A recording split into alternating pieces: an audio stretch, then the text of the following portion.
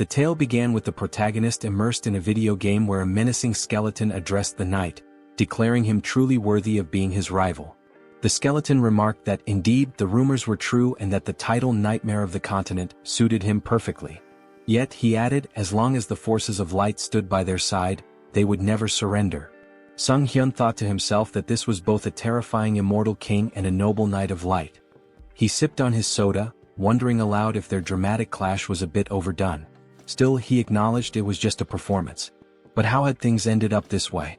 Even this unlucky guy stuck in his closet watching it all unfold, wasn't that also him? Before long there was a knock at the protagonist's door. A staff member, holding a pen and a piece of paper, introduced himself as being from the Special Ability Control Bureau Relocation and Investigation Department. He asked if Sunghyun was present. The protagonist confirmed with an eager expression. The employee explained that his identity had been verified and requested that, should he awaken, he report it immediately to the Special Abilities Control Bureau. Sunghyun reflected that it was the first time he had spoken to a stranger in half a year. Now that the conversation was over, he figured he wouldn't need to open the door for another 6 months. It had been 2 years since he last stepped outside. Some might call him pathetic. Others might accuse him of lacking willpower. But in truth he saw himself as a casualty of a twisted world. Suddenly the TV news caught his attention. A reporter announced that firefighters were battling a blaze at a shopping mall. The arsonist, it was said, was an awakened individual who had started the fire before transitioning to another world. Sunghyun stared at the screen in shock, thinking, an awakened person. Not long ago, people all over the world had begun awakening one by one, developing mysterious abilities referred to as special powers. After awakening, individuals were forced into another world within 24 hours, returning only after meeting specific conditions. However, very few ever came back alive. Desperate and hopeless, many of the awakened resorted to committing senseless crimes before their inevitable departure. 2 years ago, a reckless prank by one such awakened person had cost Sunghyun both his family and his leg. Though he had tried to muster the resolve to start anew, the effort seemed futile. At one point he sat on a specialized exercise machine attempting to work his legs. He slumped down, exhausted, asking himself what the point of all this was. Why was he so afraid of stepping outside? Perhaps with just a little more determination something might change. Maybe he could leave this place and go somewhere, anywhere. Suddenly, a translucent system window materialized above his head. It displayed a message, dimensional distortion detected. Connection to the Akasha system in progress. Awakening of a unique skill. The unique skilled avatar had been awakened, and a countdown began. 24 hours remained before transitioning to another world. Sunghyun cried out in terror, exclaiming that this must be some kind of joke. How could it all happen so abruptly? The system window displayed a warning. Failure to enter the travel portal within the allotted time would result in a forced transition. With a panicked expression, Sunghyun flung open his closet. He recalled hearing that returning to Earth took about a year, and with time in the other world flowing 10 times slower, this meant he'd have to endure 10 long years there to get back.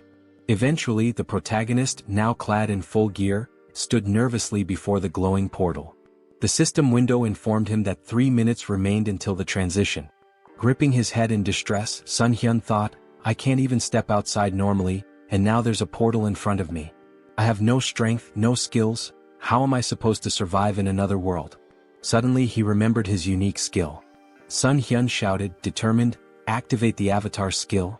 At that moment, a clone materialized before him. He stumbled back in shock, gasping, that's me? Staring at the figure, he realized he was looking at a perfect copy of his own face. The clone saw everything he did as though they shared the same vision. This is dizzying, Sunghyun muttered, trying to move and control the avatar. The realization hit him. It was impossible to act simultaneously with the clone. Then the system window chimed again. 1 minute remained until the transition. Failure to step into the portal would trigger a forced move. In desperation, Sunghyun slumped against the clone's chest. This avatar is useless, he groaned. Just like me. If only someone else could take my place. Acting on a sudden impulse, Sunghyun directed the avatar toward the portal. The system window acknowledged the identity of the awakened individual, confirming the start of the transition. Watching the avatar vanish into the portal, Sunghyun cried out in astonishment. It worked. The move portal had accepted the avatar instead of him. The system window updated. The transition to the Auterica dimension was complete. Moments later, Sunghyun found himself looking at a dense forest. His heart raced with fear. The avatar was supposed to go. Why am I here? But then the system clarified. He could return to Earth via the return option in the karma store. However, karma needed to be earned through adventures and his current karma was at 0. Sunghyun's vision suddenly blurred. Realizing he wasn't physically in the forest but instead seeing through the avatar's eyes, he shouted, "I'm going to be sick." The nausea overwhelmed him and he abruptly woke up at home, sprinting to the sink to throw up. A few moments later, he sighed in relief. "At least I survived the move," he muttered. Gathering himself, Sunghyun added with determination, "Summon the avatar here." A double appeared before him, and as it approached, the protagonist asked in frustration what he was supposed to do with such a useless ability. Suddenly, a system window appeared, announcing that he had achieved something remarkable, returning to Earth without using the karma store. As a bonus, he was granted the ability to teleport back once daily to his previous location using a portal. Additionally, his karma had increased. Sunghyun was stunned, realizing that he had become the first awakened individual to return to Earth so quickly. The system window displayed his balance: 1,910,213 karma points. His jaw dropped in shock. Could this much really be awarded just for sending the avatar? In one move, he had earned points equivalent to 10 years' worth of effort. The system explained that karma is granted based on a person's impact in another world, whether through good deeds, misdeeds, murders, or honest labor. It made no distinction. Accumulated karma could be spent on improving abilities or returning to Earth. Sunghyun wondered if there had been some kind of mistake. What if he was still required to travel back to another world? Then, with a wry smile, he said, "Well, I didn't expect this to work, but who cares?" Turning to the system window, he noted that returning to Earth seemed pointless since he was already here. The system offered a suggestion: improving his unique skill for 300,000 karma or exploring other status enhancements. Intrigued, Sunghyun asked to see the details of the status upgrade section. Opening the tab, he saw an option to enhance regeneration for 10,000 karma. What is regeneration? He wondered aloud. Curious, he pressed the button. Instantly, a strange sensation coursed through his legs. Sunghyun looked down in amazement. His legs had been fully healed. The injuries that had defined his life, the source of his pain and isolation, were gone. This wound had been more than an inconvenience. It symbolized his tragic farewell to his family and his retreat from the world. Now it was as if none of it had ever happened. The system updated his status, informing him that his regeneration ability had surpassed the standard level 1 threshold. He had gained a new skill, super regeneration, which significantly enhanced his recovery powers. Later, Sunghyun smiled as he exercised his legs on the simulator. Reflecting on his progress, he marveled at how the karma he had earned not only restored his legs but allowed him to grow stronger. Watching his productive training session, he admired how much power his legs now had. With plenty of karma still left, he pondered where to invest it next. Spotting the option to enhance his unique skill, he eagerly clicked on it. As he activated the system window, he wondered aloud, what can I achieve by improving the avatar's skill? After some time, Sunghyun stood before his upgraded clone, grinning. "You're a real man," he said. The double, admiring its new physique, remarked, "You've put in some serious effort, haven't you?" Sunghyun chuckled, replying, "It's all thanks to hard training." After awakening the avatar skill, Sunghyun realized his consciousness had split in two, allowing him to move freely. Along with this, he gained a new ability to enhance his weapon skills. The system window explained that, with the mind center, he could choose what information to receive. Sunghyun thought, this means I'll no longer experience disorientation, and even if the avatar gets hurt, I won't feel any pain. Grinning, he grabbed a gamepad and remarked that he could now explore another world while comfortably sitting at home wrapped in a blanket. As he considered his newfound control over the avatar, Sunghyun noted that it felt just like playing a video game. But this wasn't the only change. Now he had 3 avatars. Pondering aloud, he wondered if their numbers would continue to grow as he developed the skill. This could get confusing, he muttered. I can't just keep calling them avatars. I need names. Looking around for inspiration, his gaze landed on a ketchup packet on the table. The first clone, he declared, will be called Hans. The system window updated, showing Hans's abilities: general skills, mind center, super regeneration, individual skills, mana attraction. Note: first avatar is Sunghyun. Turning to the second clone, Sunghyun named him Heinz. The system displayed Heinz's abilities: general skills, Mind Center, Super Regeneration. Individual Skills, Survivability. Note, second avatar is Sunghyun. Sunghyun couldn't help but comment, mana attraction and survivability? What kind of bizarre combination is this? Then with a grin he added, well, it's time to complete my long-awaited quest. Settling on the couch, Sunghyun began controlling his clones. He sent Hans to teleport to another world, while Heinz took a bag of garbage and stepped outside. As Sunghyun switched his attention to Heinz, he saw sunlight streaming down and marveled that he felt no anxiety. The mind center is working perfectly, he thought. Hans must already be in another world by now. Switching control to Hans, Sunghyun observed that it was nighttime in a seemingly tranquil forest. It's so quiet, he murmured. Just then, a black panther emerged from the dense foliage.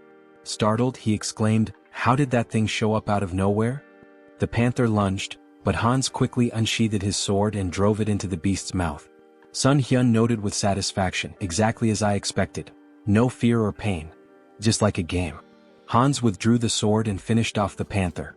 Sitting beside the panther's lifeless body, Hans muttered, is it this hard because I haven't leveled up yet? I'll be in big trouble if I run into another monster. Scanning the area, he spotted a small settlement in the distance.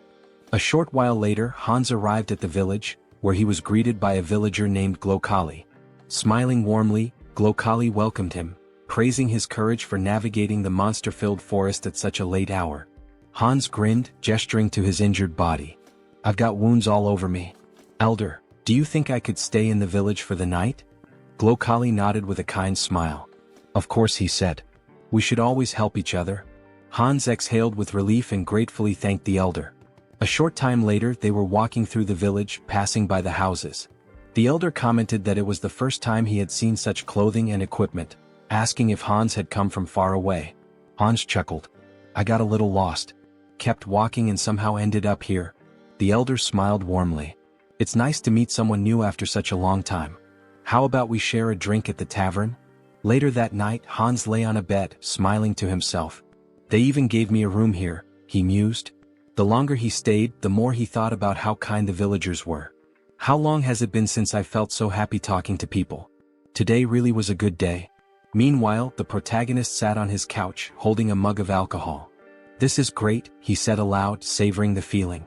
Eating chicken after a shower, pure bliss. Traveling around the world like this is amazing. Feeling a pang of guilt, he added, I'm embarrassed though. Hans is working so hard out there. He reflected that Hans was practicing his survivability. I don't know when I'll have to send him away again, so it's good he's preparing. With a smile, Sunghyun concluded, this is fantastic. But no matter how much my clones accomplish, I need to learn more about the other world. What kind of place is it really? He opened his laptop, smiling as he thought, I'll be a great leader. Suddenly, a system window appeared, declaring, Avatar is dead. All skills and data acquired by the avatar will be reset. Sunghyun froze in horror. Hans died. He pointed at the system window, panicked. He died in that village. Could it have been that old man's doing? Did he slip something into the drink? He shook his head, frustrated. How careless of me. Then a thought struck him. Wait, am I reconnecting to the avatar? At the same time, back in the village, Glokali stood with another man near Hans's lifeless body. I thought he'd be useful, Glokali said, but he turned out to be just an empty shell. He managed to get through the forest alone, so I thought he had real potential. But in the end, he's just another elite skeleton. As Sunghyun began to control Hans's body again, he wondered in shock, what's happening here? The system window popped up, stating, race changed to undead. New skill acquired, decomposed heart. Hans's updated profile read, race, undead. General skills, mind center, super regeneration. Individual skills, mana attraction. Note, the mind center prevents mental damage. Sunghyun's thoughts raced in panic. What is going on? Glancing to the side, he spotted a large number of skeletons behind a glass wall. Fear gripped him as he realized, could it be that these lunatics turned all the villagers into undead? Just then, a living man entered the basement. Who is this? Sunghyun wondered. Wait, isn't that the guy from the tavern yesterday? The man, visibly annoyed, grumbled, how much longer do I have to stay in this dump? His gaze shifted to Hans's body on the floor and he stared at it intently. The protagonist anxiously wondered what the man was staring at. Did he really notice I've come to my senses? The man pointed at Hans's body with irritation and grumbled, "Why is this knucklehead still here? Why do I have to redo what everyone else has already done? Move the skeleton's body over there." Sunghyun felt a jolt of worry. "Even though my heart isn't beating, I think I almost had a heart attack." He could feel a strange force trying to move Hans's body against his will. By concentrating, he managed to resist the pull, but he decided it was wiser to obey for now. The man muttered with frustration, "Why does the old man always make me check on these weirdos? What a meticulous pain in the neck." Sunghyun reflected nervously. "This force, it feels so familiar. It's the same one that moved my dead body earlier. Could it be linked to the mana attraction skill?" His thoughts raced. "If that's the case, maybe I can figure out how to control it. And if I can control this force, I might be able to take command of all the other undead too." 1 week later. In the dim basement, Hans's undead body sat on a stack of wooden boxes, his skeletal fingers twitching with faint magical energy. Across from him, a skeleton lay crumpled on the floor. With a flick of Sunghyun's will, the skeleton stood up stiffly, moving as though animated by invisible strings. Sunghyun grinned. "I finally did it. I can control others now. Although it's not exactly what I imagined. I can only influence one undead at a time, not a whole crowd. Guess an elite skeleton like me isn't capable of much more yet." Suddenly, the sharp hiss of a rat caught his attention. He snapped forward, grabbing the small creature in his bony hands. "So, it was this little pest gnawing at my heels all week? You're a fast and nimble one, aren't you?" A tiny nasty thing. An idea struck him. "What if I use my magic on something small and fast like this rat instead of a person?" He focused his mana, and the rat's eyes glowed an eerie red. Sunghyun carefully set it down, grinning. "Operation Night Watch begins," he said to himself. "Let's see what secrets I can uncover with this little spy." Outside the warehouse, through the rat's glowing eyes, Sunghyun observed a man pacing outside. "Why is this guy whining so much?" he thought, amused. Then the man opened a heavy wooden door, revealing a second, dimly lit warehouse. The rat scurried forward, darting toward the open passage. Suddenly, a surge of energy pulsed through the air, halting its progress. Sunghyun recoiled instinctively, even with the emotional dampening of the mind center active. "That energy, it's overwhelming. I can't risk getting closer." From within the warehouse, he overheard a conversation. Jeffrey, a sharp-featured man, asked impatiently, "When will the maturation process be done? That fragment of the immortal king, it feels like it's sucking part of my soul every time I go in there." "It'll be soon, right? The teacher's been stuck in there for days." Another man replied, his tone cautious, "It should be soon. But isn't it funny? We're guarding this place so tightly with traps set all over the village and even here. Not even a mouse could sneak through." Sunghyun's thoughts swirled. A fragment of the immortal king? That must be what they're guarding. But where else can I gather information? And where did that old man disappear to? Moments later, a sudden flash of magical energy pierced the rat's body, shattering the connection. The elder approached, his expression calm and his tone almost amused. "A simple mouse," he said, brushing his robes as he inspected the remains. Sunghyun seethed from his safe distance. This old idiot. He noticed even a tiny spy. This is going to be more difficult than I thought. The protagonist's thoughts raced as he wondered, did they really figure me out? The old man stepped closer, inspecting the rat's lifeless body. "An undead?" he muttered, puzzled. "I don't sense black magic, but its body is brimming with dark mana. Could mana influence alone have turned this rat into an undead? There's only one place filled with such dark mana." He turned to the man nearby and asked sharply, "Jeffrey, you're in charge of the warehouse today, aren't you?" Sunghyun, observing from afar, felt a pang of guilt. "I'm sorry, little rat. You've done well. I'll avenge your death, I promise. Watch over me from wherever you are." Some time later, Jeffrey stormed into the basement, his face twisted in rage. "A rat? All this fuss over a damn rodent?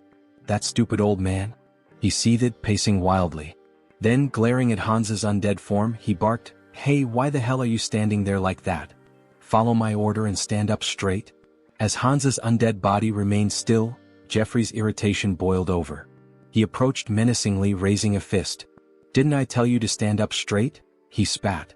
Grabbing Hans by the hair, he yanked him forward. "Aren't you the fool who dared to stand against me? Didn't you threaten to kill me if I touched your family? Go on, repeat it." His face twisted into a sadistic grin. "Oh, that's right. I ripped out your tongue."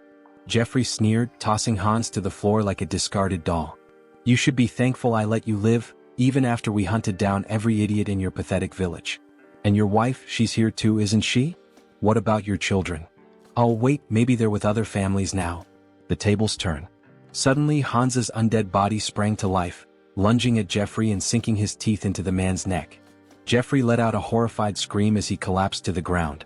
What's happening to me? Stop, he stammered, his voice trembling with fear. Reaching out desperately, he began casting magic, but before he could finish, another undead figure, the reanimated body of Hansa's wife, pounced on him from behind. Together, the two undead silenced Jeffrey forever. Sunghyun, controlling Hansa's body, felt a grim satisfaction. Their revenge has only just begun. A bold plan. Meanwhile, Sunghyun switched control to Heinz and approached the village guards. My brother lives in this village, he shouted. The guards frowned. Your brother? He left not long ago. What makes you think we'll just let a stranger in? Heinz grinned.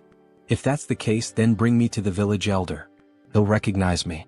Moments later, Glokali arrived, his expression calm but inquisitive. What seems to be the matter? Heinz greeted him warmly, bowing slightly. Elder, it's a pleasure to meet you. I believe my twin brother Hans is somewhere here. Sunghyun smirked inwardly.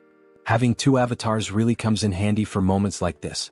While Heinz kept Glokali distracted, Sunghyun, through Hansa's body, infiltrated the warehouse and approached the fragment of the immortal king. The fragment pulsed with a dark, otherworldly energy, resonating with the undead around it. Is it absorbing the energy from the undead? No, it's more like it's replenishing itself. This explains why the people here are so unnaturally strong. That warehouse I was stuck in before must have been a dumping ground. And yet these fools dare to act superior? They'll learn soon enough. Sunghyun activated his abilities, drawing the fragment toward him.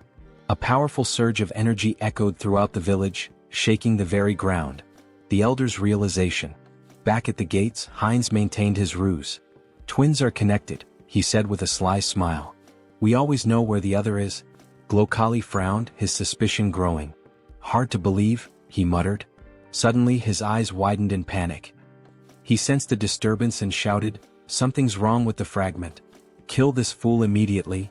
In a blur of movement, Glokali transformed into a monstrous, darkened form and hurtled toward the source of the disturbance, his face twisted with rage.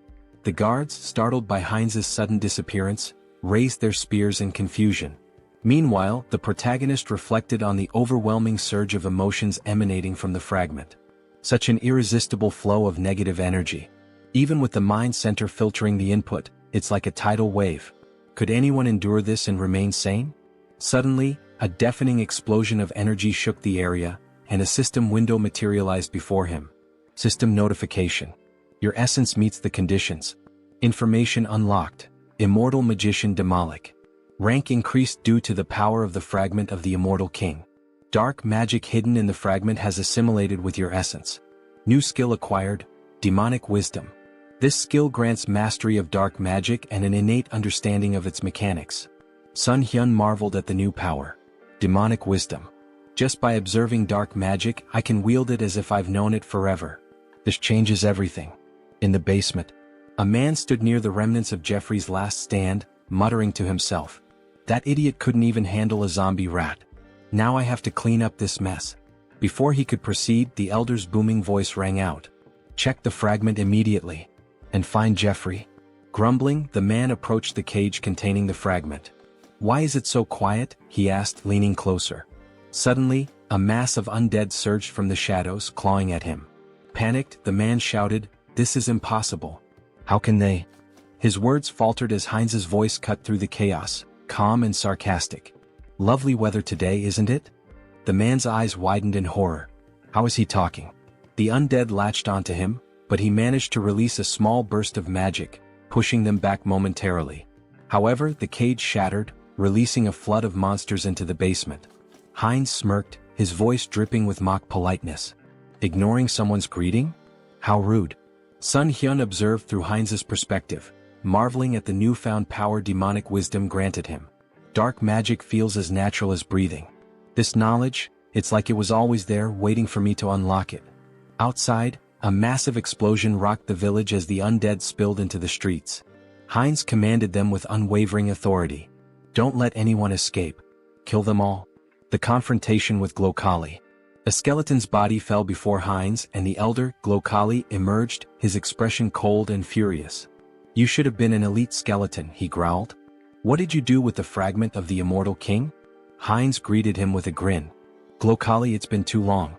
By the way, thanks to you I lost my heart. Fortunately, I found a new one in your warehouse." Glokali's face contorted with rage. "You dare to merge a fragment of the immortal king with such a pitiful body? You've gone too far." Raising his hand, he invoked a powerful spell. Finger of Death. A wave of dark energy surged forward, striking Heinz with enough force to sever his arm. Heinz glanced at his dismembered limb, more annoyed than pained. Attacking someone mid-conversation? Really, where are your manners? Silence. Glokali roared. "Do you have any idea how much effort and resources I've poured into this fragment? An entire year's worth of preparation, and you've ruined everything." Glokali's eyes blazed with fury. "I was so close," he growled, "to wielding a power greater than anything in existence. And now you've turned my masterpiece into this?" Heinz smirked, wrapped in the swirling energy of dark magic. "What's wrong, old man? Can't handle a rookie demolic? Dark thorn?" Glokali roared, sending tendrils of shadow magic spiraling toward Heinz. Heinz laughed. "Using high-ranking magic against a beginner? You must really be desperate." His voice turned cold as he countered effortlessly, "I'm the only one who can truly control the fragment, and you know it." Glokali sneered. "You may have survived the destruction of your body, but I'll dismantle it and use it for experiments. Let's see how you handle this destructive ectoplasm." Heinz scowled. "Stop reciting your skills like an amateur." His voice rose with disdain. "And just die already, Alfred." The elder froze for a moment. "Alfred?" His expression twisted into suspicion. "How do you know that name? Did you sneak into this village intentionally?" Before Heinz could reply, a surge of dark magic shot toward Glokali from behind. The elder reacted swiftly, deflecting the attack with ease. He narrowed his eyes. "You're adapting quickly to dark magic. Is it the fragment's doing? No matter. I have no time to waste." Raising his hand, Glokali activated another spell. Pact of Destruction. The battlefield dimmed as the souls of the fallen black magicians coalesced, swirling around Glokali like a maelstrom. A dark crown materialized on his head, amplifying his power. Heinz watched warily. "You're sacrificing the souls of your own allies for this? How fittingly vile of you." Glokali snarled, his voice thunderous. "With the full power of this fragment, I would have crushed you. But no matter." Now, flame of souls soaked in darkness. A massive surge of fiery dark energy erupted toward Heinz. The final blow. Before the spell could reach its mark, a streak of magic pierced Glokali's chest. The elder stumbled, his expression frozen in disbelief. Heinz stood unimpressed. "Took you long enough to tire yourself out. Honestly, I almost fell asleep while you were chanting all those fancy spells." He added with a smirk, "By the way, thanks for plunging me headlong into dark magic. I think I've finally mastered it." Blood trickled from Glokali's lips as he collapsed to his knees. "How could I die like this? So senselessly?" Heinz watched him fall lifelessly to the ground. Raising his gaze to the sky, he muttered, "Alfred, I hope you saw all of this. Your revenge is complete. Rest in peace." Elsewhere. In a grand cathedral, Rista knelt before a massive statue, her hands clasped in prayer. The flickering light of candles illuminated her solemn face. A knock interrupted her meditation. Rising, she opened the door to find Martin, his face pale with urgency. "Are you finished praying?" he asked. "Yes," she replied calmly. "What's the matter?" Martin hesitated, then blurted, "The ghost of the immortal king's resurrection has been detected in the west." Rista's eyes widened slightly, though she maintained her composure. "The immortal king?" Martin nodded grimly. "I'll summon the council immediately." As he left, Rista turned back toward the statue, her expression hardening. "The one who brought terror to this continent hundreds of years ago. I won't let it happen again." On the battlefield, Heinz surveyed the wreckage, the remnants of the battle littered around him. "Devastation," he muttered. "Hundreds of undead destroyed." A grin crept across his face. "But losses can always be replenished. There's no need to mourn." He turned, the dark magic emanating from him pulsating with new strength. "After all, this is only the beginning." Heinz stood, surveying his work. The most wonderful thing about necromancy, he mused, was the ability to create soldiers from corpses.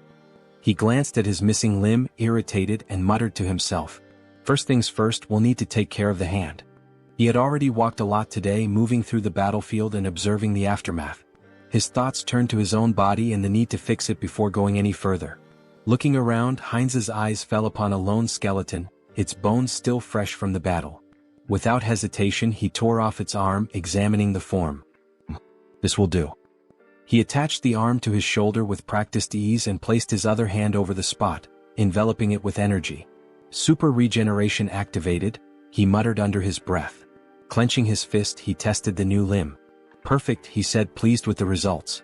The regeneration took a moment, but soon the arm was securely attached, and Heinz's body was as whole as it could be in its current state. Where to start? He wondered. He stepped forward, hands extended as he focused his energy. The skeleton in front of him was about to become his first test. With a commanding tone, he spoke aloud, "You must become my subordinate."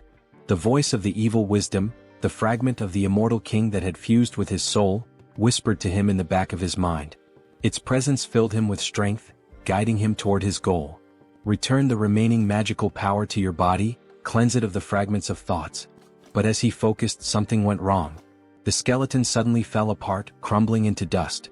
What? Heinz raised his hands in confusion. Didn't work? A moment of silence followed as Heinz stood before the pile of bones, arms folded, contemplating. He muttered to himself as realization dawned on him. I've been going about this wrong. After a few attempts, it clicked. He turned his gaze toward the village chief's body, still lying in the aftermath of the battle. A dark idea began to form. He pointed his hand toward the body and spoke slowly, "Should I turn you into an undead with a soul to extract information from you?" Grabbing the lifeless form of Makhem by the clothes, Heinz lifted him up for closer inspection. "What?" he exclaimed, his voice tinged with surprise. "The old man doesn't have a soul." Makhem's body had been stripped of any trace of life, except for the magical circle burned into his chest. Heinz examined the symbol and thought for a moment. So this is how they've been controlling things. Throwing Makhem's body aside, Heinz couldn't help but smirk at the oversight. It's strange they didn't think of this little thing, considering the scale of their operations, he muttered. But no matter. I can still use this. With renewed focus, Heinz concentrated energy into his hand. If the soul is gone, I'll have to make do with what's left. He directed the energy straight into Makhem's body, deciding that he would turn the old man into something more useful. A high-level undead with consciousness and combat skills. Heinz's magic spiraled through the corpse, desecrating the remnants of its magical power and cleansing it of any remaining fragment of thought. A few moments later, the body twitched and Makhem rose to his feet, now an obedient death mage. The undead mage stood before Heinz, waiting for orders. His voice was hollow but clear. "I await your command." Heinz looked at him with curiosity. "You're speaking." "I didn't even expect that result," he muttered, impressed. He turned to Makhem, his expression cold. "Your name is Makhem. From now on you will obey me." Without hesitation, Heinz slammed his hand against the undead mage's skull. Makhem flinched but immediately responded with desperation. I will obey." Heinz smirked, rubbing the bruise on Makhem's head.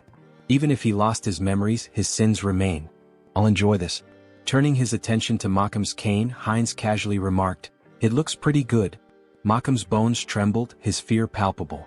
His new existence as a death mage was not one of autonomy, it was one of fear and servitude. The power of the immortal king's fragment coursed through Heinz, and with it, the ability to control life, death, and everything in between. Heinz's grin widened. "You're going to be a useful tool?" As the protagonist stood, looking over the gold he had gathered, his thoughts shifted to the mountain of corpses he had left behind. Among the undead, there was one particularly young zombie, a grim reminder of the recent battle. This young zombie, who killed Jeffy along with him, he thought. He placed his hand on the zombie's head in a strangely respectful gesture. Well, he should rest in peace with his family. With a flick of his wrist, he directed fire at the building nearby, setting it ablaze. The crackling of flames in the distance was the only sound that could be heard as the protagonist briefly considered the devastation he had wrought. No turning back now. Back in his hideout, the protagonist sat comfortably at a table, his belly full after a satisfying meal. He leaned back, smiling contentedly. I ate too much," he said to himself, his voice light. "God, that was delicious." He glanced at his phone, curiosity piquing. "What's the gold rate today?" he muttered aloud, tapping the screen. The village had been full of magicians, and given their affinity for treasure and arcane wealth, there was bound to be a lot of gold left behind. Just think, these people had accumulated a fortune. He began considering what he might do with the loot. Maybe I should take a closer look at what's left. With a deliberate motion he reached out, muttering, "Summon Hans." In an instant his avatar appeared before him, and an ominous aura filled the room. The feeling was intense, suffocating, his presence too strong for the quiet of the space. The protagonist's eyes widened in panic as he recoiled, covering his face. "Cancel the summoning," he shouted in fear. As quickly as the avatar had appeared, it vanished. He gasped for breath, his heart racing. "I thought I was going to die," he muttered to himself. "What should I do now?" He scratched the back of his head in frustration, trying to regain his composure. "I need to summon Hans, but maybe I should improve my unique skill first." The protagonist's thoughts turned inward, and he focused on accessing the Karma Shop, a place where he could enhance his abilities. Moments later, a system window appeared in front of him. He marveled at the results. "I earned more than I expected," he mused. The last time he had just over 400,000 karma. Now the amount had grown. He selected the item to improve his unique skill and spent a hefty 300,000 karma. A message popped up on the screen stating that his skill had improved. The number of avatars you can own has increased. His mental strength exceeded the norm, and as the information sunk in, he clenched his fist, enveloped in a surge of energy. Serenity. This skill would protect him from external stimuli and mental attacks. A welcome upgrade for the challenges ahead. Later he began filling a paper bag with gold, thinking about the potential. With my normal state of health, Hans can benefit from serenity, unlike the center of the mind. It was incredible how he always seemed to pick the right skills when needed. When the bag was full of gold, he smiled with satisfaction. Great. Time to sell the gold. He quickly moved the filled bags as well as a backpack full of gold to the table in front of the committee. As he laid the bags out, the workers couldn't hide their astonishment. They gasped, shielding their eyes from the precious glow radiating from the gold. The protagonist nodded, maintaining his calm demeanor. "Please deposit all the funds into my account." He then turned and walked outside, leaving the employees to complete their task. They bowed in gratitude, thanking him for his trust. Sunghyun offered a smile in return, wishing them well. As he walked away, he glanced at his shadow on the ground, remembering how Hans had hidden it with dark magic just in case. "Maybe I was worried for nothing," he mused. The shadow was well concealed, even masked to avoid detection. Just as he was about to leave the area, an explosion echoed from behind him. The building rocked, debris flying through the air. Wolf stood amidst the destruction, his grin wide as he surveyed the damage. "Looks like we hit the jackpot," he said, his voice dripping with satisfaction. Holding a bag of gold in his hand, the protagonist, Sunghyun, grinned, looking at the treasure he had gathered. Who would have thought there'd be so much gold in such a remote place? He mused, clearly pleased with the haul. His grin was wide, but it was quickly interrupted as a bandit beside him urged, "Stop chatting, it's time for us to run." Without wasting time they made their way forward, running swiftly through the streets. "I know," Wolf shouted, his confidence undeterred as they sprinted. Ahead of them they spotted Sunghyun, who looked at them in fear and shouted, "Villains! Someone needs to report them. These criminals using their awakened powers for evil, and the ones who protect citizens from them are..." His words were cut off as a powerful blow struck his cheek. Wolf, dealing the blow, shouted, "Shut up." His voice was a harsh command, shutting down Sunghyun's words before they could gain any traction. The protagonist touched his bruised cheek and thought to himself, "The guards will probably track them down. I can't do anything." Meanwhile, Wolf ran confidently forward, saying, "Great. Everything is going according to plan." The bandit hanging from his back added, "We've got plenty of time. The guards will be here in about 3 minutes. We just need to reach the portal." "Is she here?" As they neared their destination they saw something that made them stop in their tracks. A girl lying unconscious on the ground. The wolf stopped and shouted, "Portal? What happened to her? She needs to wake up." His voice was laced with urgency. The bandit, looking around nervously, turned to the wolf and said, "Look over there." His voice trembled as he pointed, and the wolf looked to see a figure standing in front of them, masked and glowing ominously in the distance. "Hans?" the wolf muttered, trying to make sense of the situation. He couldn't help but ask, "Who's that?" "The guards?" The bandit, shaking his head, whispered, "That idiot isn't one of them." As Hans moved closer, he reached up to remove his mask.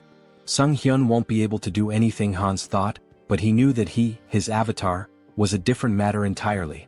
The bandits looked on in fear, raising their hands in surrender. Time passed and soon the guards of the South Korean Returned Association arrived at the scene, their boots pounding the ground as they ran. The lead guard shouted confidently, "Here?" He looked back at his colleagues, urging them forward. "Are we going to miss him again?" When they arrived, they froze in surprise. "What happened here?" the guard asked. He surveyed the area where the bandits lay defeated on the ground. The wolf, still dazed, had lost his mask in the scuffle. The lead guard assumed that someone had dealt with the villains but that they couldn't have gotten far. He turned to his colleagues, gesturing around the area. Searched the surroundings carefully. Meanwhile, Hans, like a shadow, moved swiftly through the area. He flew past the guards, heading straight toward Sunghyun. As they reunited, Sunghyun couldn't help but smile. "I see you've warmed up well," he remarked, pleased with the success of their plan. The tension hung in the air as the scene shifted to what would come next, the consequences of their actions and the looming threat of the guards' arrival. Heinz strolled around the parking lot with his hands in his pockets, feeling a sense of satisfaction as he reflected on how relieving stress like this could sometimes be a good idea. His mind was clear for the moment, and the mundane surroundings seemed to offer a rare calm. Meanwhile, Hans, his second avatar who possessed the unique skill Vitality, stood at the entrance to a city on the east side. With a smile on his face, he shielded his eyes from the sun as he looked out at the unfamiliar skyline. "I finally made it here," he said, a hint of excitement in his voice. He remembered Malcolm's words about this city, and after seeing it for himself, he concluded that the old man hadn't lied after all. Stepping into the city, Hans mused aloud, "This is my debut in another world." But even as he admired the bustling surroundings, something didn't feel right. "Although there's still everything ahead," he added, scanning the area. However, as he walked deeper into the city, he realized something. Why was the city so empty? It seemed that the locals weren't paying much attention to newcomers. People went about their business as if strangers were a normal occurrence, not even sparing Hans a glance. Just then, in a nearby alley, a robber turned to his companion Diana and exclaimed, "Was this a joke?" He pointed an accusing finger at her, his expression dark. "I warned you." Diana, trembling, folded her hands in a prayer pose and apologized, pleading for a little more time. The robber's tone grew harsher. "I want 2 silver coins from both of you," he demanded. "And you have 3 days. No money? Then there's no other choice." Hans, who had been casually observing the scene from the corner of his eye, thought to himself, local thugs, and a young girl being manipulated. How cliché. He was about to continue walking, uninterested in getting involved, but fate had other plans. As Diana turned and tried to flee from the robbers, she collided with Hans. She stumbled back, immediately lowering her head in apology. "Sorry," she muttered, not knowing who he was. "Let's talk," Hans said, his tone calm as he sized her up. "How well do you know this city?" It was clear to him that he would need a guide. "Who are you, uncle?" she asked, surprised by the stranger's sudden question. Hans grinned, holding up 2 silver coins in his hand. "I'm a potential employer," he said, his smile widening. "Maybe we can discuss the terms?" Diana's eyes widened as she stared at the silver coins, the promise of money catching her attention. She quickly agreed, and the two of them made their way through the streets toward an inn. When they arrived, Diana pointed to the building. "This inn is one of the best places you'll find here," she said, clearly proud of her choice. "What do you think?" Hans, now understanding a bit more about her situation, nodded thoughtfully. He could tell from the way she spoke that life hadn't been easy for her. Diana had barely been making ends meet, struggling to care for her sick brother after the loss of her parents. She also mentioned how she couldn't pay the local tax. In response, Hans handed her a silver coin, and Diana's eyes sparkled with gratitude. "Okay," Hans said with a smile. "You'll come to me tomorrow as soon as you wake up. We can discuss your pay then." Diana agreed quickly, and with that she became his guide, earning 2 silver coins a day. That night, Hans lay down on the bed at the inn, his hands tucked under his head as he made himself comfortable. "Well," he thought, "I'll pretend I'm doing a good deed even if she just wants to rob me." He chuckled to himself and settled in for the night, his thoughts drifting off as he prepared for whatever the next day might bring. Heinz sat up in bed, scratching his head in frustration. The bed was terribly uncomfortable, and despite his best efforts, he couldn't seem to fall asleep. He tossed and turned for a while, but then a sudden sneeze from outside caught his attention. Curiosity piqued, he got up and walked to the window, pressing his hand to the glass. His eyes widened in surprise as he spotted Diana sitting on the ground outside, leaning her back against a box. "Hey, is that her?" he muttered to himself. Diana looked up at him, her eyes widening, and then smiled, waving in greeting. "Hello," she called up to him. Heinz was indignant. "What are you doing there?" he shouted down, clearly irritated. "Why are you waiting for me?" After a moment they were sitting together at the table eating breakfast. Heinz frowned as he took a bite, his frustration still simmering. "You shouldn't do that again," he said, trying to sound stern. "Next time, wait until closer to lunch." Diana, chewing a piece of food, nodded absent-mindedly. "Yes, uncle," she said. Heinz shot her a glare. "I've already told you not to call me that," he replied, annoyance creeping into his voice. She looked at him, then glanced at the piece of bread on his plate. "Are you full?" she asked. "Yeah, I'm fine," Heinz replied. "You can take it if you're hungry." With a smile, Diana took the bread and slipped it into her bag. "Thank you," she said, grateful. The town they were in was called Ozantu, a small village located on the western edge of the kingdom of Talia. As Heinz and Diana walked through the streets, Heinz noticed something odd. He ran his hand along a drawing on a wall, which reminded him of ordinary medieval towns, but something about the symbol that was repeated throughout the town felt off. "This symbol? It's strange," he murmured, his curiosity growing. Heinz examined it more closely and said, "It looks like paint, but something's not right." Diana leaned in to take a closer look, and her face darkened. "It's blood," she replied, her tone serious. Heinz blinked, not believing it at first. He sniffed the symbol and gave a skeptical look. "Is that true?" he asked. Diana, not missing a beat, quipped, "Didn't you eat venison soup yesterday?" Heinz turned to her in surprise, blinking in disbelief. "How did you know?" he asked. With a smile, Diana pointed to her nose and said, "I have a very good sense of smell." Heinz found it fascinating. A good sense of smell? He thought. Is that her special skill? They continued walking through the streets, Heinz still pondering the implications of her statement. He asked, "What does the symbol mean?" Diana hesitated for a moment, then answered, "It's the emblem of the Varkalak Guild, which controls this place." But before she could finish, she froze, her face paling in fear. She began to slowly back away, bumping into Heinz. "What's wrong?" Heinz asked, alarmed by her sudden change in demeanor. Diana's eyes darted around nervously. "That smell," she said, her voice tight. Heinz furrowed his brow. "What smell?" he asked, not sure what she was talking about. Diana inhaled deeply, her eyes closed as she focused on the scent. Then, with a sense of urgency, she turned around, her fists clenched. "Freshly baked bread," she exclaimed. "I have to try it?" Heinz, confused but amused, asked, "Didn't you just eat a minute ago?"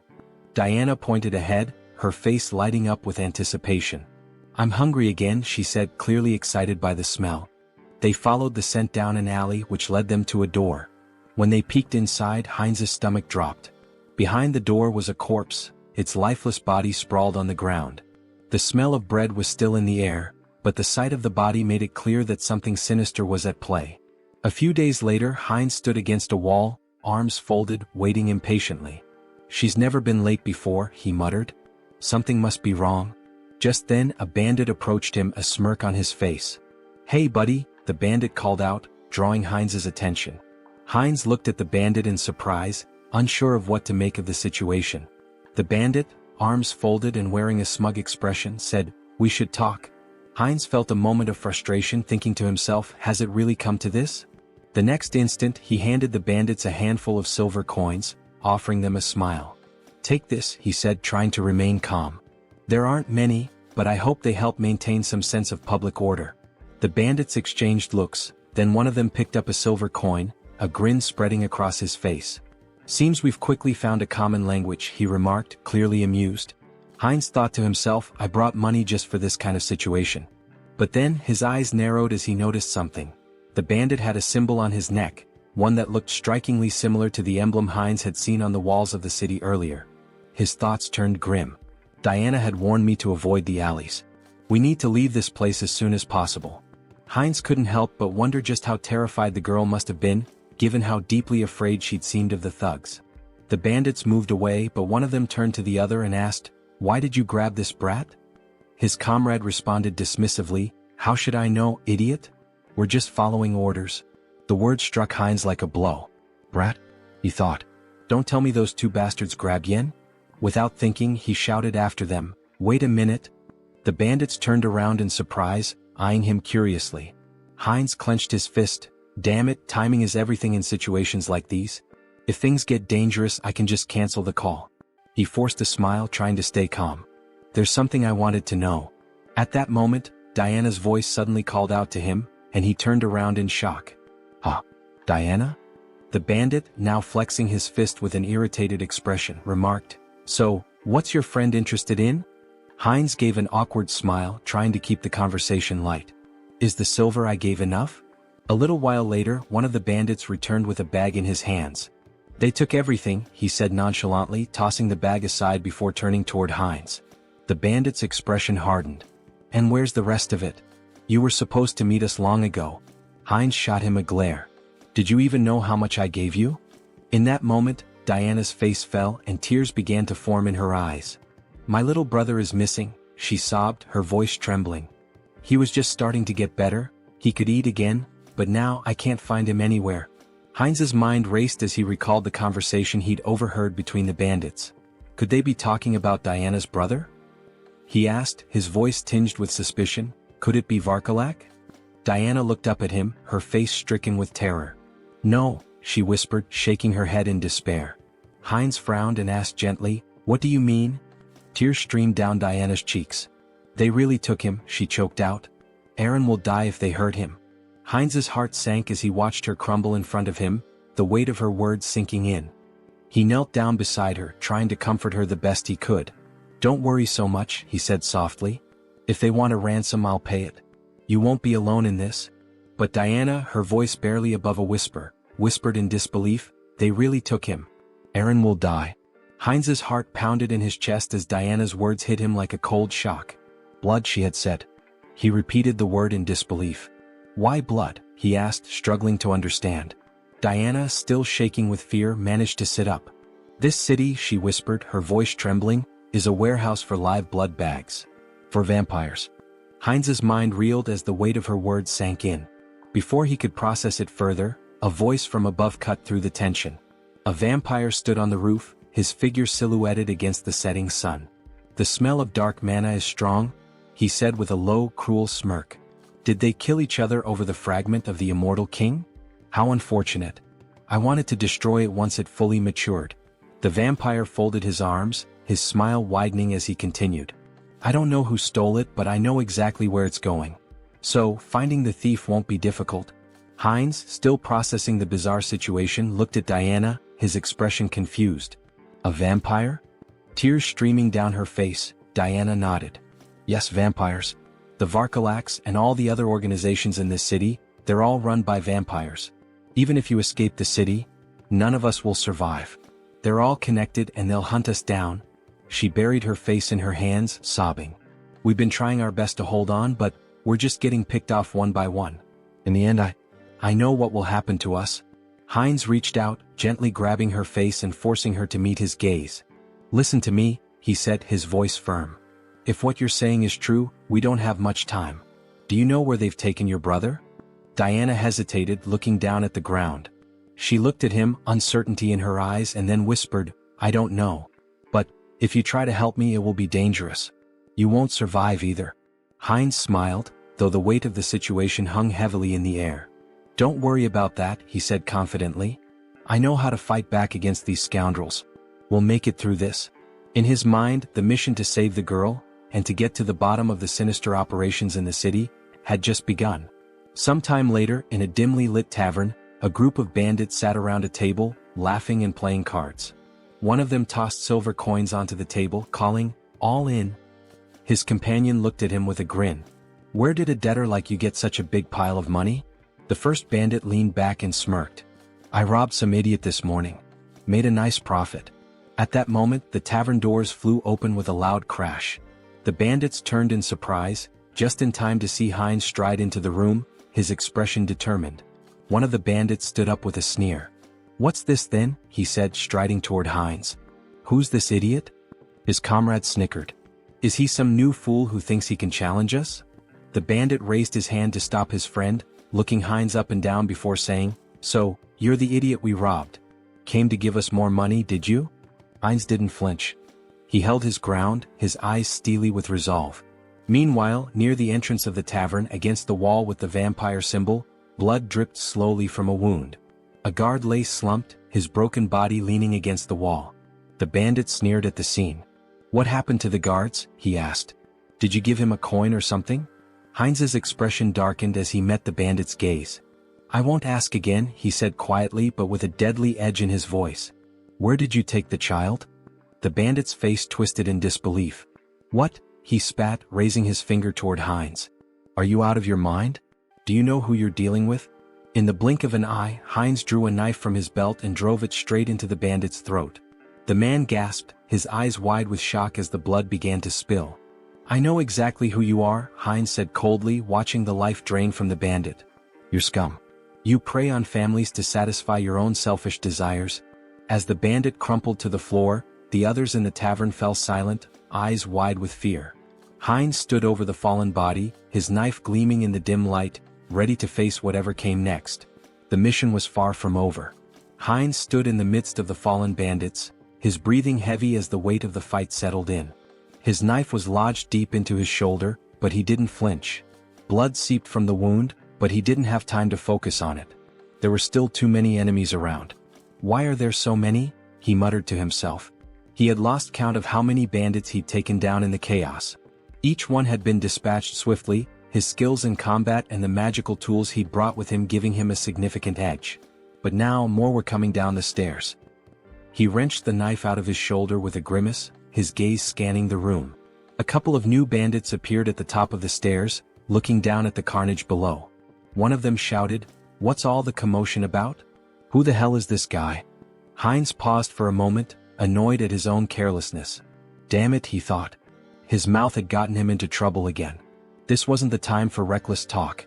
There were more screams from the building, growing louder as the fight escalated. The bandits kept coming one after another. 6, 7, 8. It felt endless. Eventually, Heinz stood alone in the middle of the fallen bodies, breathing hard, sweat dripping down his forehead. His shoulder throbbed where the knife had struck, but he had no time to think about it now.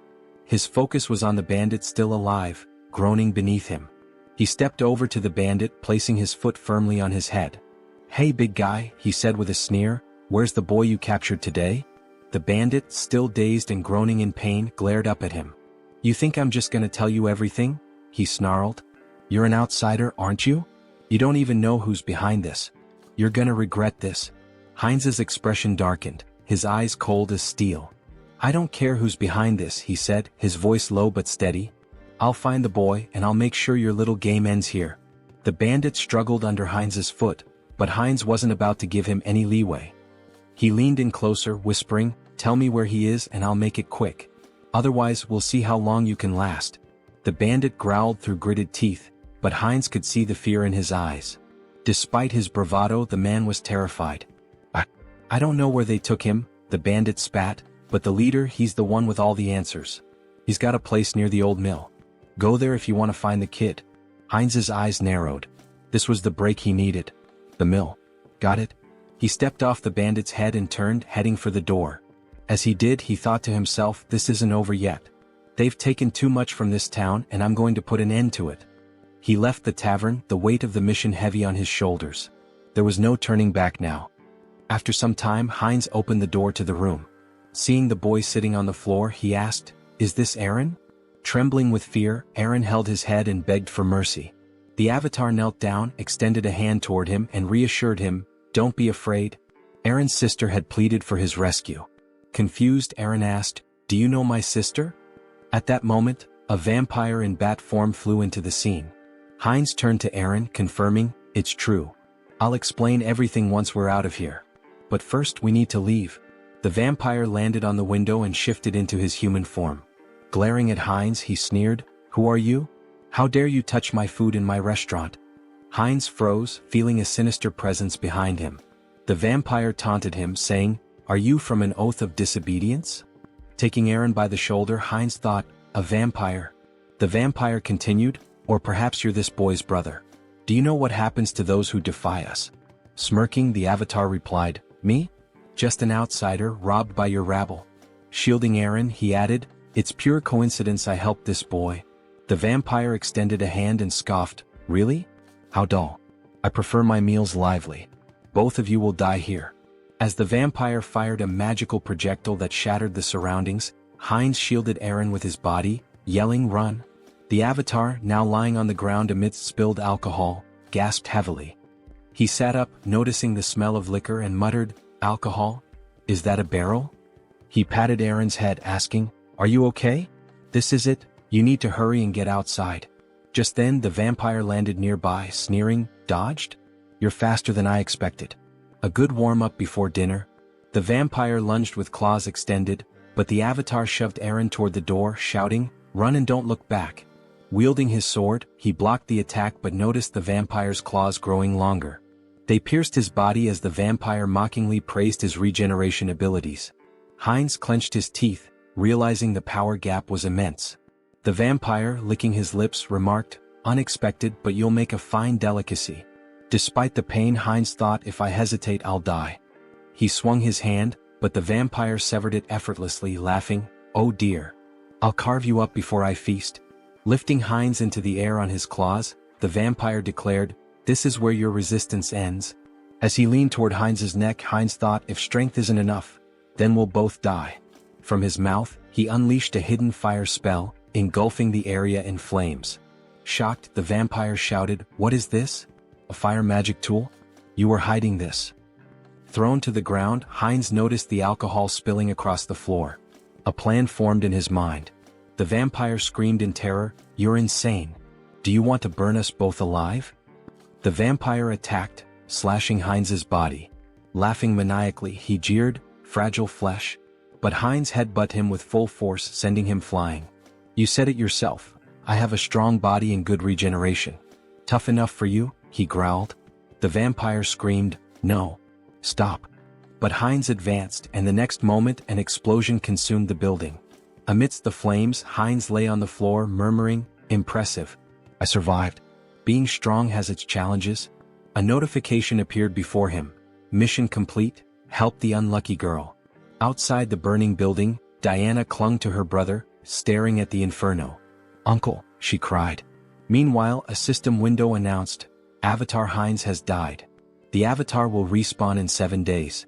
Diana stood there, exhausted from her work, wiping the sweat from her brow as she watched the man walk away. She had been cleaning his shoes for what felt like hours, and now that the job was finished, she could finally take a moment to catch her breath. The money left on the table was a small consolation, but it would be enough to help with the next day's bills. Her thoughts drifted to the events that had unfolded not long ago. The building that had once been the scene of chaos was now nothing but a smoldering wreck. She had heard that the avatar Heinz had been consumed by the flames, leaving her to wonder about the fate of the man who had helped her and her brother. The world around her flickered, and a new, familiar figure stood before her. It was Heinz, alive, standing in the middle of the street as if nothing had happened. His body was covered in bandages, but the intense aura he exuded made it clear he had come back, somehow. Diana stared at him, mouth agape. Her heart skipped a beat. "Uncle?" Heinz's eyes softened, and he smiled faintly despite the pain he was clearly in. "I told you I'd be back," he said, his voice hoarse. It was then that the system window appeared in front of him, announcing that Avatar Heinz had been reborn after 7 days.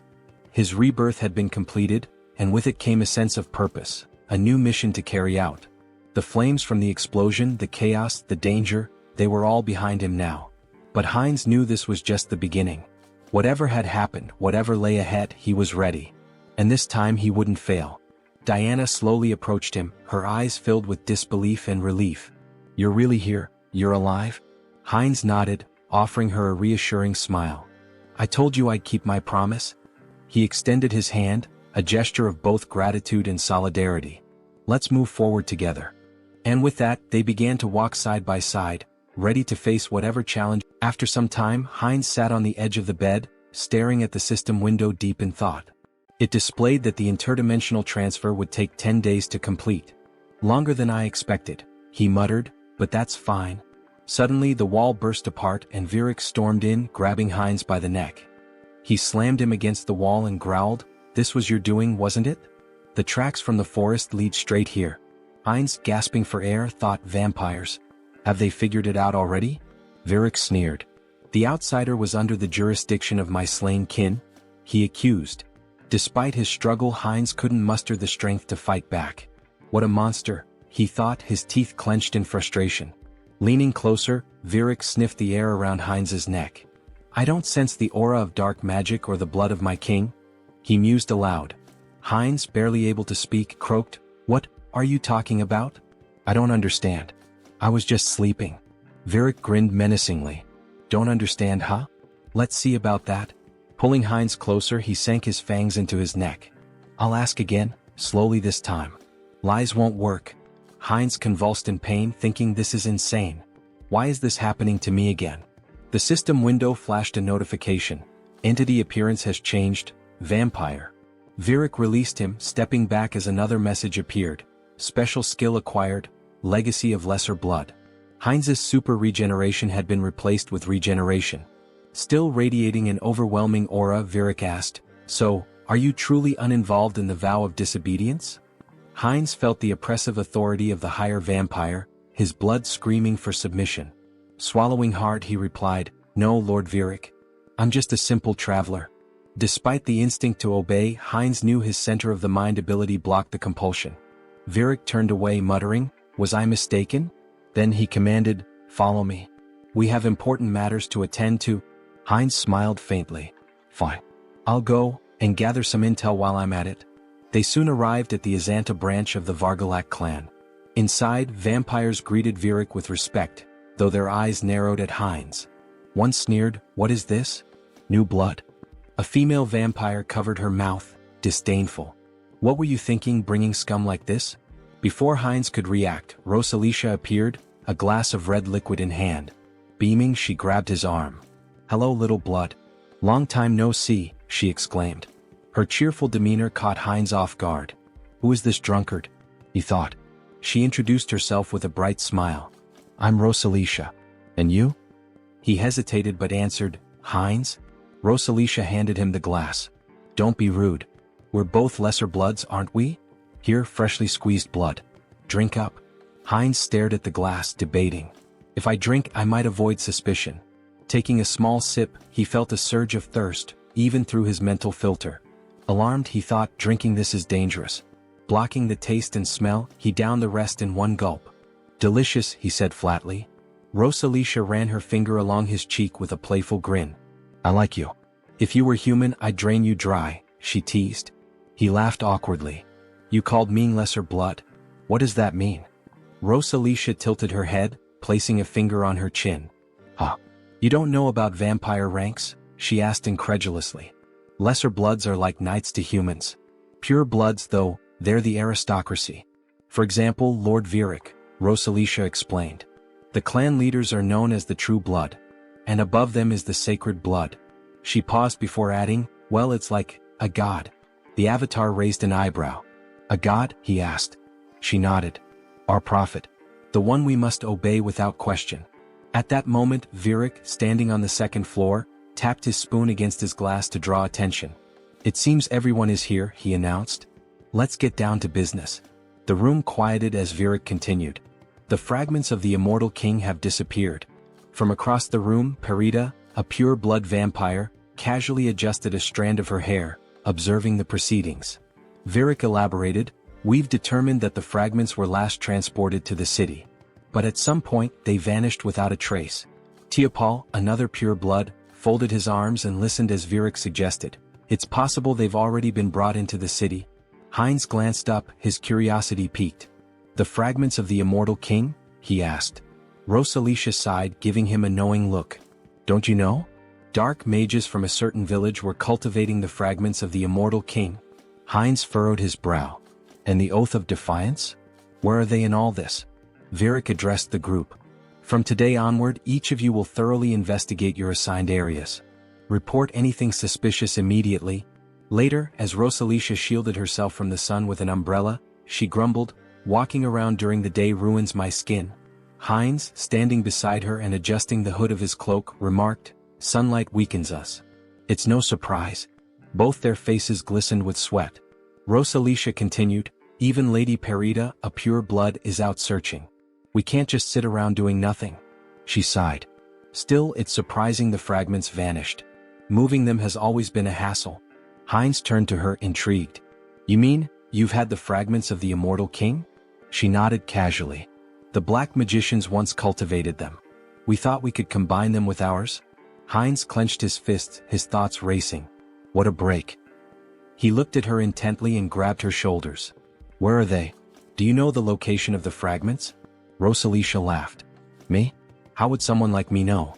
A voice cut in from nearby. I think I might know, Diana said between bites of food. Heinz turned to her in shock. What? The fragments of the immortal king? You know where they are? Diana nodded hesitantly. I think so. But it's been a long time, she said, pausing to chew. About a year ago, I was responsible for keeping the tomb clean. Every Friday, members of the Vargalak Guild would visit the stone chamber inside. But every time there was a foul smell in there. Heinz's mind raced. I should investigate this. Aaron, sitting nearby, sighed in realization. So that's why you always told me to stay away from the tomb. Heinz stood from the table, nodding firmly. Thank you for the valuable information, Diana. I'll investigate this myself. It would be better for them to keep a low profile.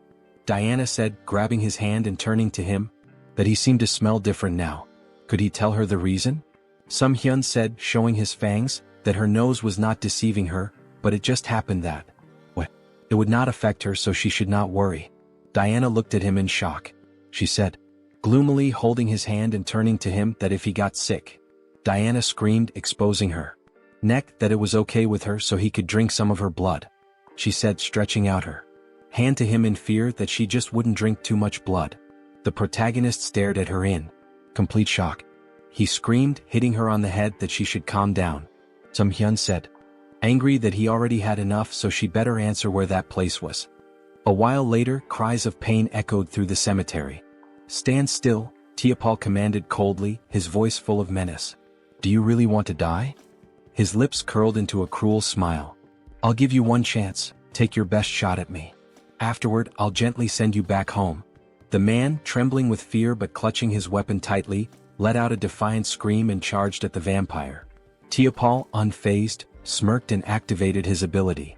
How cruel of me, he said mockingly as blood-red threads materialized and bound the man's body. The man struggled, wide-eyed, and pleaded, you don't need to do this. But as his blood was drained, his cries turned to screams. Stop. Please stop. Tiapal sighed, sounding almost bored.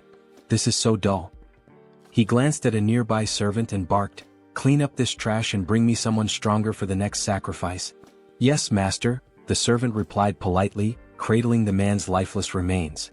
Suddenly he paused, staring at the ground in shock. Wait, what is that? Without warning, a swarm of skeletons attacked the servant, tearing him apart. Tiapal roared in fury. How did these filthy corpses get here? His anger only grew as more skeletons surged forward. Servants, destroy these wretched creatures at once. A shadowy figure darted through the chaos, striking down enemies with precision. Who are you? Tiapal demanded, glaring at the figure. Are you a necromancer from the Oath of Defiance? How do you know about this place? The shadow revealed itself as Sunghyun, controlling Hansa's body, wielding dark magic with ease. Tiapal's annoyance deepened. You're not going to talk willingly, are you? He sneered. Fine.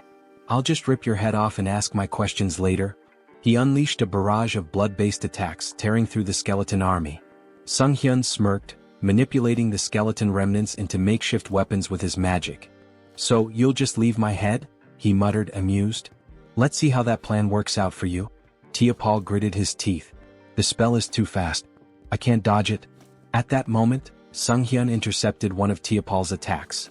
Tiapal froze, startled. Reinforcements? He asked, his voice laced with surprise. Then, with a sinister grin, he added, You've arrived just in time. Have you already reported the ambush here?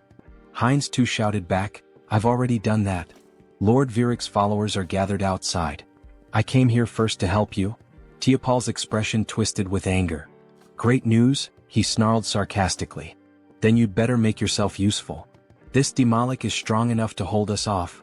We need to buy time for reinforcements. Suddenly, the younger vampire, representing the protagonist, sank his fangs into Tiapal's neck. Tiapal whipped around, shocked. What blood? He shouted. Have you gone insane, you fool? The protagonist, through Heinz, cast dark magic. Dark magic. Teopal gasped, wide-eyed. You've conspired against me? How could this happen? His voice turned desperate. Stop this madness immediately. Teopal screamed in horror as his strength faded. How could you drink the blood of your own kind? It's a grave sin. It clouds your mind, corrupts your soul. His voice faltered as he collapsed to the ground. This can't happen. Heinz too wiped blood from his lips and smirked. Clouds the mind, huh? Well, it seems to be working just fine for me. A system window materialized, displaying skill acquired, blood magic. Heinz too grinned. This is fantastic. With this new power, breaking the blood barrier will be a breeze. Heinz interjected, we don't have time for that. Then I'll smash through it. Heinz too replied with a sly smile. A deafening explosion shattered the tomb's roof. Sunghyun, standing amidst the rubble, smiled confidently. We found it. Heinz nodded, his eyes narrowing. This is what we came here for.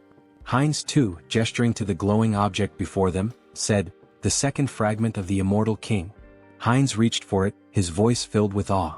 Another fragment. Amazing. As the fragment's power surged through him, he thought, even with the mind center filtering the negative thoughts, this fragment holds too many. He focused the mental power of all the clones on his core personality.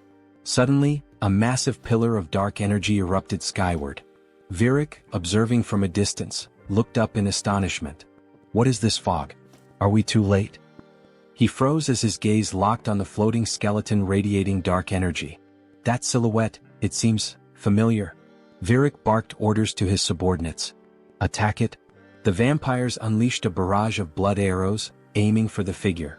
Heinz retaliated with dark magic, striking down one of the attackers with devastating force. A system window appeared. Skill evolution, regeneration, immortality. Skill acquired, forbidden knowledge. Personality status, Heinz Archlich. Meanwhile, the holy paladins arrived at the cemetery's outskirts. What is this? One asked, shielding his face. Smoke? Fire? It seems to be coming from Azanthu. He coughed, overwhelmed by the dark energy. Tuscan dismounted, his face grim as he examined the ashen residue. We're turning back. This isn't ordinary ash. What do we tell the saint? Another asked nervously. Tuscan looked up at the ominous energy pillar. Everything. This changes everything. The ominous energy surged in the air, thick with power and foreboding. System notification. The rebirth of the immortal king is imminent. Heinz stood motionless, overwhelmed by the rush of newfound strength. This is incredible, he thought, his mind racing. I've become 10 times stronger than before. A system window materialized before him, detailing his transformation. New skills acquired. Power of the immortal king fragment. Rapid rank advancement, plus 2/3 rank. Secret dark magic energy amplification. Traits gained. Evil wisdom. Unlocks insight into forbidden knowledge. Unconditional understanding of dark magic. All secrets revealed. As long as my source remains intact, I'll endlessly revive. An unkillable existence, he mused. The dark energy coursed through his body like a tidal wave, and Heinz unleashed it in an explosive attack. Tendrils of shadow surged toward the vampires surrounding him. Virik's eyes widened in alarm. What is this smoke? Is this a trap? What is your plan? A subordinate rushed to his side. My lord, we must retreat and recover our strength. Before the words could settle, the dark energy swallowed the subordinate whole, obliterating him in an instant. Virik froze, staring in horror at the remains of his servant. This is an attack spell? Dark thorns erupted from the shadows, piercing through Virik's chest. He screamed in agony, his strength waning rapidly. Heinz, through the avatar Hans, stepped forward, his cold gaze fixed on the pure-blooded vampire. You're stronger than the others, he said calmly, but right now you're nothing more than a blood bag to me. Virik gritted his teeth, his voice trembling with anger and disbelief. Where did you get such power? Did you truly absorb the fragment completely? How did you endure so much darkness alone? Heinz too smirked, stepping closer. Alone? He asked mockingly, leaning in. Who said I was alone? Before Virik could respond, Heinz too sank his fangs into the vampire's neck, drinking deeply. Virik's body convulsed, then went limp, crumpling to the ground. System notification. Conditions fulfilled, skill growth activated. Legacy, minor blood legacy, pure blood. Heinz too wiped the blood from his lips, his smile sharp and predatory. A pure-blooded vampire now? He murmured, savoring the moment. The realization struck him like a bolt of lightning. By devouring other vampires I can grow faster. He laughed darkly, his voice resonating with malevolent triumph. Let them wait for me. I'll devour them all, one by one. After some time in the forest, Rosalicia cried out that they needed Parita. Fearfully she asked what they should do now. With tears in her eyes, Rosalicia lamented that if Lady Parita had been there, they wouldn't have succumbed to the enemy so easily. Parita responded, stating that Virik had been defeated but warned against underestimating this adversary. She touched the lingering dark magic and noted that the fragments contained an overwhelming amount of power, indicating the enemy's formidable strength. As the sun began to rise, she urged them to return to the base quickly to request reinforcements. Elsewhere, a man sprinted through the city streets, shouting curses. Leaning against a wall, he demanded angrily, "They won't chase me to the very end, will they?" He blamed everything on the vampires, accusing them of arrogance before being destroyed in an instant. He cursed his own mistake of trusting them. From the shadows, Heinz too grabbed the man, dragging him away. A terrified scream echoed from the alley. Meanwhile, Sunghyun reflected on leaving Hans in the city to deal with the remnants of Varkalak. He had also arranged for Heinz too to be connected to a minor merchant guild so he could escort Diana and her brother out of the city. Later, in the forest, Heinz too, holding a frying pan, joked that with enough pepper, he could make a special steak. Diana and her brother gazed at the meal with admiration, thanking him for the delicious food. The protagonist smiled, assuring them it was healthy and safe to eat.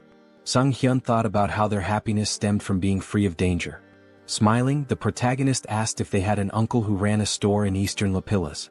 Diana nodded nervously, unsure if her uncle would be pleased to see them. He reassured her not to worry, and Sunghyun considered giving them money if things didn't work out. A wave of sadness hit him as he thought about their eventual parting. When was the last time he'd felt this way? Perhaps he'd changed since arriving in this world.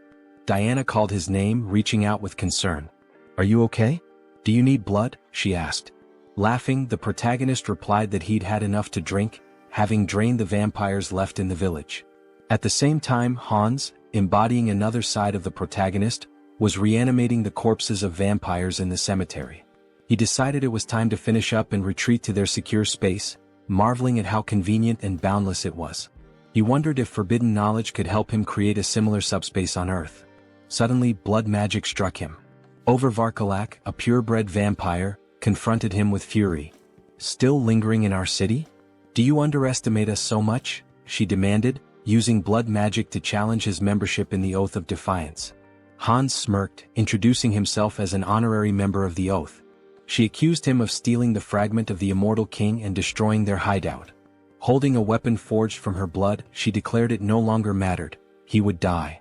Her attack was swift. Though he narrowly avoided a fatal blow, Hans felt the strength of a purebred vampire firsthand. Crashing into a barrier, he realized it was the work of her clan's blood mages. "Did you think escape would be so easy?" Over taunted.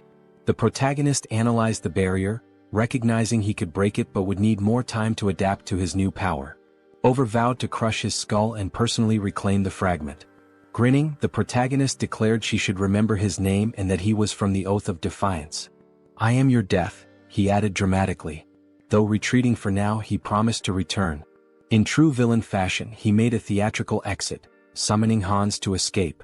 Over was shocked to see him bypass the barrier, while her subordinate deemed his departure inappropriate. Suddenly, an arrow struck one of Over's servants from behind, a holy silver arrow from the paladins. Realizing they were surrounded, Over clenched her teeth in fury, cursing the Lich for delaying her. Wherever he had gone, she vowed to find him. She shouted furiously that she would find him and kill him no matter what. A while later, in the protagonist's room, Sunghyun sighed in relief. "I'm still alive," he muttered. Hans remarked that the recall ability was like a cheat code, reaffirming its power. Sunghyun cringed as he remembered the dramatic line he had uttered before using recall. Swinging his legs off the bed, he asked himself, "Why did I have to use such a typical villain line?" He groaned, clutching his face. "Am I crazy? What possessed me to say that?" Adopting Hans's persona, he tried to justify it. "You're proud of your strength, aren't you? You took down a group of evil vampires, saved a defenseless girl and her brother, and even protected an entire city. Sunghyun smiled at that thought. Now that I think about it, I feel like a hero. Stretching, he added, surely I've earned myself some karma points, right? Calling up the karma shop, he stared in disbelief at the system window. His balance was 731,002 points. How do I have over 700,000 points already? He exclaimed. Didn't I spend everything on upgrades? With a nervous laugh, he speculated that enraging the vampires and dark mages must have significantly boosted his karma. Dismissing the thought, he pressed the system window. I'll figure it out later. For now, should I upgrade my special skills again? A notification appeared. His limit on summoning avatars had increased. Smiling, he noted that his avatar count had gone up. But were there any new skills? The system revealed that he had acquired a special skill, Persona. Sunghyun beamed. This is exactly what I needed. Is Persona similar to Mind Center? I should check it out. After reading the description, he realized the skill allowed avatars to act as vessels for emotions, adapting and growing based on his needs. The system had clearly determined this skill was essential for him. I get it now, he thought. I've been forming connections, defeating powerful enemies and making a difference. But in reality, I've spent 2 years locked in this room. What happens there feels like a game, but the truth I've been avoiding is still here, right in front of me. He reflected on the loneliness, sadness, and anger he had suppressed, emotions that had accumulated over time. Turning to Hans, he said, I need to transfer these terrible feelings into a vessel. As he did, he felt a strange relief as though his emotions were neatly boxed away.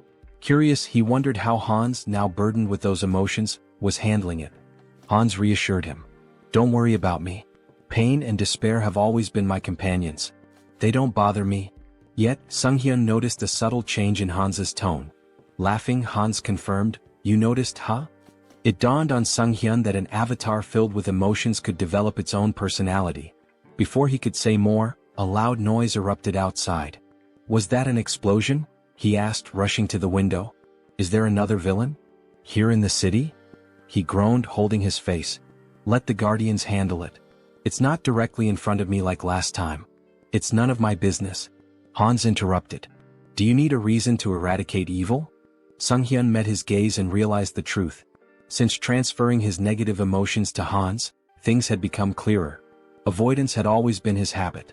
Despite his desire to defeat evil, he had lacked the courage to act.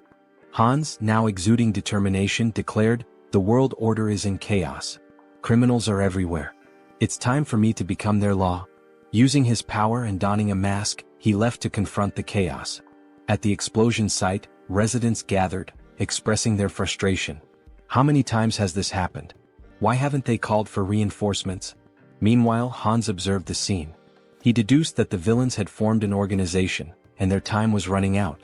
He wouldn't leave empty-handed. Using dark magic, he created the Eye of Darkness, his new network of spies. You will be my eyes and ears in the shadows, he thought, ready to hunt down hidden sinners. In an alley nearby, a group of schoolchildren bullied a classmate. Bring him an ashtray, one taunted. They laughed as one boy held a cigarette to another, mocking him as the best ashtray ever. The schoolboy being held down screamed, begging them to stop. At that moment, a woman clutched her child tightly and asked where they could possibly run. A man, drunk and swinging his belt, shouted accusingly that she was lying to him. Meanwhile, a masked robber shattered a store window, climbed inside and declared, while opening the cash register, that this was all he needed. Hans observed it all, his thoughts dark and resolute. These villains were no better than trash, and he resolved to punish them. Their punishment would be a trauma so profound it would scar their souls. They would remember this day, and if evil ever sprouted within them again, darkness would come for them once more. Screams of terror echoed throughout the city. Hans felt himself growing more accustomed to his powers, but it wasn't enough, not nearly enough. There was still so much filth to cleanse. He needed to purify the entire city of evil. By the end of the night, Hans stretched and remarked how satisfying it was to rid the shadows of hidden garbage. While the Eye of Darkness had proven useful, its limitations were evident. In the presence of light, its power weakened and eventually vanished. He needed a more reliable method for detecting enemies. However, he couldn't unleash undead creatures into the city. What alternative did he have? The protagonist grumbled angrily about birds ruining his clothes, joking that he should just kill them all and make them his minions. Then, gazing at the birds in flight, he paused. Hans pointed out that an invisible, mobile eye capable of surveilling the city was an excellent idea. After some thought, the protagonist realized that familiars were a form of enslavement magic dark mages used to control animals. Hans, surrounded by birds, questioned why the magic didn't work for him. Sunghyun decided to experiment with various methods to create a familiar, though his attempts had failed so far. Hans mused that it would be ideal if the familiars appeared normal yet remained infectious. However, simplifying their appearance by reducing magic power would weaken their infectious ability. Sunghyun finally understood the complexities of the task. He likened it to debugging, where programmers grind their teeth in frustration. His latest attempt, a revised version of his contagious enslavement magic, was ready to test. Will it work this time? He wondered. A mutated cat leapt from a cage, leaving him disappointed yet again.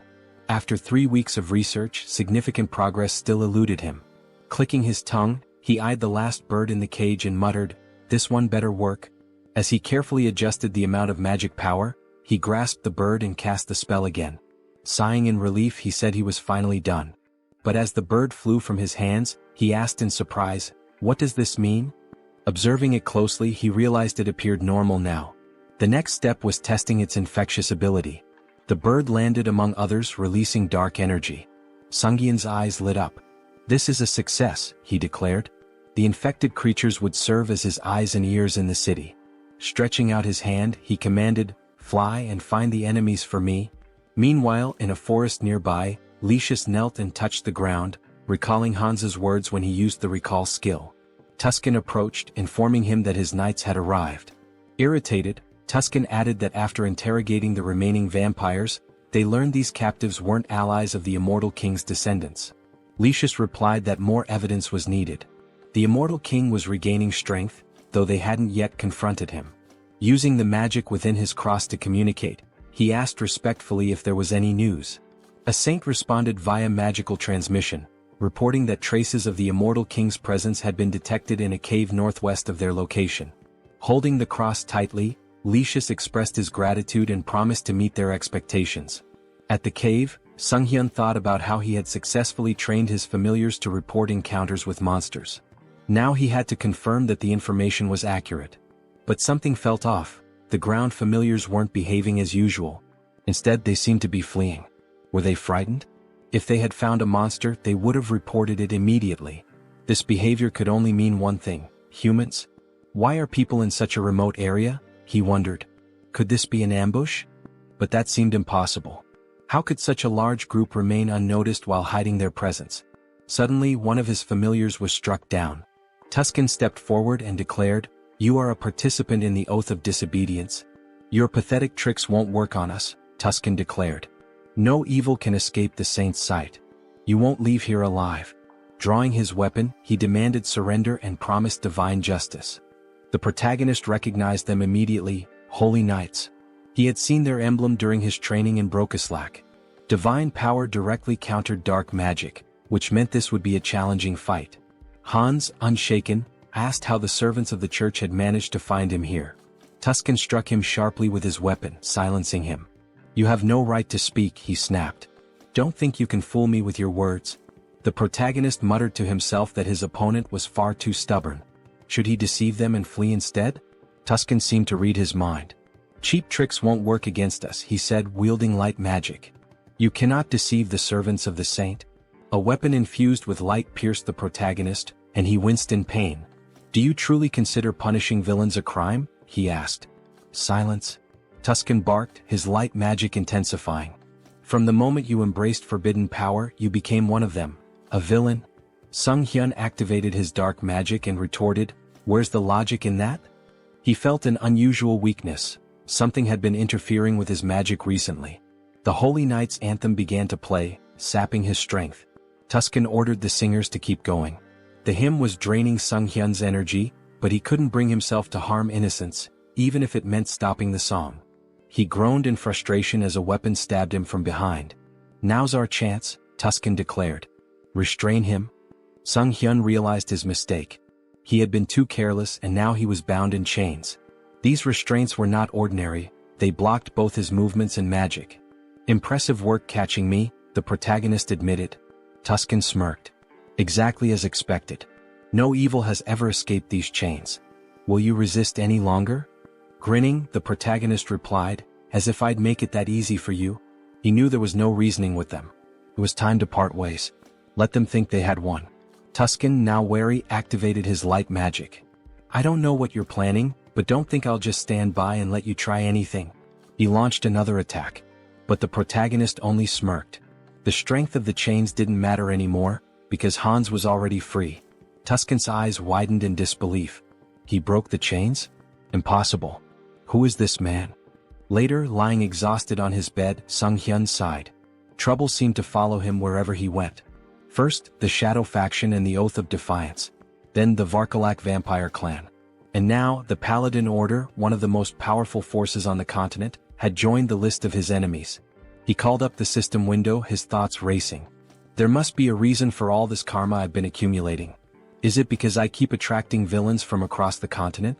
He groaned and decided to focus on his original plan for now.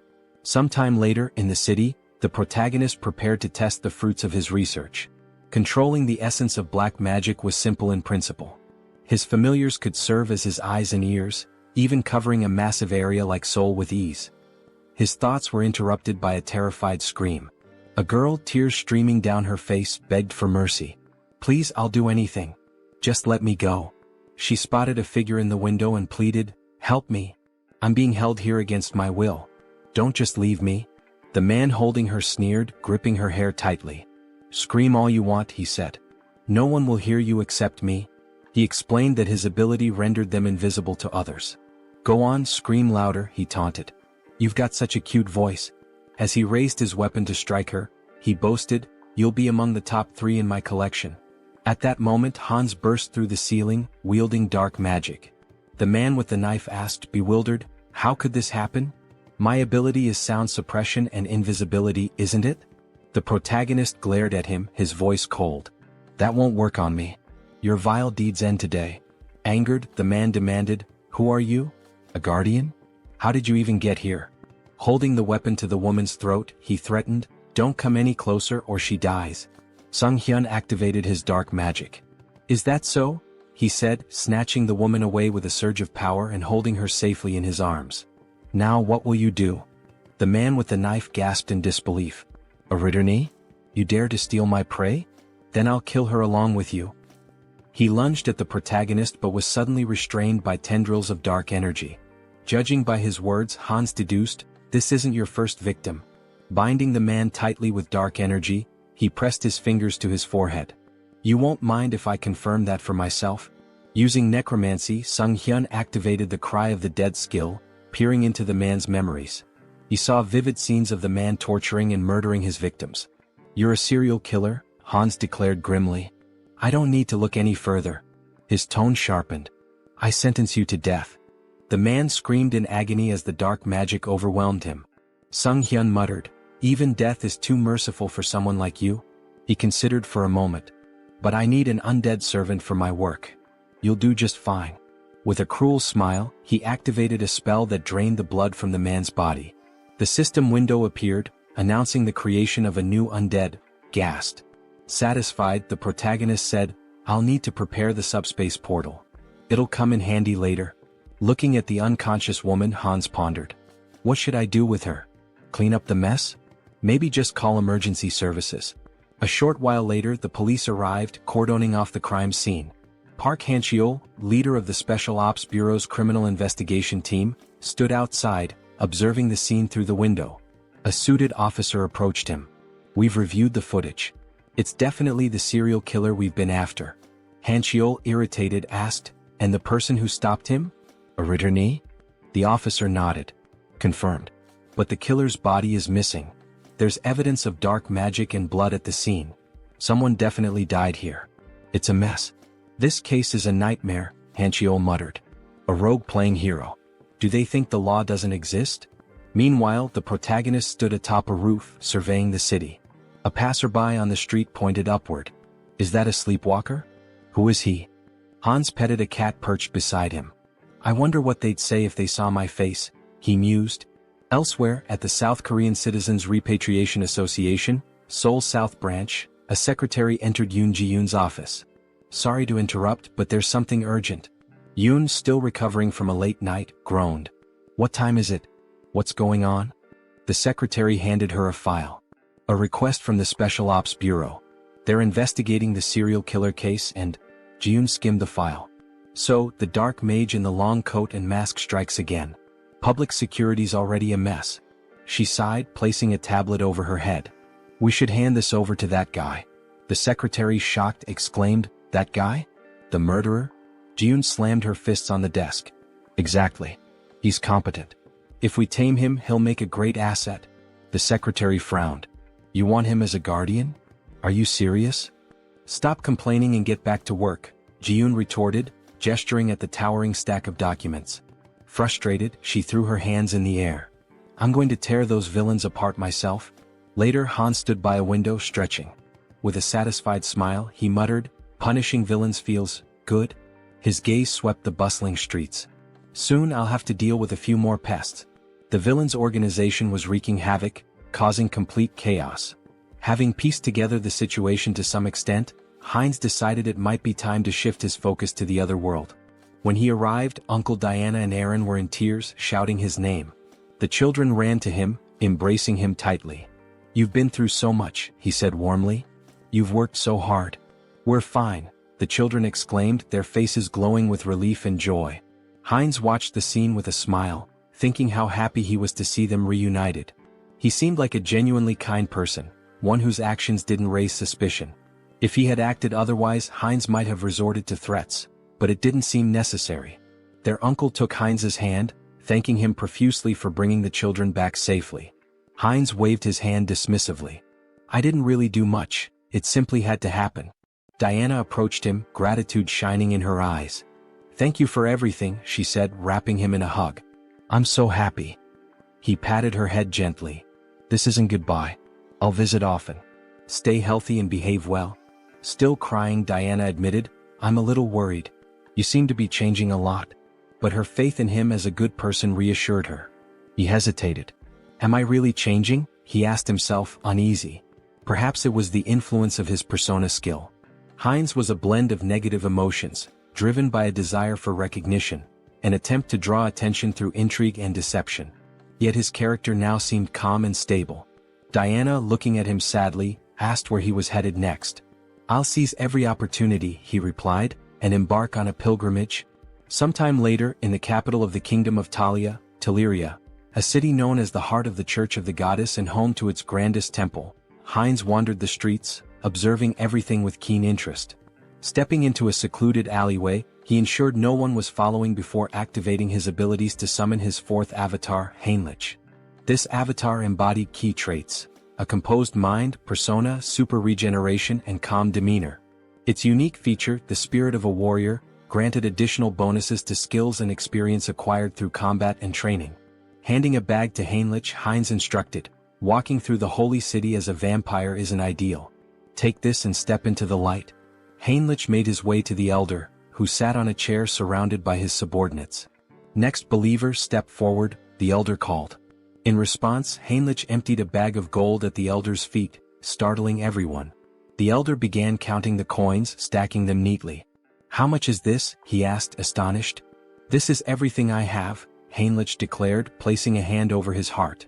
I wish to dedicate it all to the goddess and serve as a paladin to fulfill her will. Reflecting on his past avatars, an undead, a dark mage, and a vampire, Heinlich mused that this time his form would embody light. A paladin respected by all. The elder slammed his fist on the table, sending coins scattering. Instructor Marco stepped forward with a hearty laugh. A sincere young man like you will make an excellent paladin.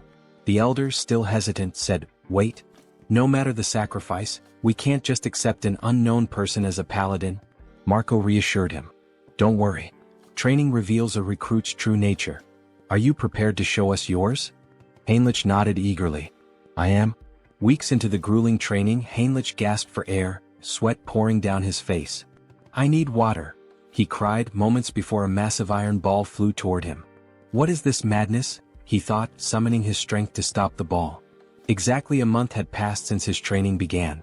Initially, he thought the Paladin Order was noble and refined. Instead, it was filled with relentless macho warriors. The room echoed with shouts of encouragement as paladins trained intensely. A fellow paladin approached number 12, chastising him. "You're losing focus. Did you forget the rules? You can't stop praying during training." The paladin knelt in front of him, shouting, "Good. Now concentrate and recite the prayers again." Number 12 resumed, reciting fervently as he lifted the iron ball. The coach praised him. "Well done. Keep focusing. Let prayer restore your strength." From the sidelines, Heinrich observed. He admitted that the repeated prayers, despite being grueling, effectively strengthened faith and divine power. Nearby, two paladins were hitting a third with sledgehammers, who shouted gleefully, "My back feels great today." Heinrich couldn't help but think, this is absolute madness. Let them hit him even harder. Another paladin stood tall, attempting to crush a spiked iron ball with his bicep. Around him, the group shouted praises to the goddess, proclaiming their ever-growing faith. Watching from the sidelines, Heinrich couldn't help but think, do they really need to train like this?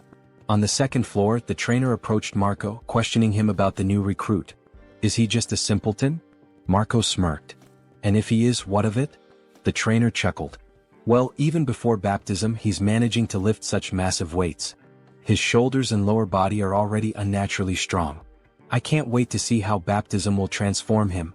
Hearing this, Heinrich felt a wave of discomfort. Why are they drooling over my body? He thought, trying to suppress his unease. He didn't want to attract attention from this group of apparent muscle fanatics. Time passed, and Heinrich continued to endure the relentless training. During one particularly grueling session, he paused, gasping for breath. It had been 3 months since he began. Without his wind instrument and super regeneration skills, he would have collapsed long ago. His body and endurance had improved significantly, but the endless perversions of the group were the real challenge. Marco approached him, placing a firm hand on his shoulder. Finished with lower body training? How about we hit some chest exercises together? Marco removed his shirt, flexing dramatically in front of Heinrich. Panicking, Heinrich let out a distressed scream. The trainer joined in, striking a dramatic pose. What a beautiful day. Don't you agree we should do some solid back training? Heinrich's discomfort grew unbearable as he tried to suppress a shudder. Why are these muscle perverts targeting me? Later, Heinrich sat near a building with another paladin, stretching his neck. I think I'm starting to lose my mind, he muttered. Not a single day goes by without someone inviting me to train with them. The other paladin laughed. That's because the elders have low expectations for themselves. As they spoke, a group of smiling paladins passed by, laughing among themselves. Suddenly, two figures emerged from the building, Archbishop Lucius and Tuscan. They waved at the paladins, their presence commanding attention. One of the senior members announced, "We've received orders for an expedition with a full contingent of crusaders. When do we depart?" Heinrich noticed one of the paladins and thought, isn't that the guy who pointed his sword at Hans? The returning group must have been searching for Hans. Could they really have been hunting him all this time? Shortly afterward, the recruits gathered in a grand hall. An elder stood at the altar, addressing the group. We are here today for the baptism ceremony of the most promising recruits. Due to special circumstances, the ceremony has been moved forward. We hope for your understanding.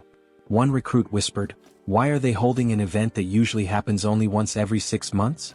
Why now? Heinrich had his suspicions.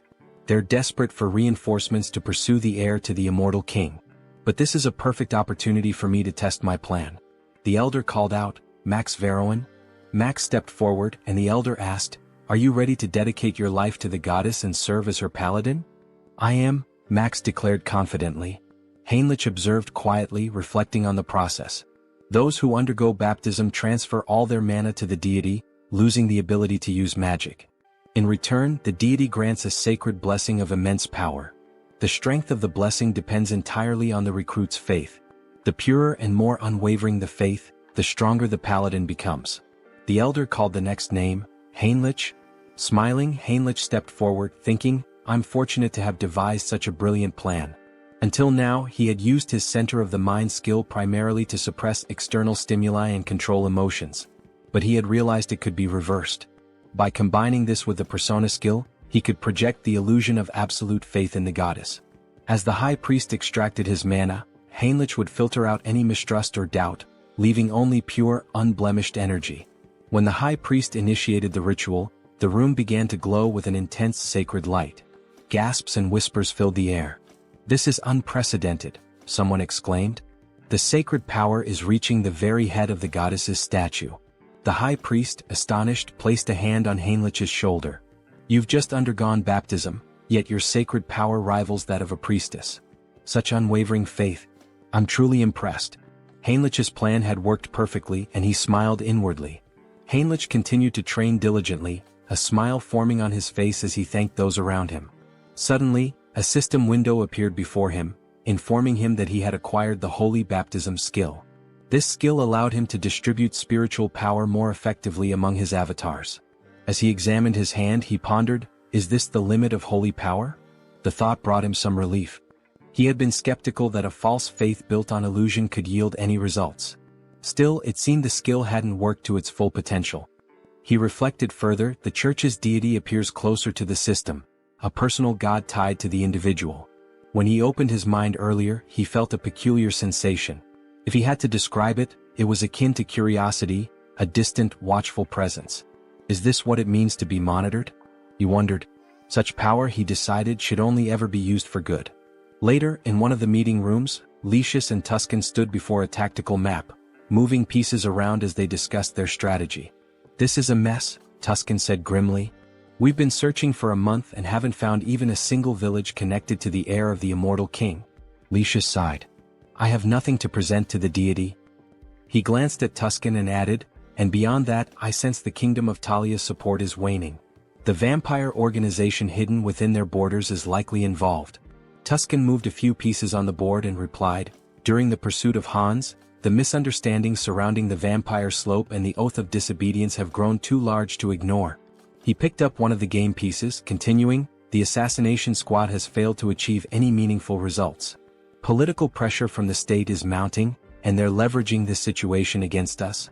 Slamming his hand against his head in frustration, Lucius declared, "The assassination squad will be disbanded.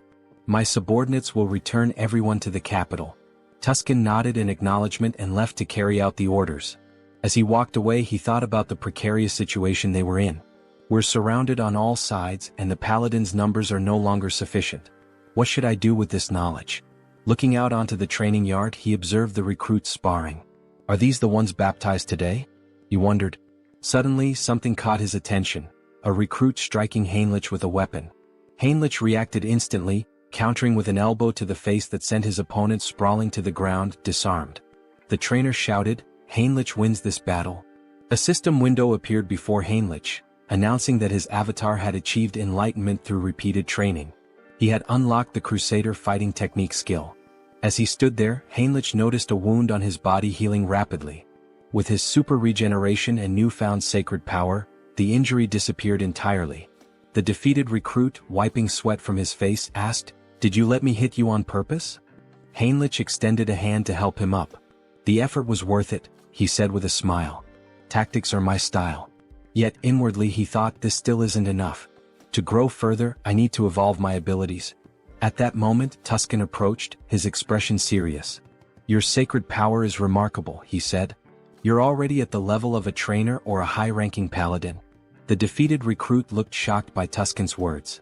Tuscan continued, "But you're not experienced enough to be a full paladin just yet."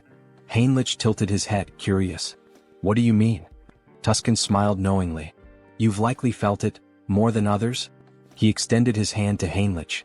"I can make you much stronger. Will you come with me to the Rosalia Temple?" The protagonist inquired about his purpose in the Grand Temple, to which the response came as a question. Did he have any particular issue? Heinrich extended his hand reassuringly, stating that there was no problem and affirming his desire to accompany him. Tuscan, with a dissatisfied expression, began walking away, remarking that if he wanted to follow, he should do so immediately. The protagonist hurried after the paladin, requesting time to gather his belongings, but Tuscan advised him to entrust that task to someone else. They entered a room and stood on glowing runes. Tuscan placed a hand on the protagonist's shoulder, acknowledging how sudden everything seemed. He assured him that everything would be explained in detail later. The protagonist nodded, indicating his understanding. Soon they arrived at the renowned Great Temple of Rosalia, the largest sanctuary of the church, positioned at the continent's center. This sacred site was where both the father and the goddess had once dwelled, marking the heart of the faith. Inside, Rister greeted them warmly, expressing her hope that their long journey hadn't been too exhausting. They knelt before her, expressing their gratitude. The protagonist reflected on entering this sacred space, where the goddess resided, as an opportunity for immense growth. He believed it to be the ideal place to develop his skills and gain recognition as a paladin. Determined, he resolved to hone his abilities while handling covert tasks with Hans's assistance. Meanwhile, Hans sat atop a rooftop surrounded by corpses, scrolling through news about the saint on his phone. Acknowledging his newfound fame, he noted that remnants of a human trafficking ring had been eliminated. However, something peculiar caught his attention: mentions of a divine retribution society by the defeated villains.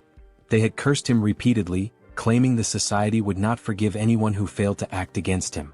Hans suspected this society was linked to multiple organizations. Stretching as he stood, he resolved to investigate further and continue dismantling their operations. He mused about dividing his profits, now contemplating how best to manage his newfound wealth. Later, Hans walked down the street wearing a mask, considering the risks of trading large quantities of valuable, mysterious items under the guise of the Haho mask persona. Any sudden activity might make him a prime suspect. Entering a discreet establishment, he handed a bag of money to an employee and expressed his intent to sell. The employee scoffed, questioning if Hans mistook the place for a pawn shop. However, Hans emptied the bag's contents, revealing its valuable items. The employee, visibly stunned, quickly began examining the goods. He realized the badges belonged to a group involved in human trafficking, a trading syndicate. He had heard rumors that this syndicate had been dismantled by a masked man. The protagonist turned to the person before him and asked if he was interested in the deal. The man grew visibly nervous and instructed him to use the back door, warning him not to try leaving any other way. Following the instructions, the protagonist eventually arrived at the correct location. A masked man greeted him, asking if he was there to sell something. Hans confirmed, then inquired if payment could be made in a form other than cash. Hans handed over a bag and the masked man began examining its contents. He asked if Hans was looking for material goods and, if so, what exactly he needed. Hans pointed out that he required a lottery ticket for a grand prize, preferably one that could be used immediately. Cash, he explained, was useless to him unless it could be spent. What he needed were legal funds for his real identity, Sunghyun, and a lottery ticket would provide clean, untraceable money. The masked man confirmed that a lottery ticket was possible but mentioned the commission would be steep. Hans assured him it wasn't a problem and asked how much it could sell for. The masked man replied that it would be 6-1, with a redemption period of 4 months. Hans requested 2 tickets, but the masked man stated that the payment provided wouldn't cover that. Unfazed, Hans assured him there was no need to worry and retrieved gold bars from his subspace storage. He asked if those would suffice. The masked man, stunned, felt the bars and asked incredulously, "A subspace storage tool? Who are you? These are extraordinary materials. Where did you get them?" Hans, annoyed at the man's curiosity, complained about being touched and stated he wasn't there to chat. He urged the masked man to finish the deal quickly. Apologizing, the masked man agreed to proceed. As the transaction concluded, Hans used his heightened senses and noted the faint scent of blood lingering in the air. It wasn't his imagination after all. Moving closer, he remarked that this wouldn't be their last deal and predicted they'd see each other often in the future. Later, Hans stepped outside, smiling as he inspected the checks in his hands. He mused aloud about how he'd used his dreams to win the lottery. Now he pondered what to purchase. Subordinates would make such errands easier, as constantly running back and forth was inefficient. Taking a moment to enjoy the cool night air, he observed the bustling streets. Only a few months ago, they had been eerily empty due to the human trafficking syndicate's presence. Now life had returned and the streets were alive once again. Perhaps it was all the rumors he had heard, but he felt relieved to know that he was somehow involved in promoting peace. Out of nowhere, Gamma approached from behind and whispered in his ear, asking where he was from. Startled, the protagonist turned around, alarmed. He thought, who is this? How did he sneak up on me unnoticed? Gamma, noticing his reaction, tried to calm him down, assuring him there was no reason to worry. He simply wanted to have a conversation. The protagonist, still uneasy, asked what exactly Gamma was talking about. He had snuck up behind him and even sniffed him.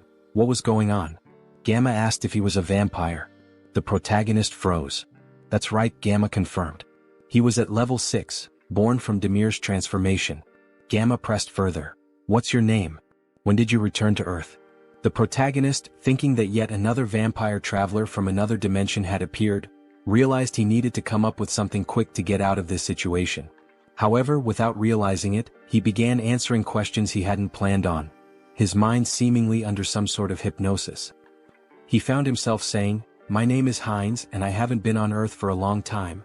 He thought to himself, why am I answering so easily? Is this all his mind control at work? Gamma smiled. Very good, he said. So you're a newcomer who's just returned to Earth. Let me introduce myself properly. He handed the protagonist a business card. I'm with the Blood Pack organization, which encompasses all the vampires on Earth. My job is to track down those who have recently returned. The protagonist took the card, still processing the information, and asked, is such an organization real? Gamma sighed and explained that if the protagonist wanted to survive, they'd better stick together. There wasn't much choice in the matter. The protagonist looked at him in disbelief and asked, by the way, what did you mean by level? Gamma, noticing his growing curiosity, suggested they continue the conversation elsewhere. If you're starting to show interest, let's go somewhere more private. He pulled out his car keys and asked if the protagonist wanted to visit the organization. Seeing the sleek car, the protagonist agreed to go with him.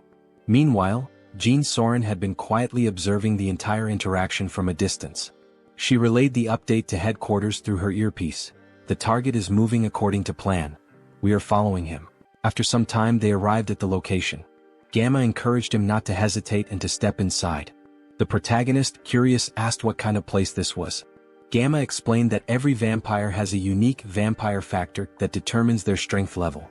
They measure and rank these factors by level, and with the help of a magic circle, they can assess a vampire's level precisely.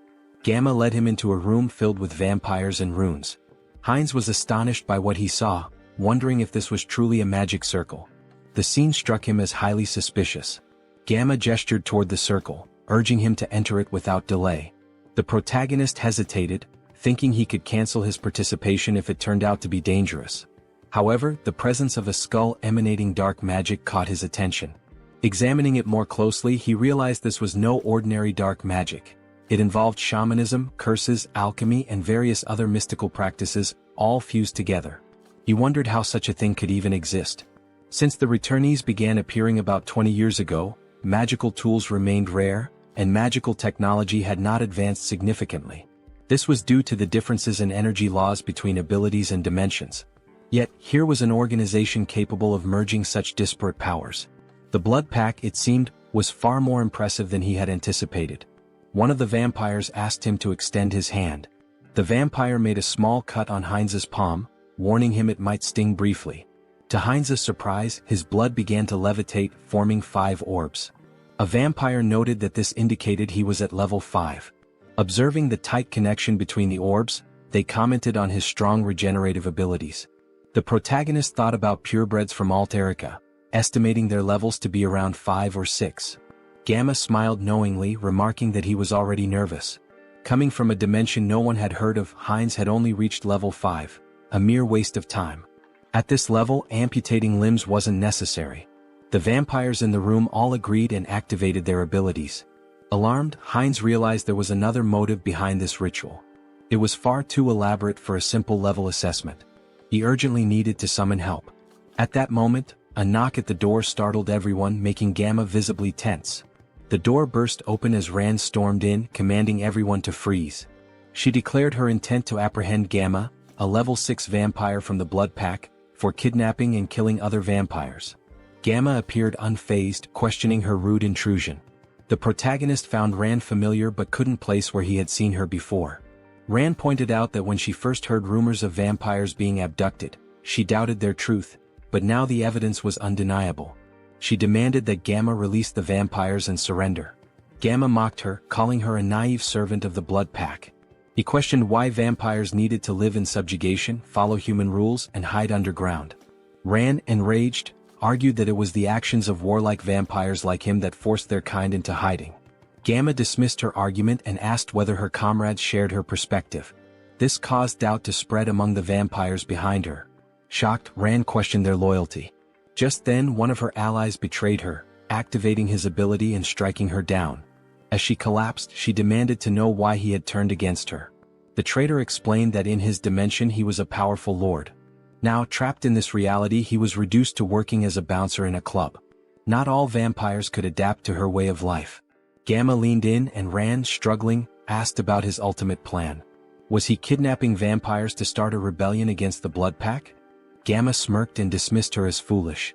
Such an endeavor would take centuries. Instead, he revealed that they had discovered a way to grow stronger quickly. He demonstrated this by lifting the body of a vampire and alluded to breaking a taboo. Shocked, Rand accused him of creating mad vampires again. Hines, observing, realized she was referring to cannibalism among vampires. While it wasn't practiced on Earth, when vampires from different dimensions consumed one another, their vampire factors merged, increasing their strength but at a severe cost. This act often led to profound mental instability, a grim legacy from their ancestors. If someone fails to control themselves, they become mad vampires, driven insane by an unquenchable thirst. The first appearance of a mad vampire marked them as a global threat. Gamma, however, smiled confidently and assured everyone that this wasn't a concern. After extensive research, they had discovered a way to remove residual bloodlust. Suddenly, Gamma's victim began screaming in agony, exclaiming that they were being used as experimental material. The protagonist observed the situation closely, realizing that the magic circle wasn't merely for separating empirical factors. It was designed to transfer a drug to vampires without causing side effects. Minhyun reminded Gamma of his promise, pointing out the risks he took to follow him secretly. Gamma, keeping his word, tossed him a pill. Minhyun consumed it and his body began to transform, becoming larger and stronger. Smiling, he marveled at his newfound strength, unable to believe the change. Grabbing Rand by the throat, he demanded more pills immediately, threatening violence otherwise. Feigning panic, Gamma urged Minhyun to stop, assuring him that while he was pleased with his strength, he needed to be patient. After all, another guest had arrived before him and was still waiting. Surely it wasn't too much to ask to wait a little longer? The protagonist rose to his feet, calmly stating that there were 2 purebreds and 4 half-breeds, proof that cannibalism worked. Gamma looked at him, stunned. Filled with newfound strength, Hines expressed his eagerness to see just how powerful he could become. As he prepared to absorb the others, chaos erupted. The vampires screamed in confusion and fear. Suddenly, Hines and his army burst into the room. Addressing the group, he mocked their attempt to hide but scolded them for neglecting their safety. From now on, no one would leave this place without his permission. His army launched their attack, causing Minhyun to panic. He turned to Gamma, demanding answers about who their attackers were. Gamma roared for everyone to stay together, warning that separation would mean death. Using his abilities, he charged into battle, targeting Hines directly. Hines observed Minhyun's unusual transformation, noting that vampires from different dimensions often had distinct appearances. Slamming his staff to the ground, Hines summoned magical spikes that pierced through Minhyun's body. Smirking, Hines declared that minimizing casualties was part of his plan.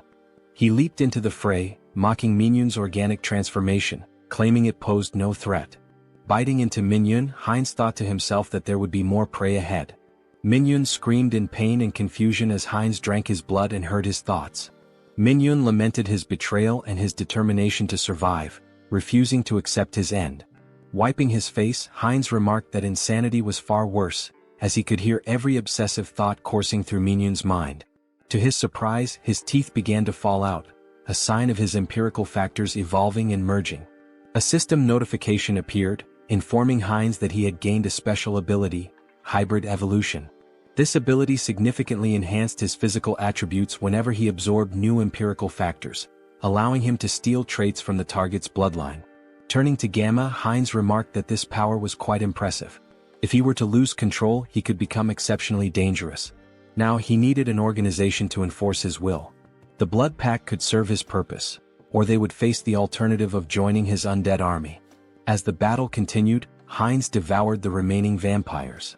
Another system notification informed him that he had acquired a new vampire trait, Insight. This skill allowed him to assess the physical condition and stats of his enemies.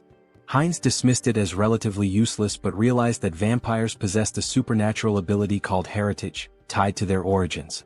Using hybrid evolution, he could master this ability and steal all their powers. Gamma, now crucified, demanded to know how Hines had managed to remain sane while devouring his own kind. Approaching him with a grin, Hines taunted Gamma, asking if he was curious about how to resist corruption. The secret, he teased, was to ignore the whispers that accompanied the act. Gamma, panicked and disbelieving, screamed in protest. His cries turned into agony as another system notification revealed that Heinz had gained a new skill, camouflage, which allowed him to conceal his presence.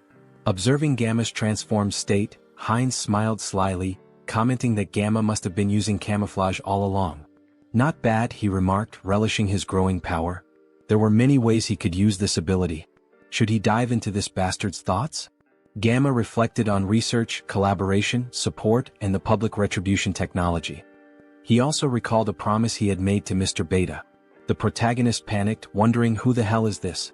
Was this person Gamma's patron? And once again the Public Retribution Society was mentioned. It seemed like this intricate ritual was also their doing. What were these people planning, aiding the blood pack like this? Later that night, Heinz and So-Ran were driving through the city together. Heinz glanced at her and asked if she was finally coming to her senses. Startled, she yelled at him, calling him trash for selling his life and demanding to know where he was taking her. Grabbing him by the throat, she shouted furiously. Heinz gasped, pleading for her to stop and look around. They had captured him too, and if she didn't let go, they'd crash. Reluctantly, So-Ran released him and apologized, asking for an explanation of what had happened. Heinz asked if she had heard of Ho-Ho's mask.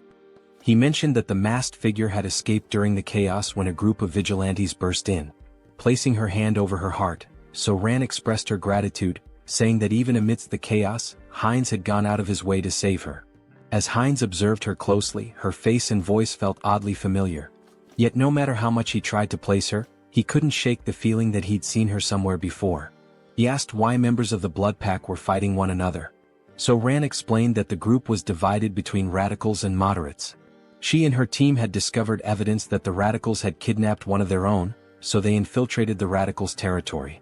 She expressed relief that they had escaped in one piece and even managed to learn the radicals' plans. She intended to inform the higher-ups and put an end to it. Heinz, skeptical, thought to himself that resolving this wouldn't be so simple. It was likely that even the highest-ranking members of the radicals were involved. So-Ran cheerfully asked about Heinz's identity. Who was he as her savior? He seemed incredibly strong. Heinz replied that she could call him whatever she wanted, as she felt comfortable. She asked if she could call him up for convenience, to which he nodded, mentioning he'd recently returned to Earth and hadn't formed any bonds yet. Heinz explained he had followed Gamma out of curiosity about the Blood Pack. So-Ran smiled and suggested that he join the group, mentioning that most vampires were part of it. She assured him that moderate vampires didn't engage in shady activities and had steady blood supplies through partnerships with blood banks. Heinz expressed interest and So-Ran promised to show him more.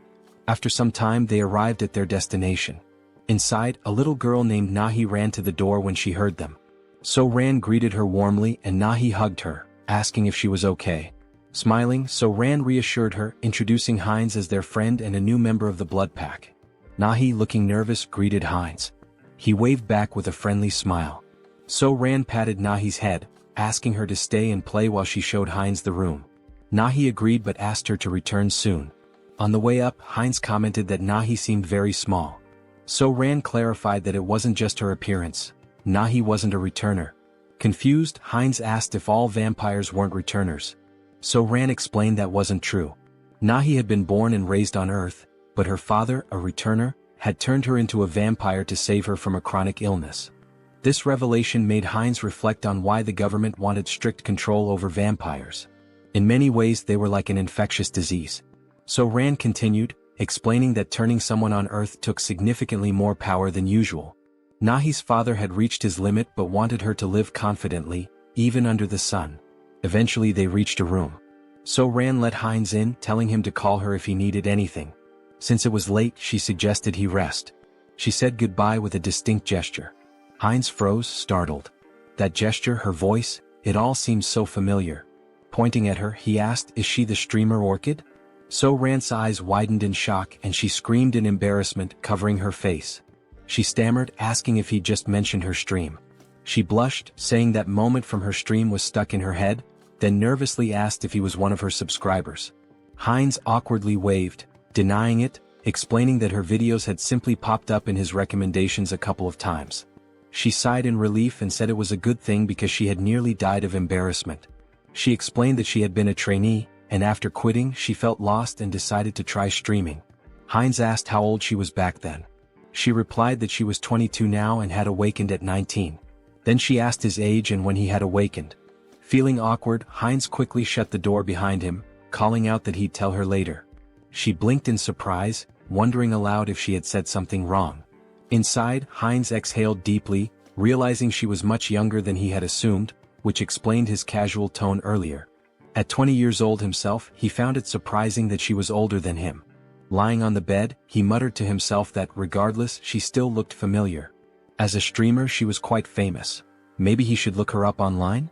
Opening her streaming page, he found a notification about her recent hiatus. In the post, she mentioned taking a break from streaming for about a week due to work obligations. She assured her audience she'd return as soon as possible and hoped to see them again soon. Heinz swiped through the updates, thinking to himself. After she posted this, she went straight to the crime scene? If he hadn't intervened, that post might have been her last. The thought unsettled him. The situation had been far too close and dangerous. The next morning, Heinz woke to the sound of So-Ran yelling into her phone. She was shouting, demanding to know why there was no evidence. How could they find nothing? Groaning from his headache, Heinz got out of bed, wondering what the commotion was about so early in the morning.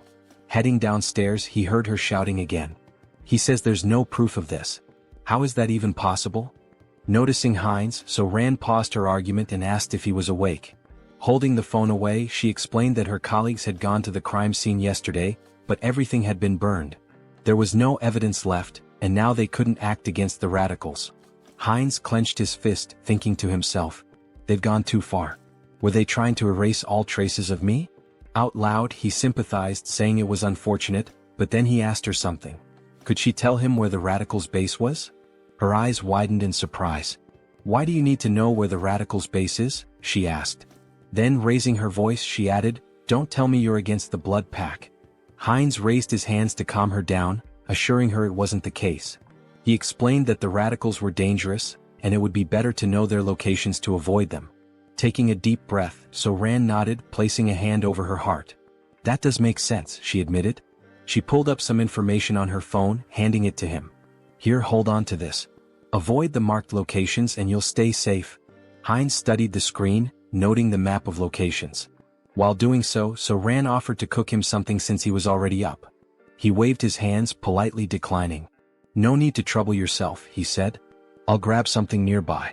There are plenty of good restaurants around. Looking at the map's marked spots again, Heinz licked his lips and muttered, that's why I'm thinking of going for a walk and finding something good to eat.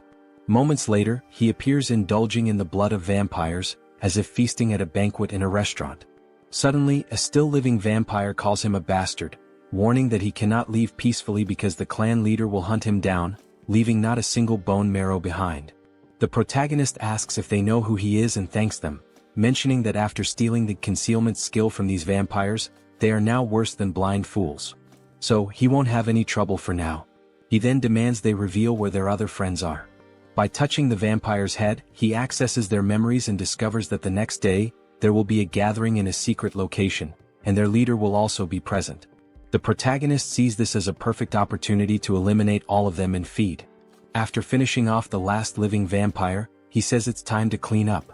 Using the Blood Bloom skill, he spreads blood to create a burning flower that won't extinguish unless the caster wishes and burns only the target. This new technique, which he acquired after stealing from the vampires, is perfect for erasing his traces. As for magical traces, he'll use his concealment skill to hide them. With these two skills, no one will be able to track him. Suddenly, the protagonist's heart starts pounding. This feeling, his body was beginning to evolve again. While spitting blood and groaning in pain, he acquired new abilities. The special skill, Bloodline, Pure Blood, evolves into Bloodline, True Blood. Due to the effects of hybrid evolution, he gains enlightenment and acquires the skill, Blood Flow Amplification. His recovery ability has transcended its limits, and the skilled regeneration has evolved into hyper-regeneration. Finally, he has become a True Blood and gained some new abilities. Let's test what they do. He makes a deep cut on himself and within seconds his artery heals. Now he can control blood and has absurd regeneration. During a fight, he can absorb the blood of enemies to recover, making him practically invincible.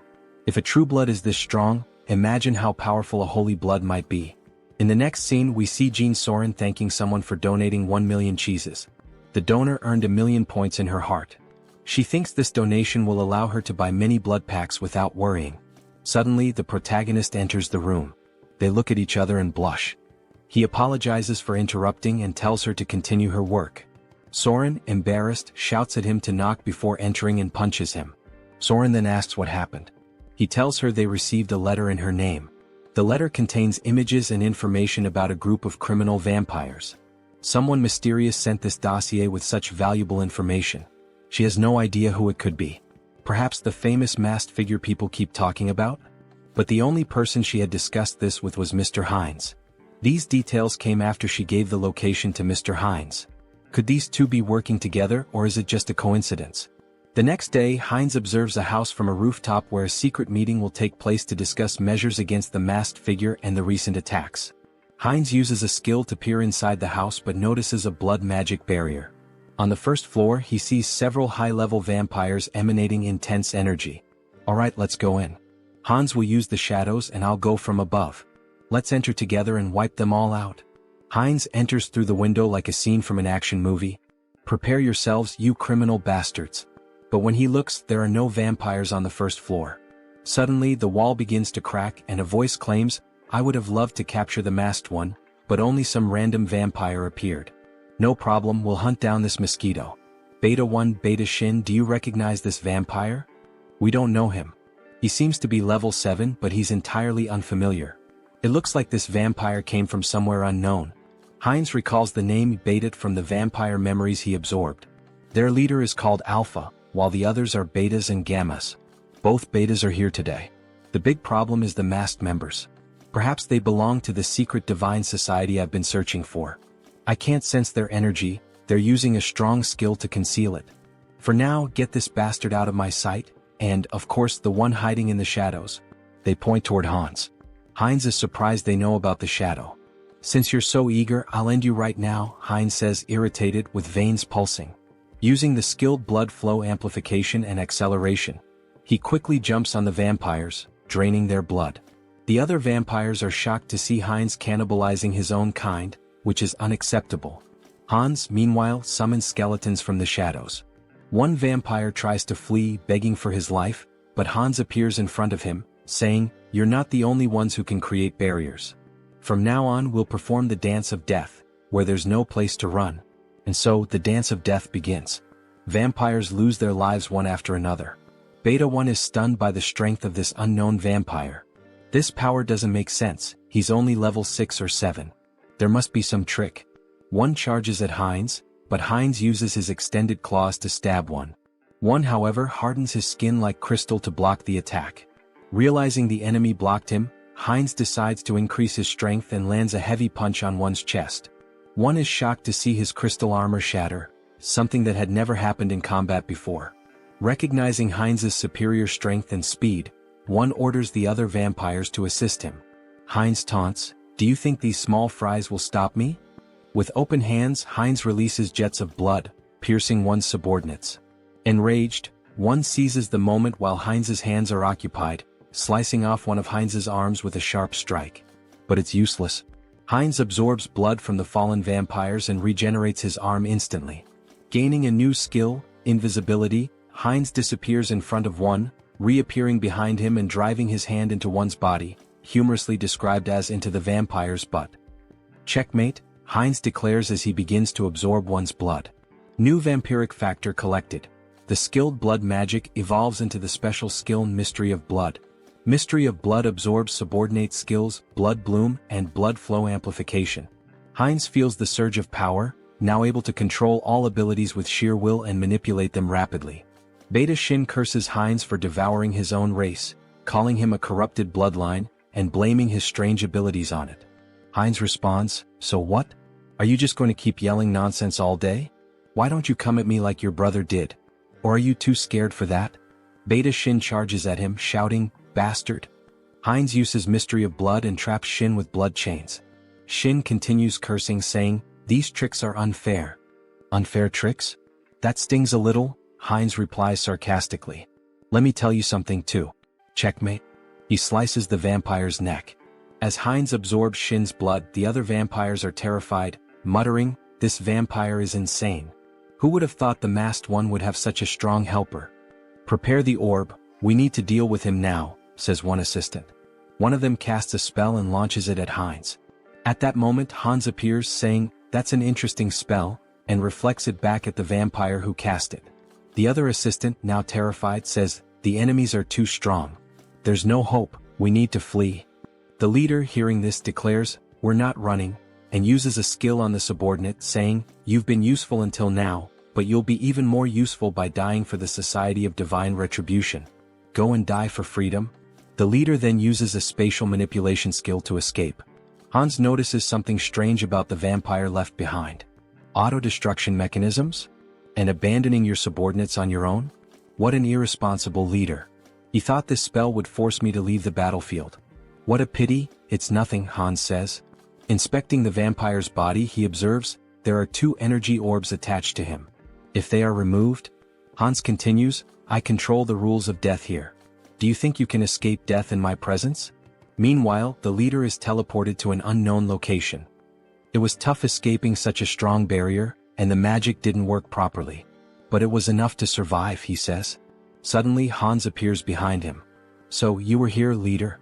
Hans contemplates playing with the leader for a while but decides it's better to act decisively to prevent another escape.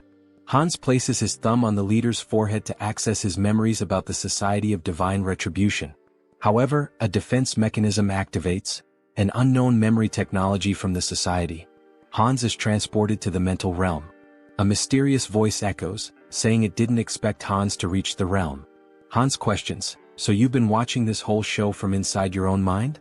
He realizes this is the leader of the Society of Divine Retribution. That's correct, Haho Mask. Why don't you join us? The entity asks. Hans considers and asks, what's the society's goal?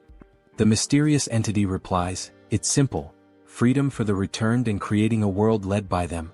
Hans questions, an organization formed so recently already has such ambitious goals? Recently, the entity retorts. We've existed for a long time. We've been fighting for our freedom endlessly. Hans presses further, so you've been committing acts of terror for ages, haven't you? Answer me. A system alert activates. Warning, Mind Hub is regulating emotions.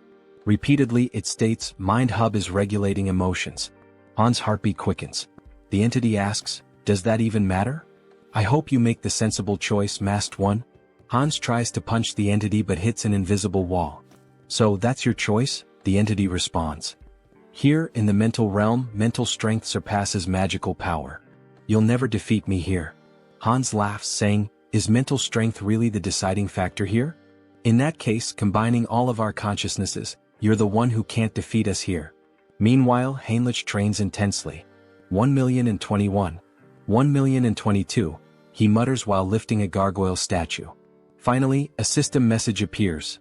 The entity has achieved the conditions and acquired the special skill, Blessing, Sturdy Body. The entity gains the skill, Out Erica Sacred Art, through repeated training, achieving a power level equivalent to a high priest. Heinrich reflects that he didn't expect to surpass his limits with mere physical training. With these new abilities, I've earned the qualifications to be a holy knight. Maybe it's time to discuss the next step. Suddenly he hears a feminine voice, it's the saint in the flower garden. Despite being the saint with the greatest divine power, she appears like an ordinary girl. Hello, Sir Heinrich, she says with a smile. Her radiant aura of divine power betrays her otherwise ordinary appearance. Heinrich greets her and asks, why are you alone in a place like this? The saint replies, I was just watching a ladybug in this field of flowers. The little creature was so cute I lost track of time. Heinrich had thought she was admiring the flowers, only to find out it was the ladybug. The saint notices something different. Sir Heinrich, you've finally received the blessing. Congratulations. The saint's perceptiveness amazes him. Blessing, Sturdy Body is not something achieved with outside help, she remarks, praising his accomplishment. Thank you, saint, he replies. Well, it's time to work. Shall we go to the chapel together, Sir Heinrich? Of course, saint, he answers. Through his studies of history, Heinrich learned why the saint is so obsessed with Hans. In the distant past, the first immortal king turned half the continent into a land of death. Multiple nations united to defeat him. However, his heart was stolen by an ally, a black mage. He reincarnated as the second immortal king, causing the fall of the Great Western Empire. Although the chosen of the order managed to destroy his heart, it was split into 3 parts and scattered across the continent. Every time an immortal king crisis arose, the great divine order was always at the forefront. They knew the heavy toll it took, with countless lives lost along the way. For the saint, who sees her followers as family, her intense hostility and obsession with the immortal king are natural. For now, though, Heinrich reflects, there's no need to worry much about that. The current immortal king is surprisingly gentle and kind-hearted. Alright, back to the main topic. Let's focus my mental strength on Hans. Upon changing the scene, we see a vampire spitting blood. Your Excellency the Arbiter, are you alright? Get out of my way, you're disrupting my focus. This can't be happening, I'm being pushed back. Me? In a battle in the mental realm? How is this possible? Hans begins punching the mysterious entity. At first, Hans had complete control of the battle, but now the entity is growing exponentially stronger to an uncontrollable degree, as if it were channeling the strength of multiple individuals. How did I lose? This isn't just a difference in the mental realm, it's a difference in skill? There's no way my mental abilities are inferior. This is no time to waste on this. An urgent directive is issued to the Soul Branch. Immediately cease all operations, erase all information and go into hiding. Especially for the Korean branch, this is the top priority right now. Inform the commander, a monster is in Korea. Even with Mind Hub and Serenity, Hans wasn't a weak opponent. His resilience would require further study. However, it was regrettable to lose sight of him. The system emits a new notification. The entity absorbs someone else's karma, transforming the skill Black Magic into the special skill path of sorcery. Thus, this fragment is the remnant of something scattered across the mental realm. Absorbing its karma means my growth comes at the cost of its reduction in power. That's fine. By reading the memories left behind in this fragment, I'll track the hidden members of the Society of Divine Retribution. So this is the Korean branch of the Divine Society, hidden deep in the forest. I won't give them any chance to escape, says Hans, blending into the shadows. I'll uncover all your secrets now. Suddenly, a scientist appears. They told me to evacuate as quickly as possible, but they didn't mention that a monster like this was coming. So the evacuation order had already been issued? At least my effort wasn't completely wasted. Look at you, trying to save a piece of paper with some data, only to hand everything over to me. Let's see what you've been up to for so long. Wait, this incident. I will never forgive you, Society of Divine Retribution. You're the ones who stole my life. I'll hunt down and kill every one of you without exception. Heinz refines excess blood stored in his body into blood crystals, which he plans to use to enhance other vampires' vampiric factors. This refined blood connects these vampires to Heinz, creating a hybrid clan loyal to him. Those who resist will be crushed. The next day, Jean Soren is stunned to learn that Heinz has eliminated all vampires in the region and intends to meet with the leader of the moderate faction. Wait a minute, this is a lot to process. I need to verify these facts, Soren says. Verify? What do you think of this as proof? Heinz interrupts, demonstrating his overwhelming power. Soren is terrified by such a display of power. She knew he was strong, but not at this level. He must be at least level 7 or higher. I can't even gauge his strength. Very well, I will contact them now. To think that you eliminated all the vampires with your own hands and now intend to absorb the rest. This is quite an unusual proposal, almost bordering on unsettling. I have no intention of giving absurd orders. The goal is simply to maintain peace and order, to track connections of the Divine Retribution Society, and eradicate every member. Don't you think these two objectives are contradictory? That depends on where you set the standard. It seems she won't be easily persuaded. If she refuses, then we'll have to use force. Fine deal. What are you relying on to accept so quickly? What am I relying on? Of course, I'm relying on myself. I will help you absorb all the remaining vampires, Mr. Heinz. You can start with Soren. She will be the bridge between us. Very well, that's exactly what I wanted. But I don't think that will be the case for them.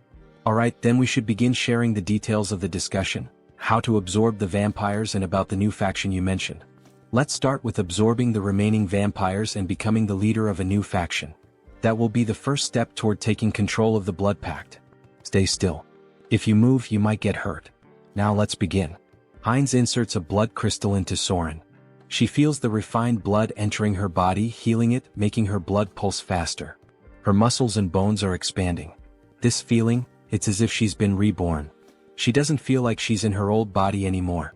The refined blood crystal reaches a maximum of 30% enhancement. That's not a small number, but it continues. Soren then asks what they should do next. Lord? Heinz asks. Yes, Lord. You're creating a new clan now. Now that a lineage has been stabilized on this land, we'll need to find a new name for our clan.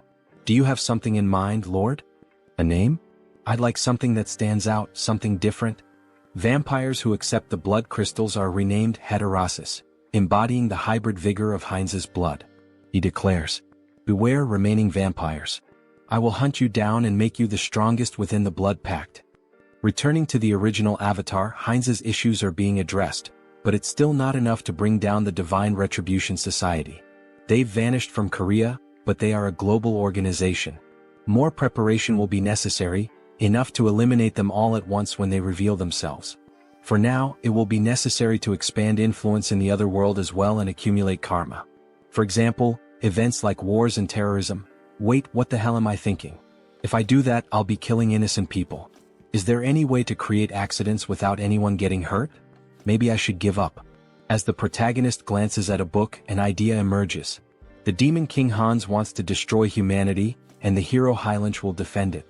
Hans will use corrupt nobles to expand his forces of evil, while Heinrich defends against malevolent organizations and becomes a hero. This is a perfect story, gaining karma points from both bad people and good people. It's a win-win game.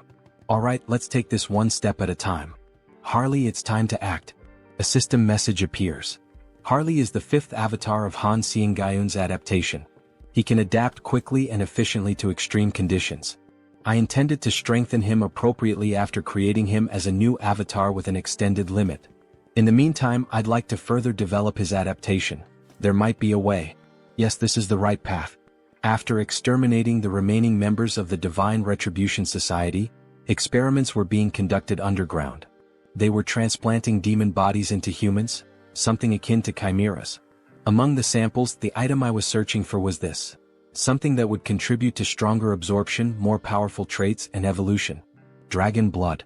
If Harley can adapt to this process and I manipulate some discoveries I've made, he will become a living weapon, a biological creature. Days later, under rainy skies, the saint is seen gazing at the overcast heavens as though troubled by something. What is worrying the saint? Ah, Sir Heinrich. Why do you wear such a worried expression even in the rain? I'm not entirely sure, Sir Heinrich. Perhaps it's because of this somber rainy weather. I just feel suffocated, as though my instincts are trying to warn me of something, as if there's a weight pressing on my chest. Even so, Saint, if you catch a cold, it would be a major problem. Please come inside the temple. Alright, the saint said. In the next scene, as expected of the saint, how impressive. Even in the middle of these remote mountains, surrounded by double barriers reinforced with dark magic, she can still sense that something is amiss in this hidden refuge. Fortunately, it doesn't seem she has uncovered what is truly happening. With this dose, we can continue to the maximum scale of the experiment. The dragon's blood evolves continuously, acquiring traits from its consumed prey. Combined with the research data from those bastards in the Divine Retribution Society, my forbidden knowledge, and finally, the perfect test subject. Let's begin, shouts Harley, exhilarated by the idea. Sir Heinrich, you are the sword and shield that will protect the righteous. Do you swear to be a holy warrior of the great divine order and defend the innocent? Yes, your grace. Then, from this day forth, I hereby name Heinrich Landguard a holy warrior of the great divine order. The system emits a notification. The Blessed One has fulfilled the conditions and attained enlightenment, acquiring the special ability Blessing Leap. Meanwhile, Sir Heinrich's necklace radiates a brilliant light. Oh, such grace, exclaimed the bishop, astonished by the strong glow. To receive a divine blessing during the ceremony, this is proof that God, our deity, is watching over us and praying for us. May God protect us. Once again it happened. For just an instant, something touched Heinrich's shoulder. A divine sensation resonated within his body, akin to what he felt during his first baptism, as if the divine were watching him directly. Why is this happening? Could it be because I came from another world? It doesn't feel like a human emotion, like curiosity. Well, anyway, let's focus on what's important. What is this new ability the divine has granted me? Blessing Leap, it allows me to transcend space? What? Transcend space? Isn't that basically a teleportation skill? It doesn't mention any limits on usage or distance traveled. This ability is top tier. As expected of a god, they are so generous, casually granting such a powerful skill. Thank you, God, for your generosity to this sinner. I am moved by your grace and offer you my prayers. Thank you for continuing to watch over me. Meanwhile, the other devotees wept with joy at seeing Heinrich's devotion to God. A young man like this, he's truly devout. That's true. I couldn't agree more, said another man. From now on, it would be necessary to decide which knighthood order Heinrich would join. Congratulations on being officially recognized as a holy knight, Heinrich. For now, you will be temporarily assigned to various holy knight orders. Here are the representatives of each order, here to invite you to join them. Each order specializes in different weapons and techniques, so choose carefully which one appeals to you most. Nice to meet you. I'm from the Order of the Sky Shield. We specialize in defending the outer perimeters of fortresses using long-range spear techniques. I'm from the Order of the Sun Wolf. We take the front lines in battle and wield highly destructive greatsword techniques. I am a veteran of the Order of the Thunder Claw. Here, we handle the internal security of the fortress and master balanced combat techniques using sword and shield. So, which of these orders would you like to apprentice under? I don't think there's a need to choose. I'll train with all the knight orders. What? With my warrior spirit and growth acceleration abilities, there are no limits to my body. I will absorb all the sacred warrior's combat techniques. However, that person in the corner, isn't he also part of a knight order? Why hasn't he introduced himself or said anything yet? Over there, well, obviously. Suddenly the man was interrupted. Our order only selects the best of the best to join us. But looking closer, you're not too bad. With that level of divine power, perhaps you're qualified to take the test. Heinrich's divine power was among the greatest, even compared to high priests. What are the criteria for this knight order? Just follow me. Our knight order has a singular purpose: to protect the most important thing within the fortress of the Great Temple. The most important thing? What exactly are you referring to? That. I'll tell you if you pass the test. Suddenly they entered a room, a library in the castle dungeon. Inside, a man wearing a strange mask sat beside a shadowy statue holding a parchment. That hood and mask, he's a heretic inquisitor. All you need to do is read the text on the table. Make sure you read it clearly so the divine can hear your prayer. Strange, is this some kind of device to weed out spies? This is bad. Could Heinrich's identity be exposed? What is this? I'm offended that my faith is being questioned in this way. It's just a procedure. Is there any reason you can't read it? Damn it. I am the messenger and sword of the divine. Thus, I swear to remain silent under any circumstance to protect this secret. I would throw myself into the fire and carve the mark of faith upon my own body. Suddenly, Heinrich's tongue began to burn, and a sacred symbol appeared. It burns? You are now permitted to enter. What did you just do to me? A prohibition against revealing secrets? A prohibition? No, this is a blessing. The blessing of silence protects you from being forced or willing to reveal the secrets of this place. That's literally a prohibition. Let me explain. We are the Order of Radiant Knights.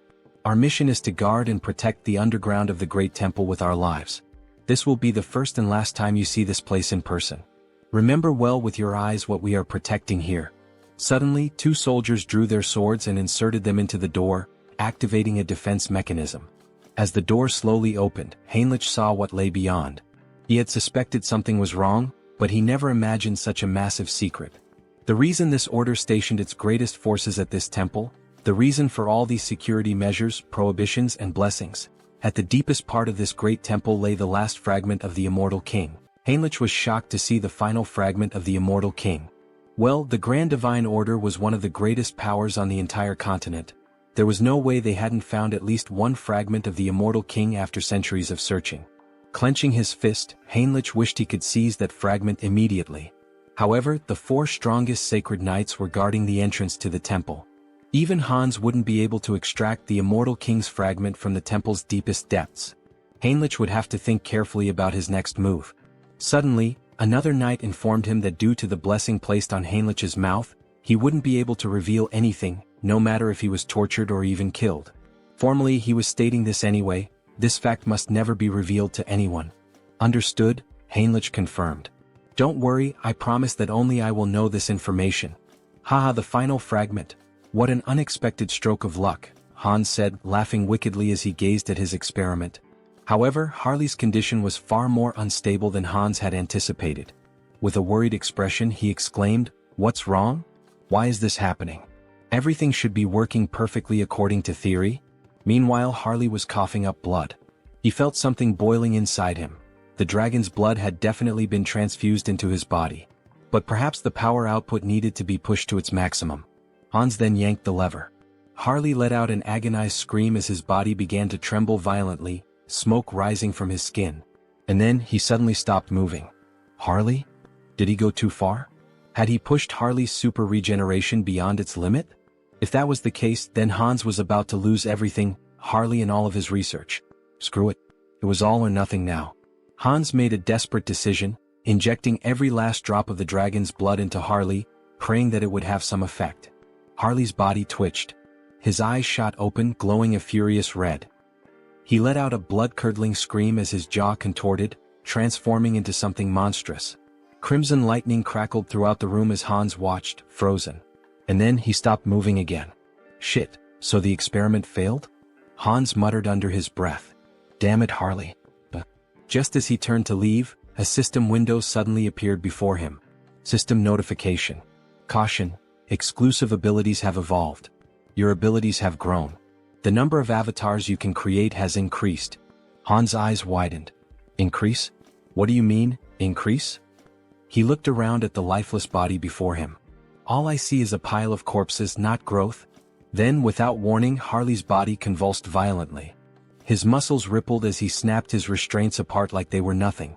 System notification. You have acquired a new ability, physical mutation. Your recovery ability has exceeded its limits.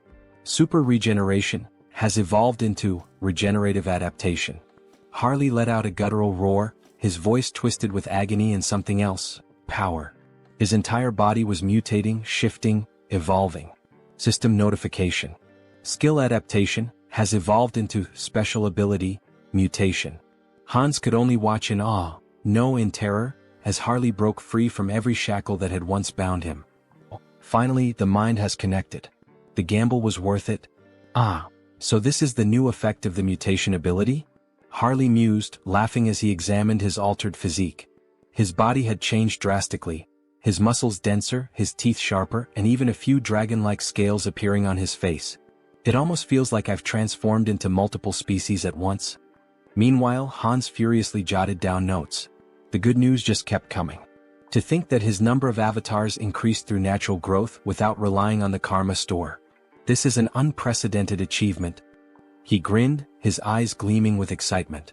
I'll figure out how to use this new avatar later, but before he could finish, Harley interrupted him. Should I test my new abilities? He asked, grinning wickedly. Hans smirked. Be my guest. Deep in the forest, Harley stepped into the dense wilderness, marveling at the beauty of his surroundings. His body had become a perfect killing machine, every sense razor-sharp, his instincts honed to an unnatural degree. Then he heard it. A faint breath, nearly imperceptible, but his new senses picked it up immediately. A predator was watching him. A black panther lurked in the shadows, muscles tensed, eyes locked onto its prey. It pounced, a blur of muscle and claws, but Harley didn't move. Instead, as the beast drew closer, his eyes widened. Wait a damn second. Recognition struck him like a bolt of lightning. You're the same species that attacked me the moment I arrived in this world, aren't you? His lips curled into a smirk. Well then, it's nice to see you again. Crack. Before the panther could react, Harley's hand shot out, clamping around its throat with a terrifying grip. The creature thrashed wildly, but it was useless. Forgive me, but... With a single motion, he slammed the beast into the ground with monstrous force, shaking the earth beneath them. The impact alone was enough to cripple the creature, but Harley wasn't finished. His blood boiled. His strength surged. With nothing but his bare hands, he drove his fingers straight into the panther's belly, tearing through flesh with horrifying brutality. The beast let out a final, pitiful gasp, before everything went silent. To enhance the efficiency of the mutation ability, he needed to find monster crystals. More specifically, he had to consume their cores, commonly known as magic stones. It was the fastest and most efficient way to evolve. As he bit into the monster core, his body immediately began to undergo minor transformations again. A system window appeared before him. The entity has achieved enlightenment through repeated actions. Let us further solidify its concept with physical mutation. At that moment, his body visibly evolved.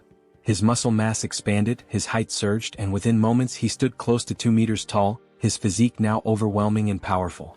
Having a large and muscular body is undeniably an advantage in battle, isn't it? Another system alert followed. You have acquired the ability, Gluttonous Feast, a new skill that allowed him to consume and digest anything with ease, ensuring that he could always eat more. But using his mutation ability had drained him, leaving him starving. Without hesitation, he tore a chunk of flesh from the dead beast with his bare hands. With this new Gluttonous Feast ability, there shouldn't be any issues if I eat this meat, right? Harley thought, drooling at the sight of it. The moment he took a bite, his body shivered. The meat was incredibly tender, and the blood coating his lips sent a strange, refreshing sensation through him. Is this because of the mutation? He couldn't suppress his laughter, or his growing urges. At this point, anyone watching would think he had lost his mind. His behavior was completely primal. Primal, huh? That word stuck in his mind. He recalled rumors of an isolated barbarian tribe in the southern regions of this land. In that case, Harley smirked, licking the blood from his fingers, perhaps it's time for a class change. The country of Tulek Kingdom, Tarak. The scene opens to the entrance of the guild in this city. What the hell? A barbarian from the south? What's he doing here in the west? The tension in the air is palpable. Welcome. Everyone seems completely on edge. Well, of course they are. This body is stylish and intimidating. Harley figured it might be too much, but in the end it suited him just fine. But he wasn't here to make an impression just yet.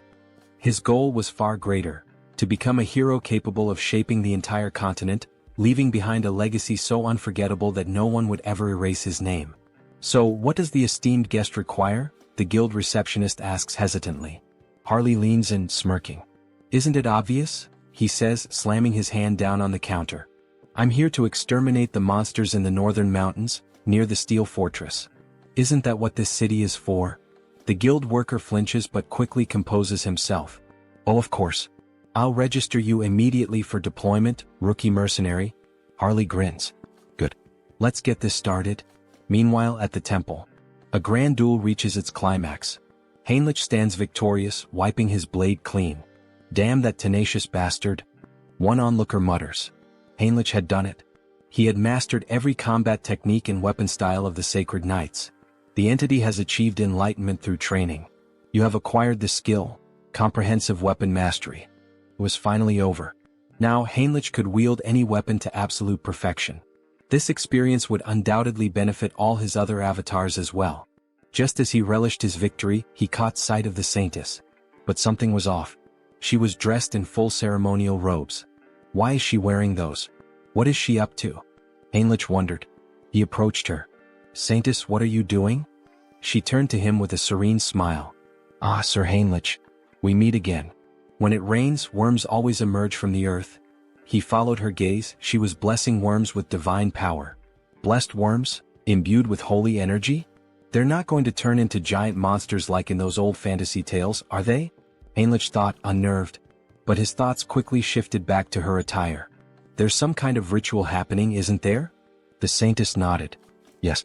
In fact, it is an extraordinary event. One capable of tracking the Immortal King. It is about to begin soon. The Immortal King? Just how powerful must this guest be, to be capable of tracing Hans? Hans, who had concealed himself behind countless layers of barriers.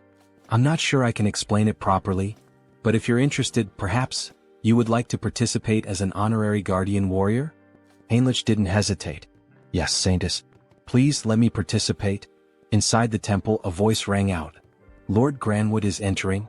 A noble figure strode inside, surrounded by an entourage.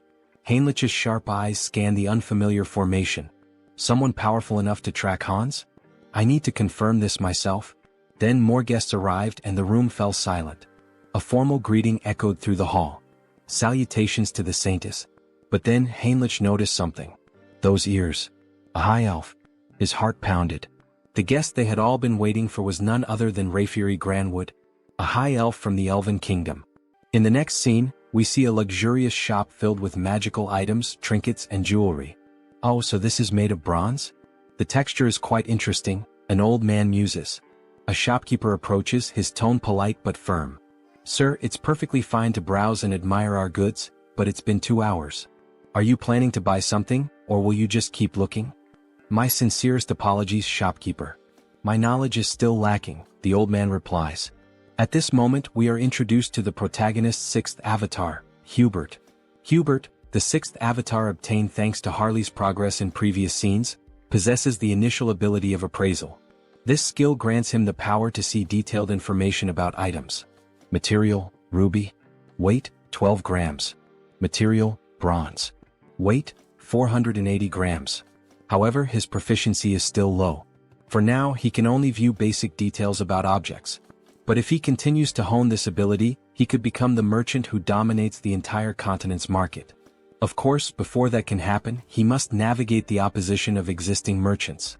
To ensure his success, Harley's heroic influence must continue to grow, so that in the future they can support each other.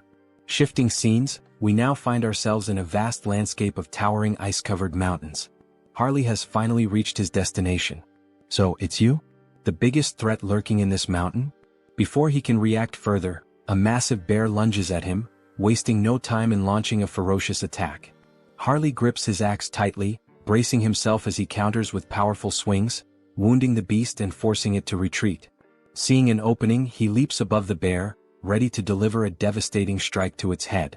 However, just as his attack lands, his axe shatters in two.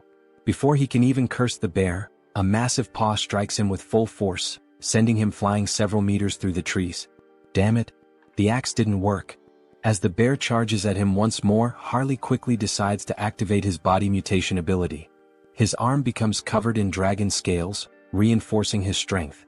He clenches his fist and, as if standing in a boxing ring, delivers a full-force punch straight into the bear's mouth.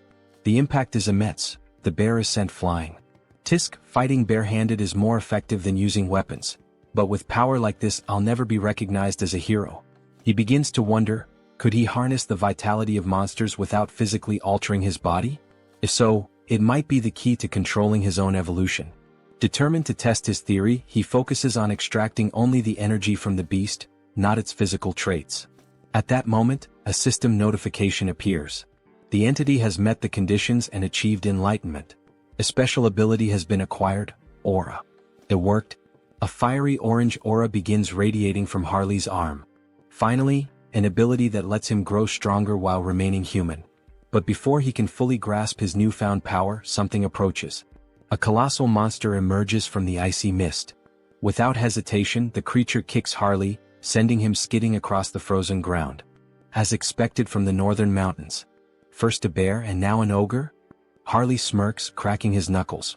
Well then, maybe this is the perfect time to test my new ability, he says, letting out a wicked laugh.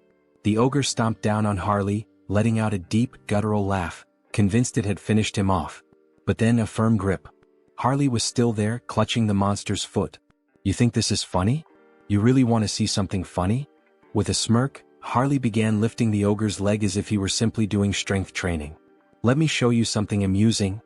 With one final push, he sent the ogre off balance, then used the momentum to leap onto its back. In his hands was a new weapon, gleaming with power. As if invoking the might of a god of war, he roared. The slumbering ogre of the forest, awaken. And with that, he tore into the beast, carving deep, brutal gashes into its flesh. Blow after blow, he cut it apart, reducing it to nothing but lifeless remains. As he stood victorious, his gaze shifted toward his new axe.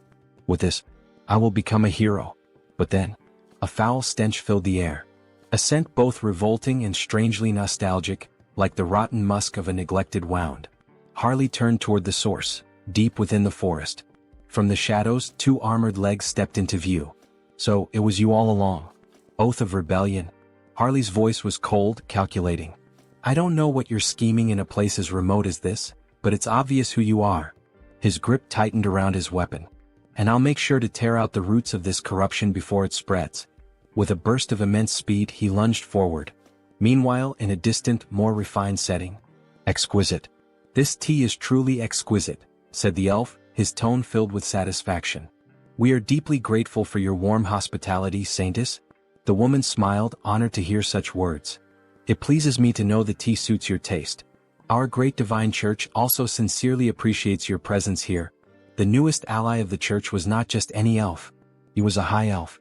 Hailing from the kingdom of elves on the continent of Enamel, a land where the elves revere the world tree. Though their faiths differed, the great church of the supreme god and the elven kingdom had long recognized one another, maintaining a steady exchange of knowledge and culture. For in the grand scheme of existence, acknowledging another's presence and choosing an object of worship were two entirely different things. The High Elves stand at the pinnacle of elven society, the highest class within their kingdom. If one has come all this way, could it mean they intend to use the World Tree's power to find Hans? Regardless, this is incredible. Their pupils, shaped like stars. Ah, so my eyes have caught your attention? The High Elf remarks with a knowing smile. The Saintess, flustered, quickly averts her gaze. Oh, was I staring that much? My apologies, I didn't realize. It's quite all right. In the end, it's an interesting topic to discuss. These eyes are the mark of a High Elf. Elves born with these celestial eyes serve as priests, bridging the connection between the World Tree and their people. However, such a birth is exceedingly rare. Only 2 or 3 are born per generation at most. And even then, most of them have been elderly in recent times. That is why the birth of a new High Elf is an event of great urgency and hope. So, this urgent request for aid, is it related to that situation? Correct, the High Elf affirms. A divine revelation was received not long ago. A child of great potential was born on the continent of Ion. However, before she could be protected, she was captured by slave hunters and sold as a sacrifice to a dark sorcerer. That is why we sought the aid of the great church of the supreme god. We need assistance in locating her before it's too late. This is terrible. Do you have any clues about her whereabouts? She was last tracked to the northern mountains. We've pinpointed them somewhere deep within that treacherous region. The northern mountains? That's a remote and perilous place. Do you have a description of the child? Meanwhile, in the heart of those very mountains, Harley had arrived. As he surveyed the desolate landscape, his eyes locked onto a girl. Pointed ears. Shackled in chains. Back at the church, the High Elf continued their description. She has yet to awaken her celestial eyes, so for now, she appears to be a normal elf. By human standards, she would look like a teenager. Her hair is a light green, and her eyes, a shade of orange. A sharp breath. A sudden realization. Wait a minute, that's not possible. Heinrich thought, his expression shifting. At that same moment, deep in the mountains, Harley took a step forward, looking at the girl before him. Kit, what's your name? He asked. The girl hesitated, then spoke softly. Cecily. My name is Cecily. In the next scene, screams echo through the frozen forest. Harley is running with the girl tied to his back, while lifeless bodies are scattered across the ground. 2 desperate men shout. Damn it. Keep them away from the storage room. I know, but how are we supposed to defeat a monster like him? Harley keeps running, plowing through the men in black hoods. So, this is the storage room you mentioned? Yes, the girl responds, her eyes trembling, possibly dizzy. Hey, snap out of it. You said there was something we absolutely had to find before escaping. Yes, sir, she nods. There it is, the branch from the World Tree. Ah, that branch? That's right. Hold on to it with all your strength. Things are going to get tough from here on out. Understood. Thank you. All right then. Here we go. Okay, but before that, I have a request. Please slow down. Before the elf can even finish her sentence, Harley takes off at full speed, nearly losing his grip on the girl as she clings to him, tears streaming down her face. Slow down. Please. Meanwhile, back at the church, Heinrich has a suggestion. The High Elf decides to listen. This is about that child, Cecily. I think I know where she is. What? The elf shouts. Is that true? Do you know some kind of blessing that allows you to track specific individuals? No, not exactly like that, but I can sense her presence. Sir Heinrich, another guard exclaims. In such a critical situation, relying on something so uncertain. Before he can finish, the saint raises a hand, signaling for a moment of silence. Please explain in more detail, Sir Heinrich, she asks, her gaze serious. Back to Harley. I found it. We finally found the exit. That bastard is escaping with it. Call it, now? Yes, sir. One of the men blows into a flute. Suddenly, Harley and the girl feel the ground tremble beneath them. And then, bursting from the earth, a massive worm emerges, just like the one Heinrich feared, one that could grow stronger through the saint's divine power. Well, no choice then. We'll have to break through by force. Harley plants his feet firmly. Don't block our path. Get out of the way. With a violent kick, he slams into the monster, but the creature endures the blow and lunges, trying to swallow them whole. That's when Harley notices something. Inside the worm's mouth, a strange symbol. What the hell is that? So they're controlling the worm with this? No wonder he found it suspicious. A creature that only lives in the desert showing up here? It all made sense now. Alright then, Harley smirks. I'll save you like a true hero.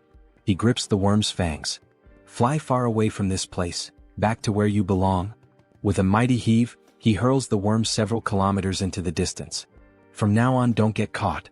Live a long life. He grins while the girl, still on his back, struggles with nausea. Suddenly, wolves appear, surrounding them. The number of monsters is insane. These bastards keep throwing challenges his way. What the hell are they plotting now? Whatever it is, doesn't matter. I'll just kill them all. As Harley prepares for battle, a group watches from above, whispering among themselves. Who the hell is that man? Tomorrow I was supposed to offer that half-elf as a candidate and the World Tree's branch as a sacrifice. Even though I used a sealing artifact to hide their location, how did he find them and make it here? But this is the end. At that moment we are introduced to Vow of Defiance, the Elder Newrabe. There's no way he can defeat that many monsters. That bastard is finished now. Just as a wolf lunges at Harley, he transforms his arm. Scales erupt along his skin, shattering the wolf's teeth upon impact. Their numbers are overwhelming, sure, but Harley crushes one of the wolves with his bare hands, extracting its magic stone. As he consumes the crystal, his stamina becomes limitless. Then his body begins to change. Fascinating. Even though he has perfect control over his body, it still feels as if he's moving on instinct. His form shifts, he transforms into a werewolf-like beast. Fighting alone. Feasting alone. And with a deafening roar, he asserts his dominance. The entity has fulfilled the conditions and attained enlightenment. The skilled wild instinct has been acquired. This can't be happening. That thing is a monster, the men whisper as Harley tears through the wolves. What do we do, Elder Newrabe? At this rate, they'll break through our siege with sheer force. Activate all summoning circles. What? Are you serious? Yes. It's shameful to reveal this to the world so soon, but we have no choice. Either we do it now or we die. Release those two. Ha! I really like this kind of wild fight. Harley grins. Shall we end this battle now? Just as he's about to land the finishing blow on the last wolf, whack! Two piercing objects strike his arm. What the hell? He looks down. Crystal arrows? Then the arrows dislodge themselves from his body and return, floating back into the hands of a figure gripping them tightly. The hell is that? Harley narrows his eyes. A precious individual? He can feel an immense telekinetic power emanating from the gemstone embedded in the figure's body. Before he can react, another monster descends from the sky. Sir. Above us, be careful, the girl shouts. The beast crashes into the ground with immense force. You won't take another step, you filthy half-breed? It grips a sword engulfed in flames. Harley scoffs. So now we even have demons in the mix? But brute strength alone won't be enough to defeat me. As Harley roars and prepares to strike back, another crystal arrow is fired. This time it pierces his ribcage. And before he can react, bam! The demon lands a brutal punch to his face. Give up, half-breed. You can't win. The girl cries out, Sir, are you alright? The demon raises his flaming sword. You're dead now. The blade comes down. Yeah, this really is over, Harley mutters. Even a demon is capable of speaking the truth. Then, a blinding light bursts forth from the heavens. It shines intensely between Harley and the demon. What? Where is this overwhelming holy power coming from? Harley smirks through the pain. You got here just in time, Heinrich. Going back to the past, my lady. Are you really going to believe in a theory and an uncertain feeling in such an important situation? How can you say something like that? Sir Heinrich is someone the church can trust wholeheartedly, but he has never been blessed with divine favor for exploration. Since the divine has shown interest in him multiple times, he must have received some kind of revelation from our own God. The elf becomes irritated, standing up abruptly and slamming the table. It doesn't matter whether this is a revelation or just another guess. That's irrelevant. If it leads us to the child, I will follow any decision. Show the way, Sir Heinrich. Returning to the present, a great battle is taking place in the mountains. Sir Heinrich is facing the demon of the flaming sword. They clash blades, but when Heinrich imbues his sword with divine power, he delivers a clean and flawless strike, slicing the demon in two. Before dying, the demon himself mutters, so strong, both this divine power and his swordsmanship. This paladin is not normal. The gem-covered creature sees its fallen companion on the ground. However, before it can react, Harley suddenly appears, ready to land a punch on the monster. "Where do you think you're looking?" he taunts. Yet, before Harley can strike, the monster covers its entire body with crystal arrows, striking multiple points on Harley's body at once, including his eye. "Not a bad attack," Harley remarks, gripping the monster's head.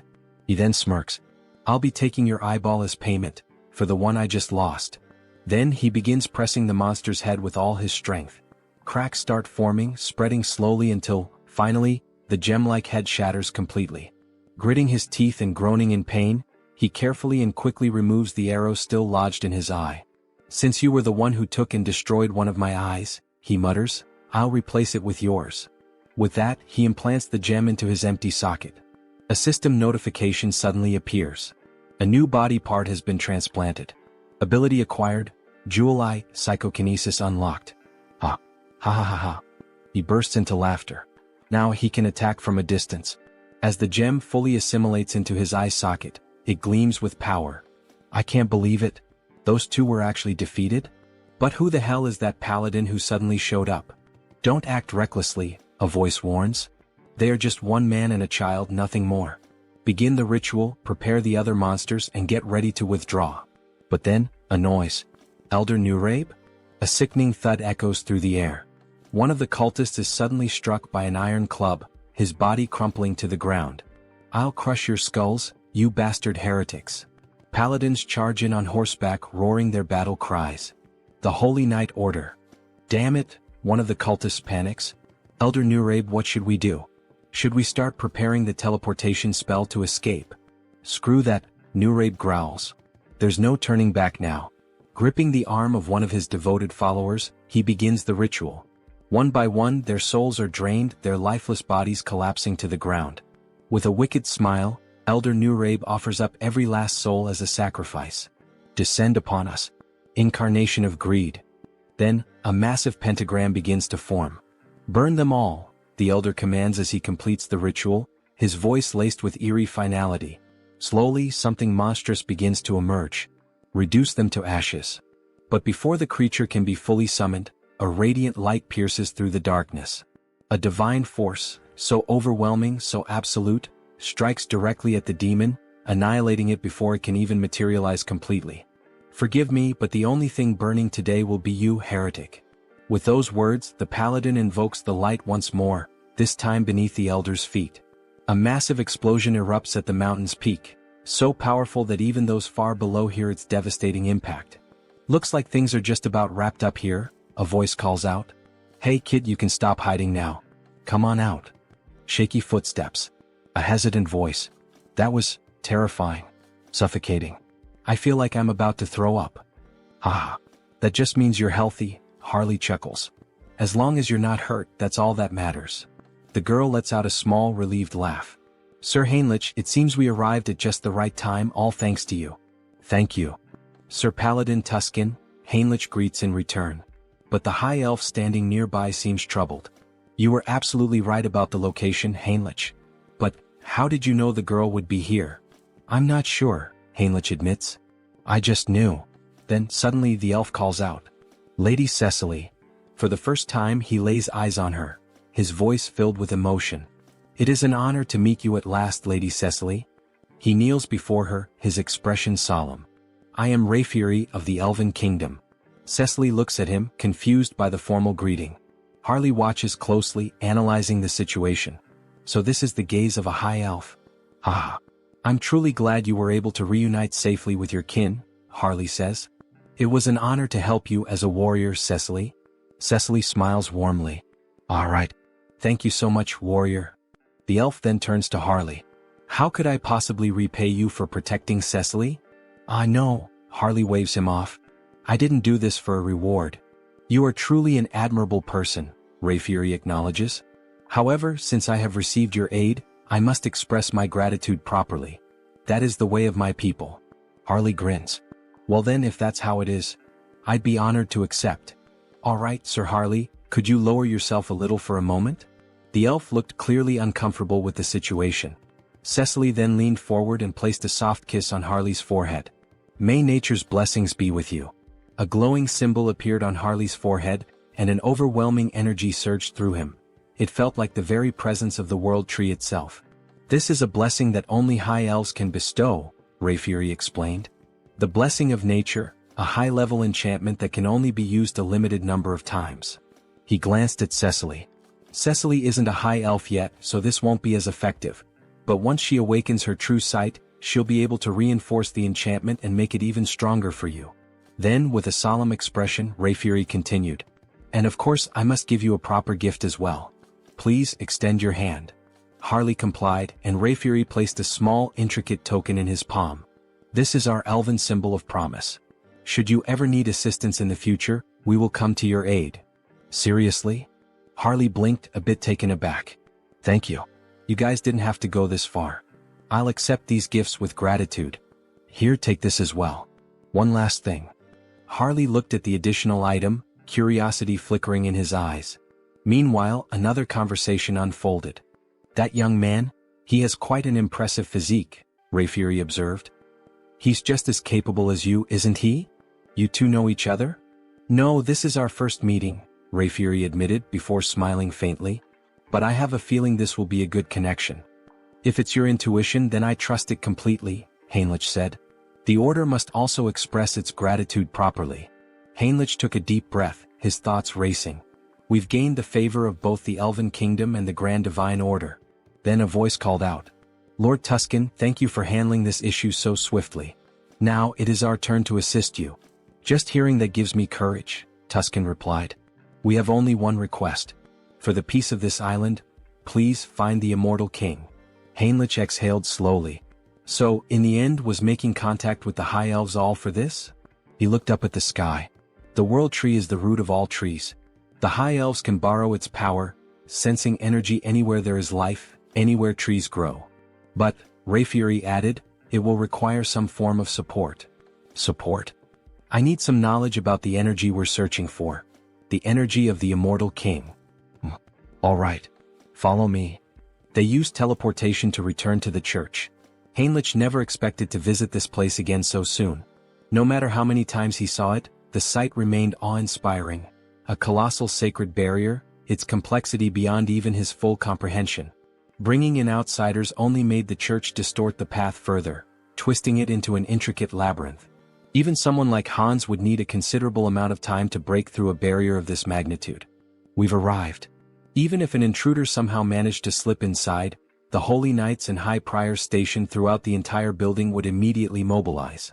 And then, at any moment, this is a fragment of the legendary Immortal King? Alright then. Let's begin mapping its energy trail. The High Elf would track Hans. Meanwhile, elite forces would be gathered, prepared to face him once more. Wait a second. That means there's a path. Fine. On that day, with my own hands, I will seize the final fragment of the Immortal King. In the next scene, an empty chair sat ominously. It's time. Have all the representatives gathered. A vast chamber came into view, lined with chairs, bathed in an eerie glow. The flickering of purple fire cast unsettling shadows across the room. The challenge vote. The executive meeting room. The first to respond was a pink flame, its shape vaguely humanoid. The representative of the Empire is present. Next, a dark violet silhouette flickered. The representative of the East, also in attendance. And finally, as for Nurabe, he is dead. He will not be joining us. A heavy silence hung in the air. You've all heard the latest news? A voice finally spoke. We still don't know how the Order or the High Elves managed to track and eliminate Nurabe. First, Marcos, who was cultivating a fragment, and now Nurabe, who had gone into hiding, yet was still found and killed. Aren't we all getting a little too careless? Another shadow stirred. The resurgence of the Order must be tied to the appearance of the Immortal King's heir. Another voice mused. This heir of the Immortal King. Could we not use him to our advantage? You're suggesting we ally ourselves with the very fraud that's been backing us into a corner? A pause, then a low chuckle. Now that is an interesting idea. No matter how many layers of barriers I erected, no matter how deep into the mountains I hid, they still managed to track my location. It seems the Saint used my fragment to trace me. In that case, all I need to do is hide the fragment in the subspace I created. But the moment I tried to send it in, it was repelled back.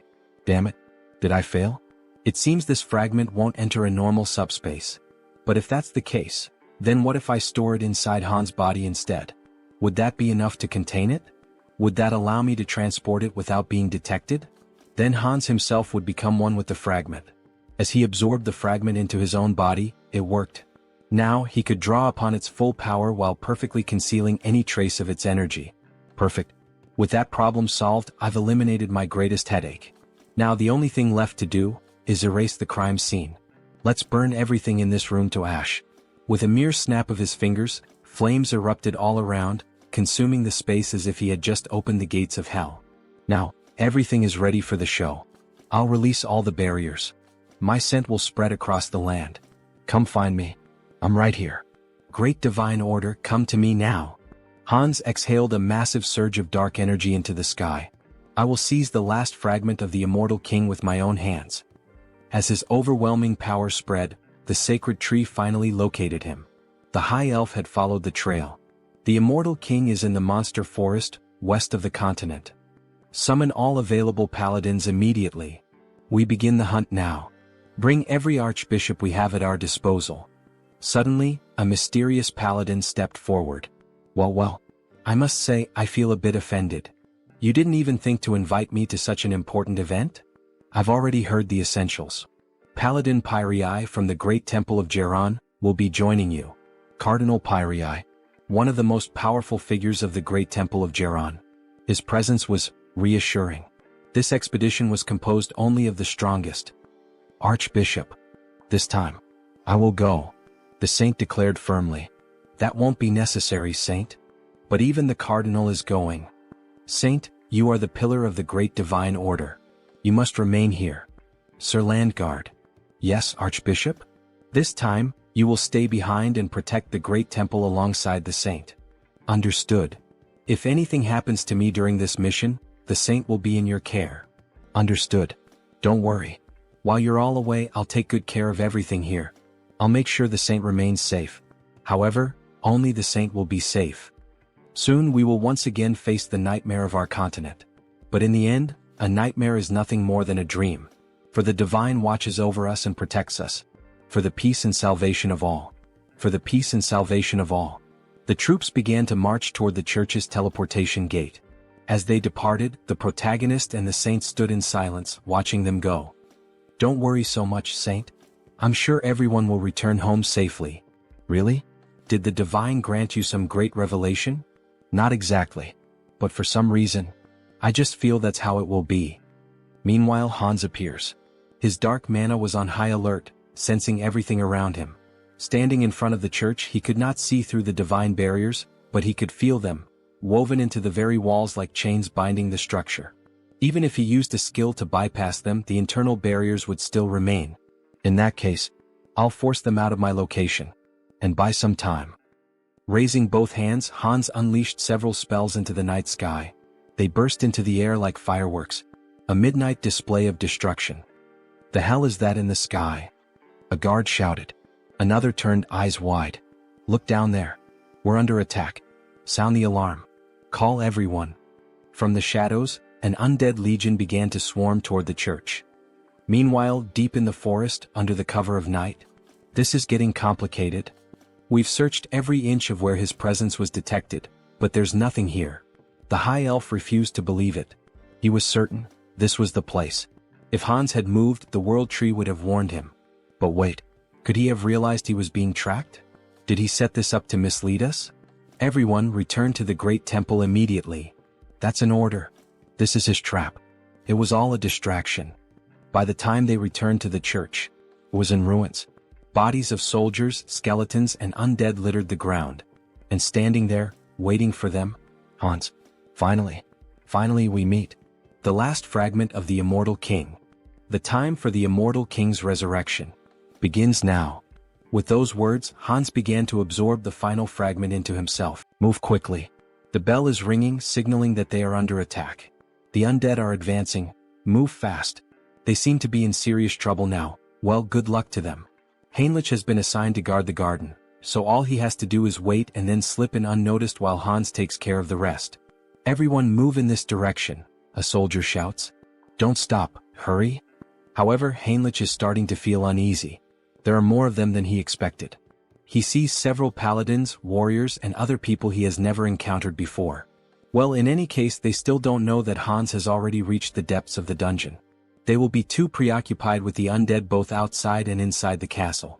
But then, someone appears above Heinrich, something almost angelic. The figure begins to speak. Everyone listen. The undead outside the castle are merely a diversion. The heir of the immortal king has already reached the depths. Head to the sealing chamber, all of you. Heinrich is stunned. Who the hell is this person? Wait, that's an inquisitor. How the hell did they figure out our plan so fast? Damn it. Heinrich dashes toward the soldiers. He must intervene before this turns into a complete disaster. If they get there quickly, Hans won't be able to retrieve the last fragment of the immortal king. The ceiling begins to crumble bit by bit. The saint looks on in shock. She cannot believe it. How did an intruder manage to reach the sealing chamber without anyone noticing? Are you telling me that they, the enemy, teleported into our temple? She questions. That part, we don't know yet, someone replies. The saint begins to panic. The immortal king was this close all this time and we didn't notice? All because I wasn't good enough to sense his presence or track him. Oh my god, this is all my fault. So many lives will be lost because of my failure. If the immortal king truly comes back to life once all the fragments are reunited, what the hell can we do? Nothing. Tears stream down her face as she cries. Any apology we give will be too late after so many lives are lost. Then a soldier speaks to her. The road was too crowded, but Sir Heinrich is here. From now on he will take command. The saint, who had been crying in despair just moments ago, now cries for a different reason. A radiant smile appears on her face. Sir Heinrich, you have no idea how relieved I am to see you here. Please, lead us with your strength to fight against this evil.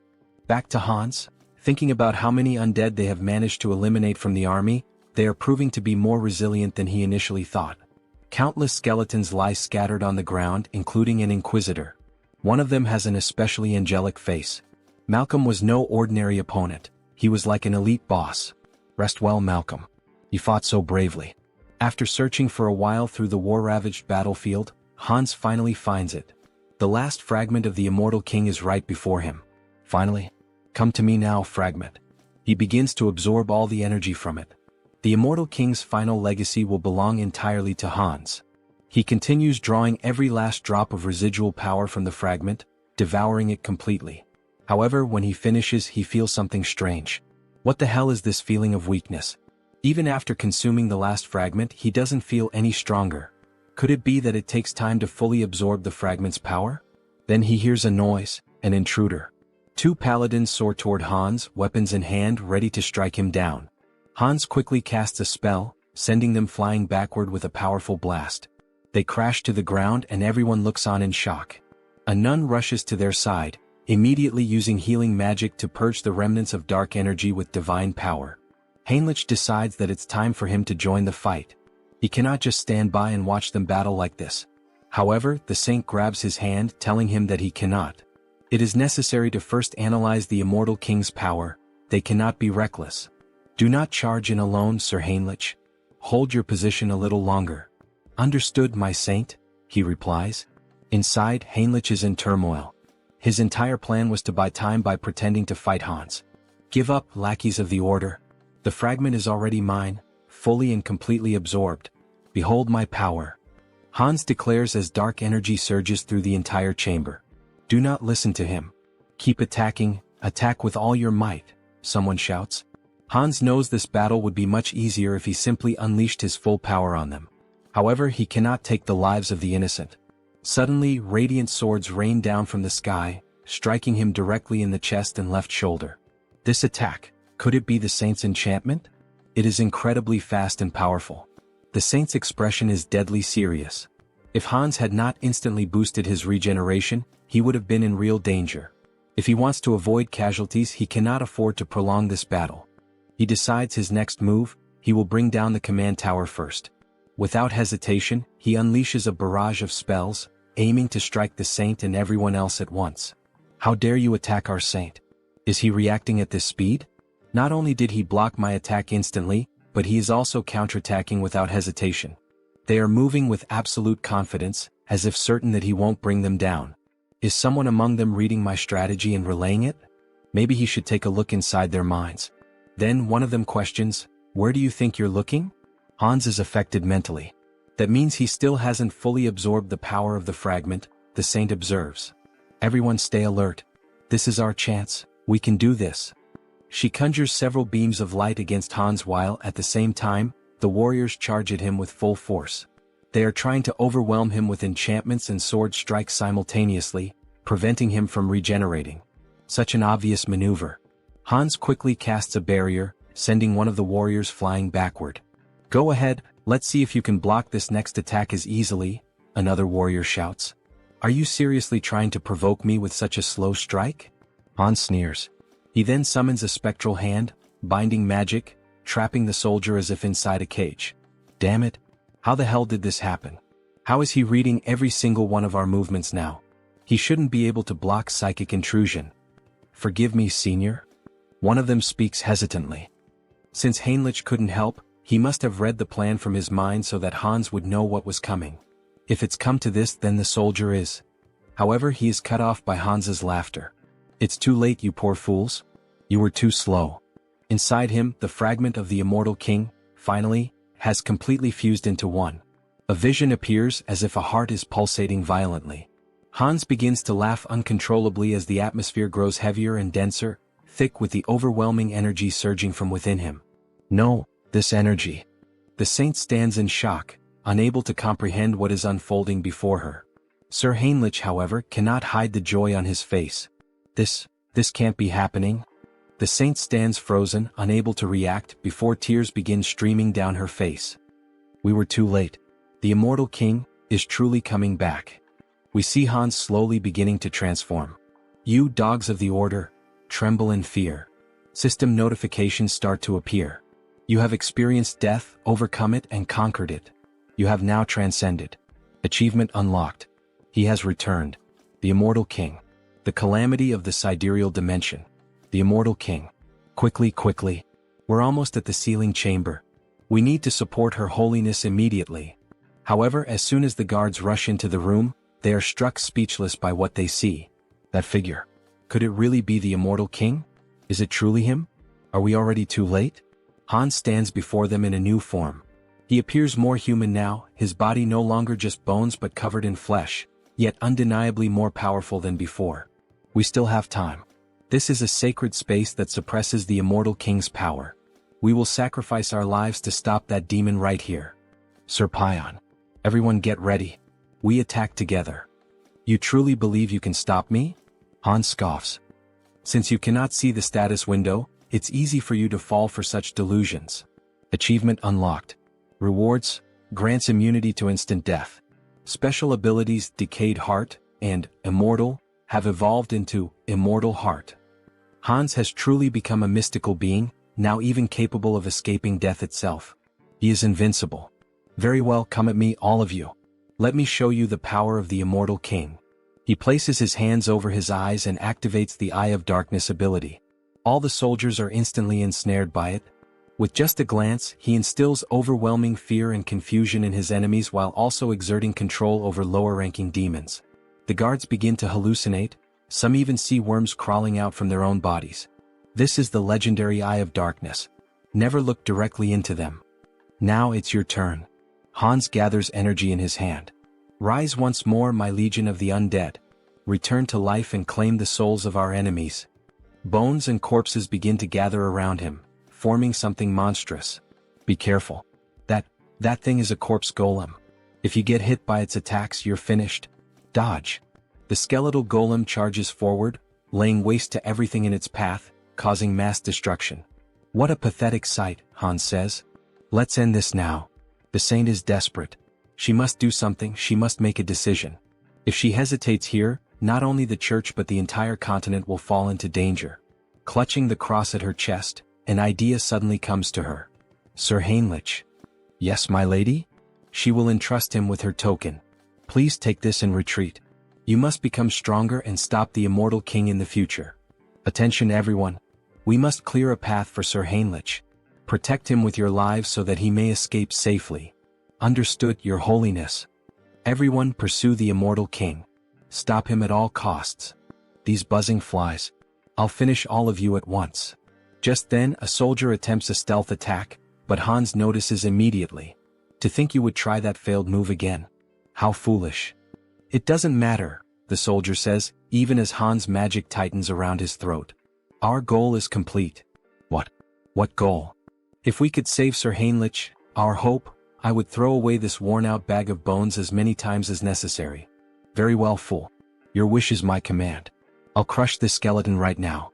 Before he can finish, Hans is sent flying by a sudden punch to the face. It was Sir Heinrich delivering a powerful, blessed strike. Without giving Hans time to react, Heinrich draws his sword and launches a flurry of rapid, precise strikes. Hans watches, impressed. Your movements are excellent, he admits. But Heinrich's sword is too dull. It cannot cut him, much less kill him.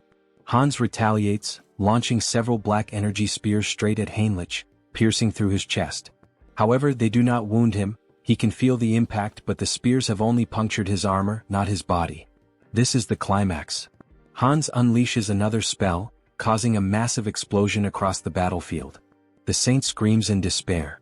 Sir Heinrich, what? Even after I told you we should entrust the future to you. She collapses to the ground, sobbing. Why didn't you run away?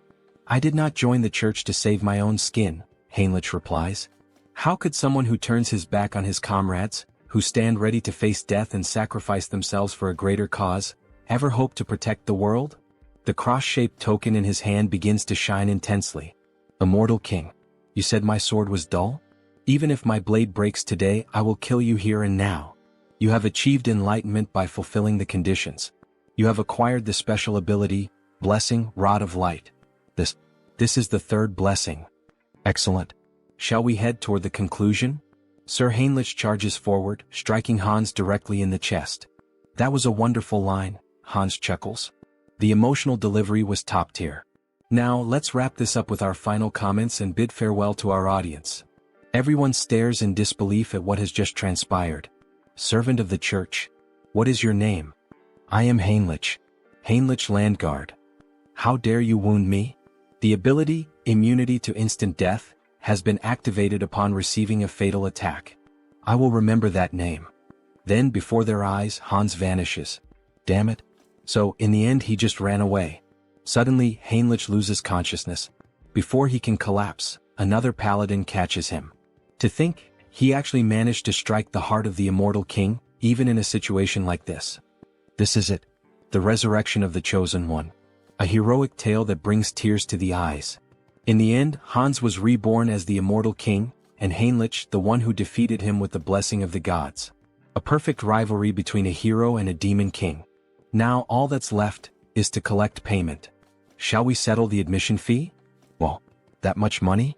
It increased by about 1 million. There's no need to think too hard about what to do. Looking at the system window, he selects exclusive skill enhancement. Your unique ability evolves, blooming with new possibilities.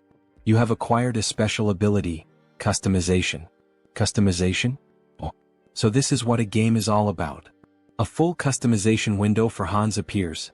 Colors, horns, outfits, every model available. The newly acquired customization ability opened up 2 possibilities for him.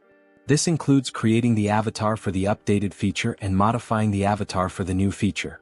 First, in modifying the avatar for the new feature, we see all the possible changes that can be made to Hans. His hair, body, and some details about his status such as SRT, INT, DX, and POW. This allows him to alter both the appearance and the stats of existing avatars. On the other hand, the avatar creation ability lets him define the appearance and stats during the initial creation, including features like hair and eyes. Above all, the biggest difference in this category is the gender selection option, which allows him to choose between being a man or a woman. Feeling excited, he reassures himself that he isn't thinking anything inappropriate or strange. He's just pressing the button out of curiosity. After all, he needs to find out what the difference is. So he presses the button to become a woman. However, it is not possible. The system notifies him that the selection is currently locked, leaving him with only the option to choose a man. However, a new option appears. And what is this below? Media selection. You can generate related species by consuming a specific medium. A medium related to a species? Could it be the branch from the world tree that Cecily gave him last time? He liked the item because it is an environmentally friendly air purifier, but he feels there is no way around it. To create an elf, this should be enough. World tree branch detected. Generating as elf. Then the creation begins. A tall elf, just like the protagonist, with short hair and long ears. How impressive. And with that, it's done. An elf avatar is being created. Since customization is now possible, he adjusts the face to make it more beautiful and refines the arms and legs to be long and slender. As elves are elementalists, the most important attribute distribution is their affinity with nature. His name is Harris. Harris species, ELF. Individual trait, child of the world tree. Then we see a beautiful elf with long golden hair, tall and with the posture of royalty. Special notes. Born as an elf using the branch of the world tree as a medium. The growth rate of nature affinity is significantly increased due to the child of the world tree effect. That well-toned body and that beautiful face, haha, just as expected from an elf. But then the new avatar reacts. How unpleasant, he says before making a face as if he's about to vomit. But what's happening? Hansa's dark magic makes him feel as if Harris is being completely destroyed, as though the dark magic is killing a delicate young plant. Oh shit, why didn't he think of that? He had already gotten used to Hans, so it never even crossed his mind to worry about it. Hans, cancel your summoning. Since the mental center isn't functioning, could it be due to the elf's affinity with nature? He nearly lost the new avatar without even realizing it. For now, he decides to save Harris for later. Then he walks over to the shelf and picks up a book titled Conan the Baba. Maybe it was time for him to start writing the story of the mercenary king this time. Meanwhile, back to Harley, we see him looking quite excited. He really enjoyed that ear-floating feature. The young woman laughs, saying that it's a relief and that it suits him well. Thanks for your support. Hubert had found just the right item for him. Turok truly is the city of artisans. On the streets, we see a few people going about their day, making it feel like an ordinary town. Speaking of which, he had heard that some guys had been causing trouble at Hubert's shop. Maybe he should head over there and teach them a little lesson. Then, a group of 3 people starts making comments. What's with those tattered clothes and tattoos?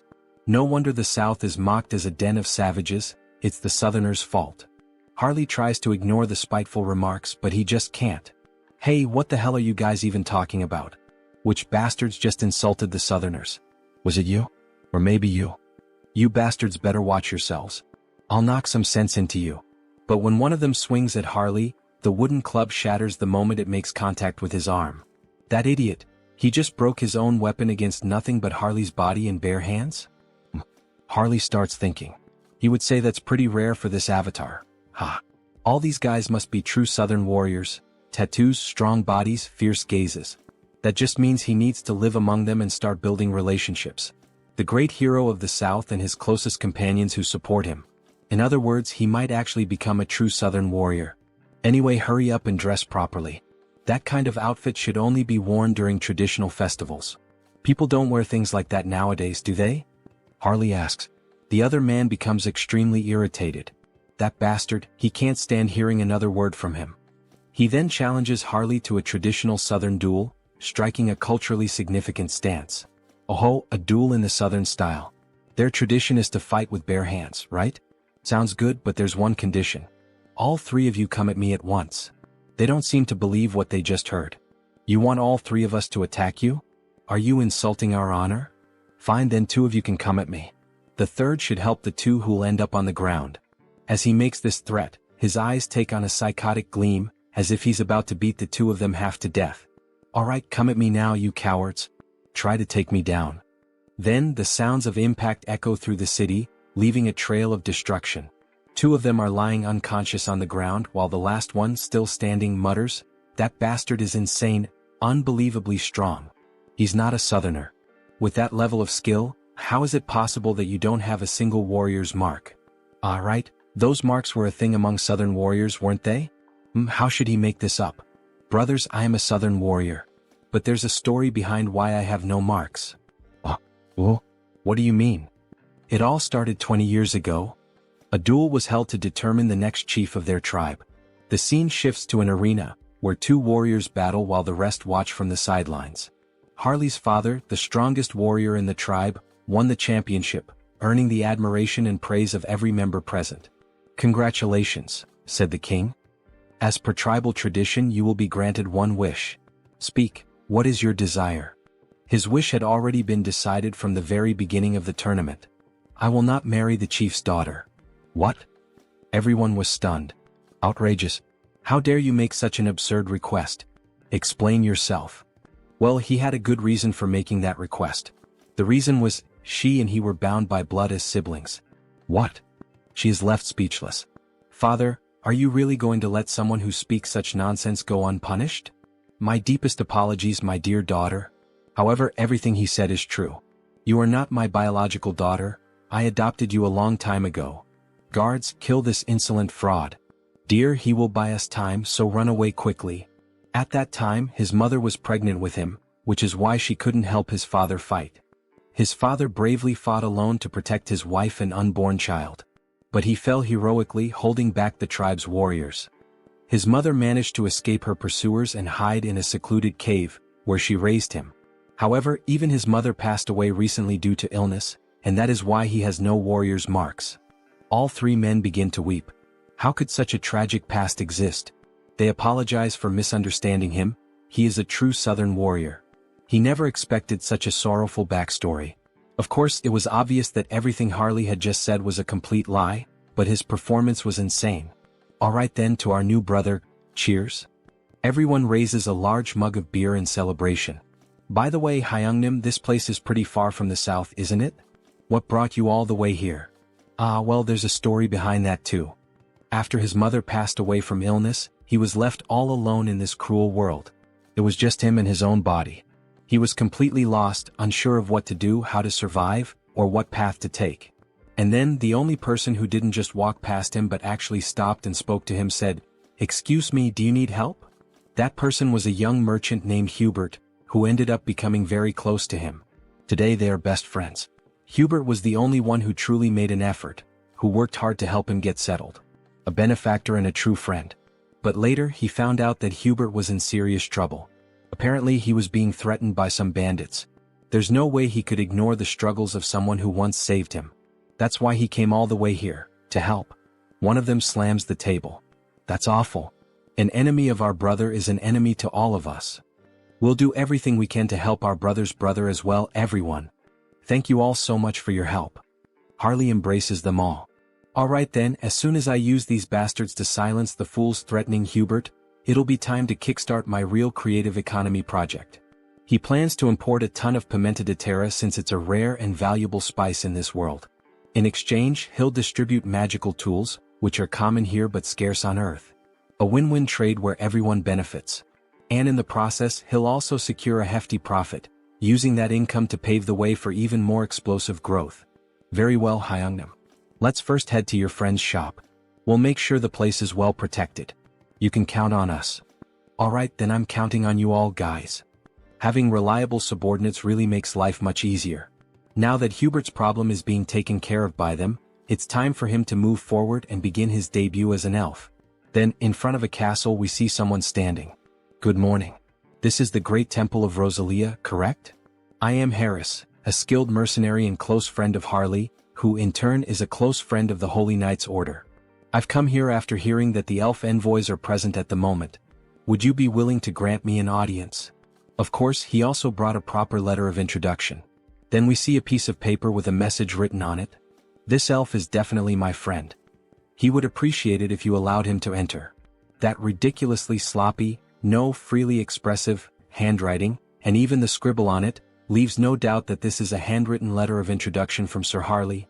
Please come in. They will guide the elf to the accommodations for the elf envoys. Here we are. We've already informed Lord Rayfury, so just wait for him to arrive. Alright, thank you. Excuse me, it's a pleasure to meet you. I am Rayfury Grandwood, a high elf from the Elf Kingdom. Please have a seat. He heard that Harris was a fellow mercenary of Sir Harley? Yes, I am Harris. Thank you for taking some time to meet with me today. It's a bit difficult to pretend not to recognize familiar faces every time. But more than that, it's honestly fascinating. Seeing him through the eyes of a high elf, his eyes truly seem to shine even more. The longer he looks, the more and more he feels like he is being drawn in, as if he is being sucked directly into them. What a strange feeling. This must be because I'm in an elf's body now. He knew that Harris is a close and dear friend of Sir Harley, seeing him wear the bracelet that he gave him. Seems to be true. Then the bracelet begins to glow. I'm sorry, he says. I accepted the gift because it was from someone of your kind, but if it offends you, I'll return it immediately. No, not at all. On the contrary, I'm happy, even honored, that a relative is wearing it. More importantly, he heard that there is something Harris would like to ask him. Yes, that's true. It's nothing urgent, but he would like to learn how to harness the power of nature and form contracts with spirits. He never had the chance to grow, form contracts, and become stronger as an elf, since he spent almost his entire life being alone. I understand, he says. The potential of this person, there's no doubt about it. We see an immense amount of power leaking from his body, as if he were the very embodiment of the world tree. Alright, would you like to go outside and get some fresh air? Oh, of course, it would be an honor. You asked me to teach you, but unfortunately, it won't be possible. He is leaving this place soon, so he wouldn't have time to help. However, would you consider coming with us to the Elf Kingdom? Pardon? The Elf Kingdom, the land of the elves, located on the Enchanted Continent. It's where the Institution for High Elves is located. It would be an honor for him, but would there be any special qualifications or requirements? Yes, originally it is a place reserved only for the children of High Elves, only they are allowed to enter. But there is an exception. This is a lot of pressure. And this exception is a person who possesses the qualities of a high elf. You feel something when you look directly into my eyes, don't you? Look directly at me now. Is happening again, this sensation, what is it? It feels like he's being pulled in, as if he's being sucked into them. Where is this place? Is it some kind of mental realm like the one where he fought against the Society of Divine Retribution? No, the energy here is much purer and cleaner than in that place. Then something catches his attention. He doesn't believe what he's seeing. Could it be? A beautiful elf with pink hair? Could that be the elf goddess? No, is that the world tree? Then the elf descends from the tree, gently approaching him. Hey, wait a second, I am? The elf gently touches his face. Why is this beautiful elf doing this? Why is the goddess doing this? Oh, poor child, come to the realm of the elves, says the beautiful elf, speaking in a strange language as she gently strokes Harris's face. Then she vanishes right before his eyes. That leaf, that aura. Is she the world tree itself? More importantly, what did she even say? I didn't understand a single word of that strange language. Maybe it was the language of the elves. Hey, wait a second, he has no idea what that meant. Don't just leave. Before he can finish his sentence, he snaps back to reality. What did she mean by that? Then he returns to the garden. She's already gone, isn't she? What the hell is going on? He felt the presence of the world tree. He saw an elf. That was the world tree? So that's the form she chose to appear in. It seems she greeted him in the most familiar way she could. It seems that the world tree has a special interest in you, Harris. Seriously? Wait a second. First the divine, and now even the world tree is paying attention to him? What the hell is going on here? The next day we see a shop open. Hey man, he's sure he made it clear last week. He told him to close the shop and leave town. We see 3 men with strange tattoos intimidating Hubert. Yet he's still here. Well, excuse their rudeness. This week, a truly excellent tea has arrived. How about it? Would he like to have a cup with him? We see that Hubert is truly a gentleman, dressed in formal attire, wearing gloves and glasses. So, it seems he didn't understand a single word of what he just said. Then he taps the cup. He'll be giving up this place and leaving today. Or does he really prefer to die here at their hands? My God, so they don't like tea, huh? Well, either way, his friends seem to enjoy it even if they don't. What the hell is this bastard even talking about? Before he can finish his sentence, Harley lands a solid punch right to his chin. He's sent flying from the impact. Get the hell out of our sight, you piece of shit. What the hell are they? With just one punch he took down our leader. Where the hell did they suddenly come from? Then Harley and his friends charge forward. The 2 enemies are beaten like gangsters' wives, their screams echoing from inside Hubert's establishment. So, at the end of the day, alright, cheers. Thanks to you brothers, Hubert is safe now. The drinks are on him tonight. Eat up, don't hold back. We see a feast laid out on the table, meat, barbecue, beer, bread. That was way too easy, don't you think? And more importantly, after watching him fight today, he's convinced. He really needs a crest. A crest? Yeah, like his. As he takes off his shirt, we see a strange tattoo, a proper warrior's crest. He's heard that there's a shaman from the south here in Tarik who knows how to carve them. So what do you think? Why don't you go ahead and... Luangya. What the hell are you doing? Let's go find him right now. Harley takes off running with Luang in his arms. But he hasn't even finished at least one dry ink. Elder, you old fool. Has age taken your hearing too? He's sure he told her to have the protection money ready by today. We see the same three idiots from before demanding money from an old woman who apparently sells some kind of magical potions. Didn't she tell him that amount was too high? Where the hell does he think she's supposed to get that kind of money? She really doesn't understand the situation she's gotten herself into, this old woman. As he grabs her by the blouse, does she see this face? He's already had enough problems today, really a rough day. And now what? She doesn't have the money? Then go find a way to get his damn money. He doesn't care how this useless old hag does it. Just get him his damn money. Otherwise he swears to God that. But something catches his attention. Hey, what the hell is that coming this way? It's that son of a bitch again. What the hell is he doing here? Then Harley charges toward them, nearly trampling them with his overwhelming force. Greetings, madam. He's here to have a crest carved. Meanwhile, Luong is feeling sick from Harley's sheer speed. What is she going to do about those thugs? Well, they'll wake up and crawl back on their own, it doesn't matter. What a damn mess this is. Anyway, come inside for now. So, he said he came looking for her to get a warrior's crest? Yes. Can she do it right away? She hopes he knows that while a crest grants great power, it also drains a significant amount of one's life force. Of course he knows. That guy already explained all of that to him. It's been a long time since she's seen someone with such monstrous life force. With his endurance, he might even be capable of handling the supreme crest, the warlord's mark. Warlord? Hell yeah, carve it into his skin right now. Harley shouts, startling the poor old woman. That's impossible. She doesn't know how to do it. It's a technique no one has been able to carve in hundreds of years. And at this rate, her ears are going to fall off from all this yelling. Ah, come on, don't kill the mood like that. Well, if that's not possible, then he guesses she could carve the great warrior crest that Luong mentioned. That's a problem too. What the hell? She's low on materials, it's been ages since she last carved a crest and, more importantly, she simply can't do it. To receive a crest, you need the most crucial thing, a warrior's achievement. In other words, a feat like slaying a dragon or saving a kingdom.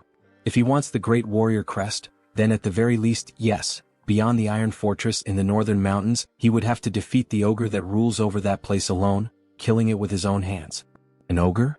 Does she even have any idea what kind of monster that is? No one would dare face that thing. Is she trying to get his brother killed right now? Just the head of that beast is as big as his brother's entire body.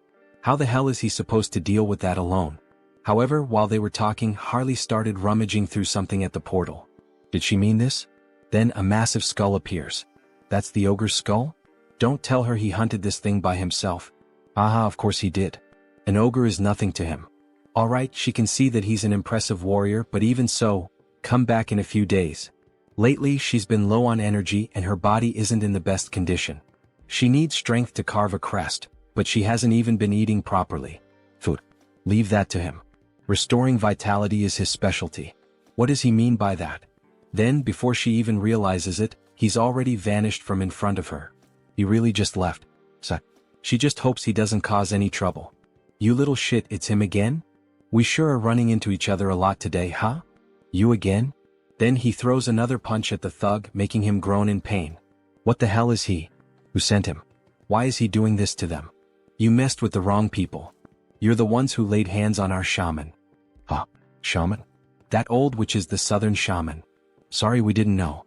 We thought she was just some random village healer or something. Harley raises his fist, threatening another punch, but this time he slams it into the ground instead. Alright. We won't do it again. Please stop. Yeah, you better not. Keep that promise. Hyungnim, I've wrapped things up on my end too. So now what? He knew that a bandit hideout like this would have stuff like this lying around. Luong, get over here and help carry these crates. We're having a barbecue feast tonight with that old lady. As they return home, we see the old woman sweeping the street. Grandma, they're back. She is surprised by their sudden return. My God, what the hell is all that in their hands? What did she mean by all that? It's all meat and alcoholic drinks, to eat and drink together. So what did she think? Isn't that enough for Grandma to eat, recharge and stay healthy? Then we see a flashback as if Harley were another young man. What a shame. If her son were alive, he would be the same age Harley is now. At her age, meat? Seriously? She can barely chew. What? So you're not going to eat it? Maybe she'll try a little, since he went through all the trouble. Then we see the old woman biting into a piece of meat and downing a bottle of wine by herself. They knew that women from the south had big appetites, But still, she ate everything by herself and didn't leave anything for them. Ah, that was so good, the food and the drinks were delicious. Alright then, now that our stomachs are full, shall we begin the engraving on Harley's skin? The engraving process is painful, you know.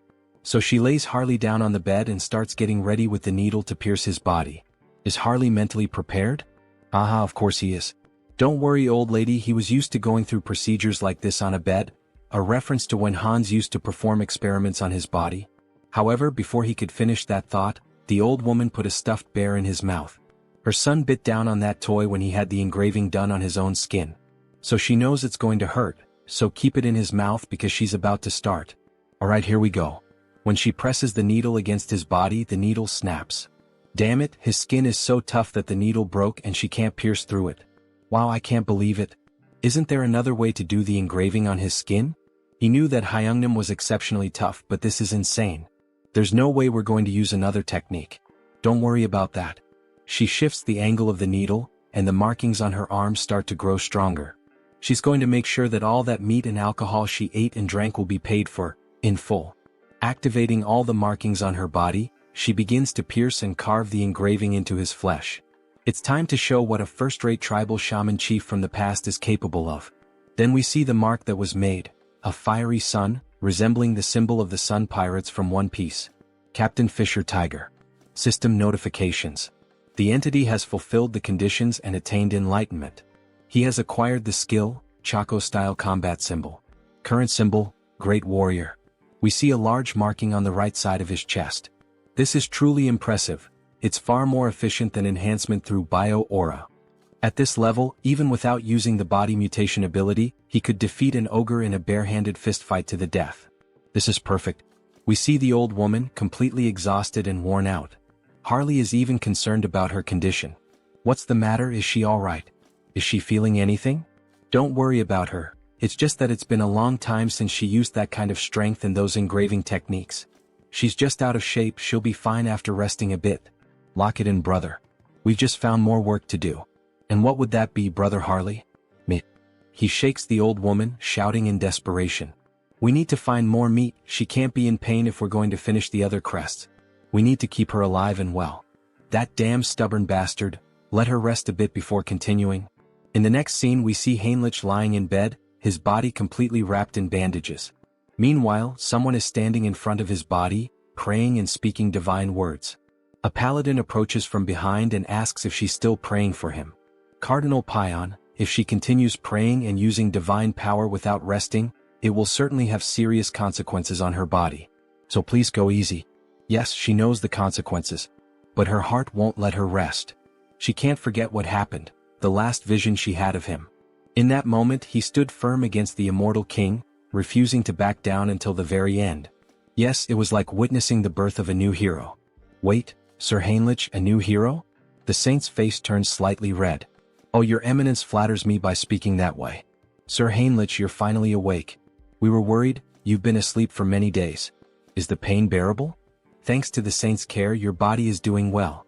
Sir Heinrich, we now proclaim you not just as a champion of our great divine order, no. We proclaim you as the hero of Out Erica. Finally, says Heinrich with a mischievous smile. Now he can say that both the hero and the demon king have officially been cast in their lead roles. Let's create a Taoist, the one who will play the demon king Hans. Now that the hero has been born, he believes it's time to fulfill his duties as the demon king.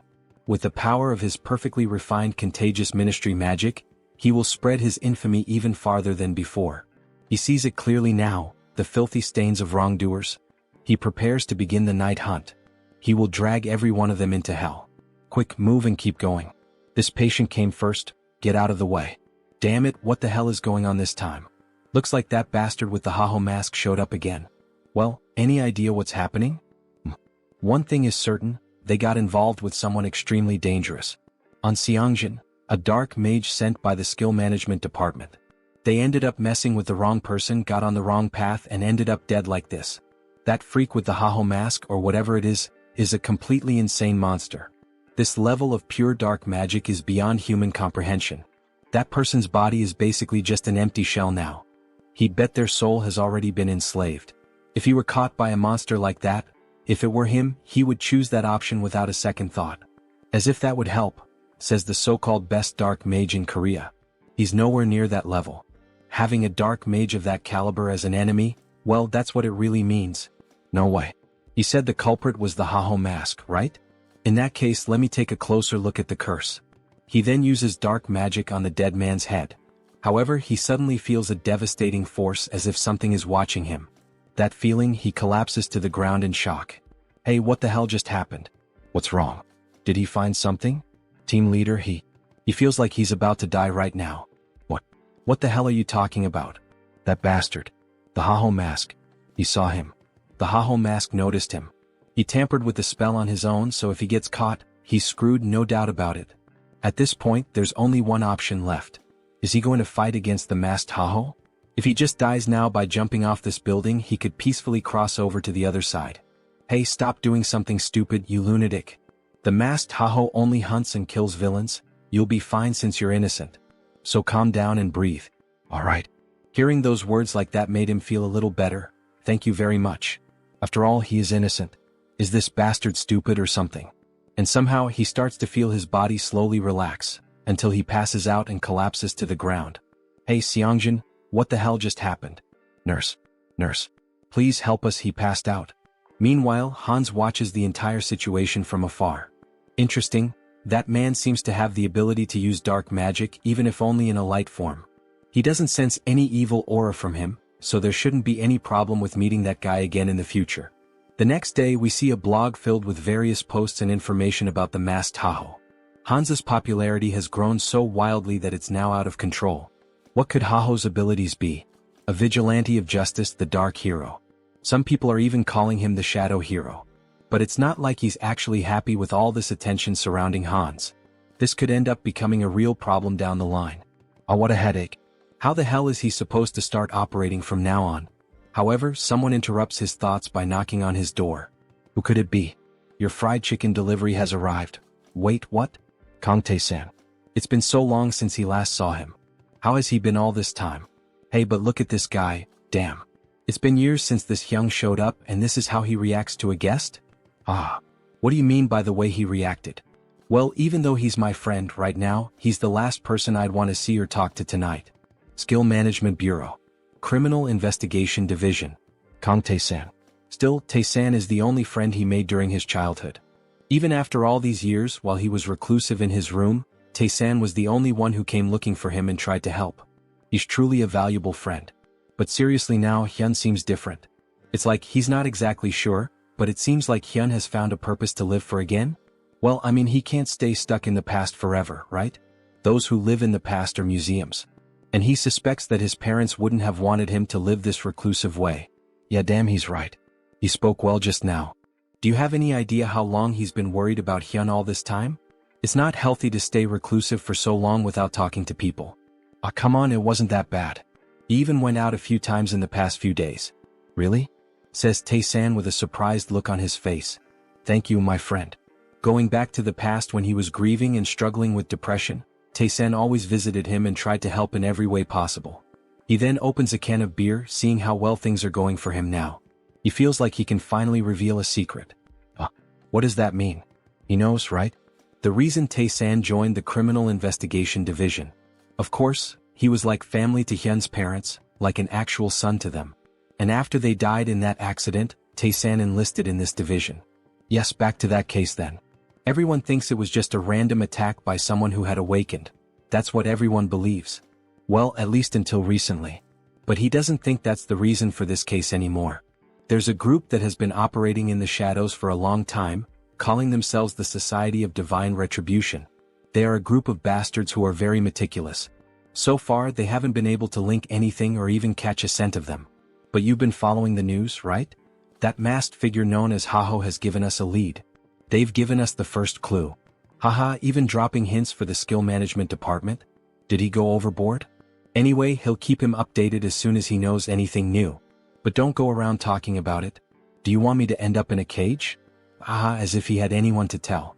Still, from what he's heard, the masked Haho has been quite impressive. So why is the Bureau trying to hunt him down? Exactly. That's what's bothering him. Why the hell are they going after someone who's actually doing a good job? Yes, exactly. The protagonist is happy to see Tae-san on the side of the masked Tahoe. After all, it's his clone who is doing all this investigative work. Anyway, let's drink until we pass out tonight. A celebration for Han Sunghyun's new beginning. Then, after several drinks and chickens, they start talking about other things. Just give up on being a writer. What's wrong with that? A hero and a demon king? Well, that's so cliché. And giving the demon king the name of Hans? Haha, Tae-san laughs a lot. That's so boring. It doesn't even sound like a name you made up over coffee or something. What does that mean? This is a classic. There's nothing wrong with the description of this story. This isn't a classic, this is what we call cringe. If it's something that's been done to death, how about pretending it's an abbreviation? Hans, short for something like Hannibal Strauss. Oh, that was actually a good suggestion. Right? If he becomes a writer, remember he can always ask for help from his hyung here. So while they were talking, Tae-san's phone started ringing. Oh, look at the time. He needs to leave. Seriously? It's still so early. The leader of the Dawn team said he has to show up today. He's leaving. Oh, alright then, Tae-san. We'll talk later. I forgot to ask something before. Your grandmother is doing alright, right? Tae-san pauses for a moment at the door as if feeling uncomfortable. To be honest, her condition has worsened quite a bit recently, and there are no signs of improvement. Maybe it's already time to start preparing emotionally in case the worst happens. Wait, is grandma that bad? Is there anything he can help with? Anything at all? Hey dear writer, just focus on writing your material. Don't worry, he'll take care of things somehow. The protagonist really felt the weight of those words, and we see a flashback of someone holding his hand. Is this okay? If you feel like eating something more, tell your grandma, alright? Tae-san's friend is no different from his real grandson. He knows, yes, grandma. Tae-san's grandmother. When he used to go out with Tae-san, she always took care of him, looking after the little things. These are some of the few warm memories he has. And now, knowing that she is seriously ill, he feels very sad. A friend who has always been by his side is going through something so hard, and yet, he is completely helpless. Hey, wait a second, how could he be so stupid? He had a brilliant idea, something he can do. Kang Tae-san, you owe me an apology for mocking my sense of sampling. Because these characters who sound like they're shrinking are the ones who will help you. Then we see the protagonist invoking Heinrich, a paladin who would be perfect for this situation. Then we see a system window showing the paladin Heinrich. To heal someone, a healer is needed, like a priest. But he has one who fits that description perfectly, doesn't he? A familiar with faith recognized by the archbishops and overwhelming divine power. We see that Heinrich truly became someone special in the other world, being regarded as one of the greatest figures of faith. Heinrich really can heal Tae-san's grandmother. But wait, how is he going to make Heinrich disappear for a while? If he vanishes right after officially becoming the hero, it will lead to misunderstandings. Even the saint is focused on him now. Well, with night falling and the day about to turn, it's better to wait. For now, it's best to hold off until the right time to disappear from the original world so he can heal the grandmother. Then in the next scene we see a child singing while carrying apples, dressed in very formal clothing. A lively city with many people walking through the commercial district. The girl asks the boy if he's alright if the bag full of apples isn't too heavy. Yes, sister. It's fine, it's not heavy. However, in a moment of distraction, one of the apples ends up falling out of the bag. Ah, stop rolling. Wait, don't run through the city like that, Aaron. Then the apple ends up landing at the feet of a stranger. Oh dear. You need to hold this more carefully, says the man, holding the apple in his hand while the children stare at him, startled. But then the girl finally begins to smile with joy, so it was him all along. Mr. Hines. Hello everyone, how are you doing? All good. The boy looks impressed. Is he really Mr. Hines? He looks completely different from when he helped him escape from the vampires. Yes, it's him. His face has changed a bit over time, hasn't it? Uncle, why on earth are you only showing up now? It's been so long. Haha, right, it's been almost 7 months since he last visited them. Apologies. He had been very busy lately. Alright, but the fact that he came all the way here like this must mean he has some business to take care of here as well, right? Haha, she seems to know everything about him. Heinz looks surprised. How does she already know? No, he came here just to see them. It's alright, Mr. Hines. They're comfortable with it, just be quick about saying what you need to say. But you really should visit us more often, says the boy. Alright, honestly he can't defeat both of them, so he decides to be direct. He searches through his clothing and then makes a proposal. Diana, can he be her employer again? He wants to borrow her information gathering skills and offers her 2 gold coins. Yes, of course I'll help Uncle Heinz, says Diana with a smile. A moment later, near the end of the afternoon. We see a house and its garden, someone shouting out Soren's name. Also look for places that sell these magical tools. We see various luxurious items, jewelry and magical tools spread out on a table. Wow Lord, where did he manage to get all these high-quality items? Haha, there's always a way to get certain things. Thanks to Diana, he not only obtained high-quality magical tools from the shop in Talia, but also got information from Brokaslak, who had been silent for a while. The pepper he requested is stacked up in the storage room. Great, her friend is going to sell it. And the purge is over. The purge? What does that mean? The people who pretended to surrender or tried to hide. He identified every one of them and executed them, he says with a sinister laugh while throwing cards with his dead targets onto the table. Finally, now our clan will be normalized and secure. Alright. From now on, they just need to exchange magical tools and pepper periodically. So, he's counting on her to take care of the administration of Heteros from now on. Soren is confused by the information she's just received. What the hell did he just say? She's never done anything like this before, she's not sure if it's a good idea. Can she really manage the clan well on her own? Jean Soren, she's a capable person he trusts. If it's her, he's certain she will do just fine. Oh, the master trusts her. She blushes at his trust and promises to live up to his expectations. How easy it is to deceive this girl and gain her trust. He's using dramatic lines everywhere. If he thinks about it, we're not much different from a small or medium-sized company now that trade between the two worlds has been established. Let's get to the point. Shall we start the conquest of the clan in earnest? Then, back to the original world. It's already nighttime and the city seems quite lively. There are lots of people walking around, enjoying the moonlight, listening to music and chatting with one another. Based on the information he and Diana managed to gather, he personally investigated and was able to find it. This is the source of his blood, and he's convinced that this is the base of the Brokaslak clan, where those two soldiers are standing guard. Then he throws something near the guards to draw their attention and quickly slips in through the back door like a shadow. Why did this one fall on its own? Was it the wind or something? Then we see a beautiful lady holding a glass, drinking it all in one go. This is so good, such refreshing blood. The young vampire lady seems quite satisfied with her drink. But how much longer will she have to keep living like this? Drinking alone is so lonely. Looks like it's still the same as always, a drunk Rosilica. Who's there? There are a lot of familiar faces showing up today. Conceal skill release. Forgive me, but who the hell are you again? He's Heinz, a vampire she met some time ago. She's sorry, her memory is a bit poor. Who are you again? Then she starts pouring more blood into her glass. Still, now that a guest has arrived, she must show her hospitality. However, while pouring blood into the glass, she cuts her fingers slightly to infuse the drink with her own blood. Here, freshly squeezed blood. Please have a sip. No, it's fine. Upon having her offer refused, she becomes uneasy and slightly furious. This is high-level blood magic. How dare he invade the sanctuary of Brokaslak? Then, throwing the blood-filled glass, she begins to manipulate the blood to launch an attack at Heinz. She doesn't know who the hell he is, but she won't let him get away with this. So she goes all in, attacking him with everything she has. However, Heinz only laughs at the situation. Then he counterattacks by controlling her own blood. How is her blood being turned against her? To freely manipulate another person's blood. That's at least in the realm of true blood. He then forms a rope out of blood and leaves her immobilized. This is Brokaslak territory. The intrusion of an outsider is a violation of the treaty. This girl really doesn't seem to recognize him, does she? Well, instead of clearing things up, should he take advantage of that? What violation of the treaty? He is also part of Brokaslak's indirect bloodline. Please don't lie, you coward. Imprisoning a girl like this, there's no way that could be true, is there?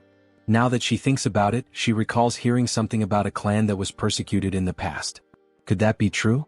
Yes, he is from that very clan that was mentioned. Now she will cooperate willingly and he will grant her power. Even if he's from a branch family, she has no reason to listen to him. Sorry, maybe I misunderstood, she says, then he grabs her mouth firmly. She has no choice but to obey and will do exactly as he commands. Then, holding a crystal in his hand, he pushes it into her, making her moan in pain, so much so that people near the house found it strange. Then back inside. She is in ecstasy. What is this sensation? It's overwhelming. The crystal is taking hold of her body and flooding her with more energy and power. And at the same time, it feels as if her master has changed. Now let's see if she can reveal everything she knows. Damn it, she can't disobey his command. The true blood that oversees this region of Thalaria is Lady Frisia. If she had to describe her defining trait without a doubt, it would be as a user of demonic eyes. Then we see a beautiful woman with very pale skin, blue eyes and slightly pointed ears reminiscent of an elf, sipping a cup of coffee. The butler then offers her another cup of tea and asks, "Lady Frisia, are you also enjoying the human world today?" Yes, it's always interesting to observe it. The way they struggle to live with such humble bodies. Then we see that they are well above the houses and buildings high up in the mountains. However, he has heard that the recent Protestant denomination is expanding its influence in Rafalashi. Don't worry. This kingdom already belongs to Brokaslak disguised as human nobility. A simple pressure on the kingdom will resolve this quickly. However, before she could finish her sentence, the butler's head is ripped off, and a jet of blood sprays out. Alright, so you are Frisia? Her expression changes now she begins to question. She has never seen this vampire's face before. He is a complete stranger. Pure blood. He doesn't seem to be of true blood. Meanwhile, Heinz savors the butler's blood. Let's assume he's from a branch bloodline. Humph, a humble branch blood like him dares to pick a fight without knowing his place. She makes a scornful face and takes a light breath. She's going to make him realize the mistake he just made, so she activates the demonic eye, which turns completely dark. However, the protagonist quickly repels the attack with ease. That's impossible. How did he dodge her demonic eye? He already knew how her ability worked, the fact that it doesn't work against him. She knows what that means, doesn't she? Now, who is the one that doesn't know their place? Oh, so he is a true blood after all. Attacking them right in the heart of Brokaslak territory, what is his goal? She asks angrily. His goal? Isn't that obvious? He says with a laugh. Everything you have in Brokaslak. He will be the one to take it all and become the new king of the vampires and the cities. She bursts into wild laughter, unable to believe what she just heard. I don't know if he's stupid or just bold. Alright, I get it loud and clear. But he should have one thing in mind, she is also of true blood. Then she awakens both of her eyes, increasing her speed. Even Heinz can't keep up with her and takes a punch to the stomach. Her hand is reinforced with magic and martial arts, making him spit out blood. He really thought his nonsense would work with skills so weak that he can't even dodge? She laughs as we see her arm massive and full of veins. This woman, is she a martial artist? What the hell? She's using her demonic eyes, so he thought she would rely on magic. This is so different from what he expected. Then she starts to summon the blood from her umbrella, using a blood strike toward the protagonist. It lands squarely on him. So, she's a physical fighter, huh? He's under pressure, spitting blood. Impressive, he can still stand. Let's see if he can block this too. Then she charges at him full force, wielding an umbrella. She even handles a sword with flawless technique. That umbrella wasn't just for show, huh? He tries to dodge the quick attacks. The dodges won't help him forever, especially since he's being injured little by little. Alright, this next blow will definitely crush him. It will leave him with nowhere to escape. Then she summons a sea of blood against the protagonist. Is this an AoE ability? If that's the case, he'll cut his way through this blood tsunami. However, something feels off. She's vanished from his sight. Where did she go? Then suddenly his vision distorts as if the angle has shifted. We see her appear, delivering an elbow strike that breaks Heinz's neck. He flies several meters from the impact of the vampire mommy's hit. Look at that arm. How annoying. So this is the end? We see Heinz's body on the ground, covered in blood, while she watches from above. But then he starts to get up and responds, "The end? What the hell are you talking about? Who said she gets to decide when it ends?" Then we see Heinz's head regenerating after the impact. For him, the fun is just beginning. He's perfectly fine as if nothing had happened. His neck was definitely broken. What happened? Injuries like that heal in an instant for him. He has something called hybrid evolution, she observes. This is insane. Aside from the master, she can count on one hand the number of people who have faced her attack head-on and survived. She's astonished. He admits it, she has some good talents and tricks. Of course she still has some flaws, but with those beautiful eyes. He thinks he could make her stronger than she is now if she followed his path. Have you ever thought about following me? What kind of nonsense are you saying? How dare you insult me, of all people? She will turn him into a pincushion so full of holes that he'll never get up again. However, before she could attack, her body stopped moving. What is this? We see a massive pentagram made on the floor with blood, layered with profane magic. If that's the case, then he has no choice.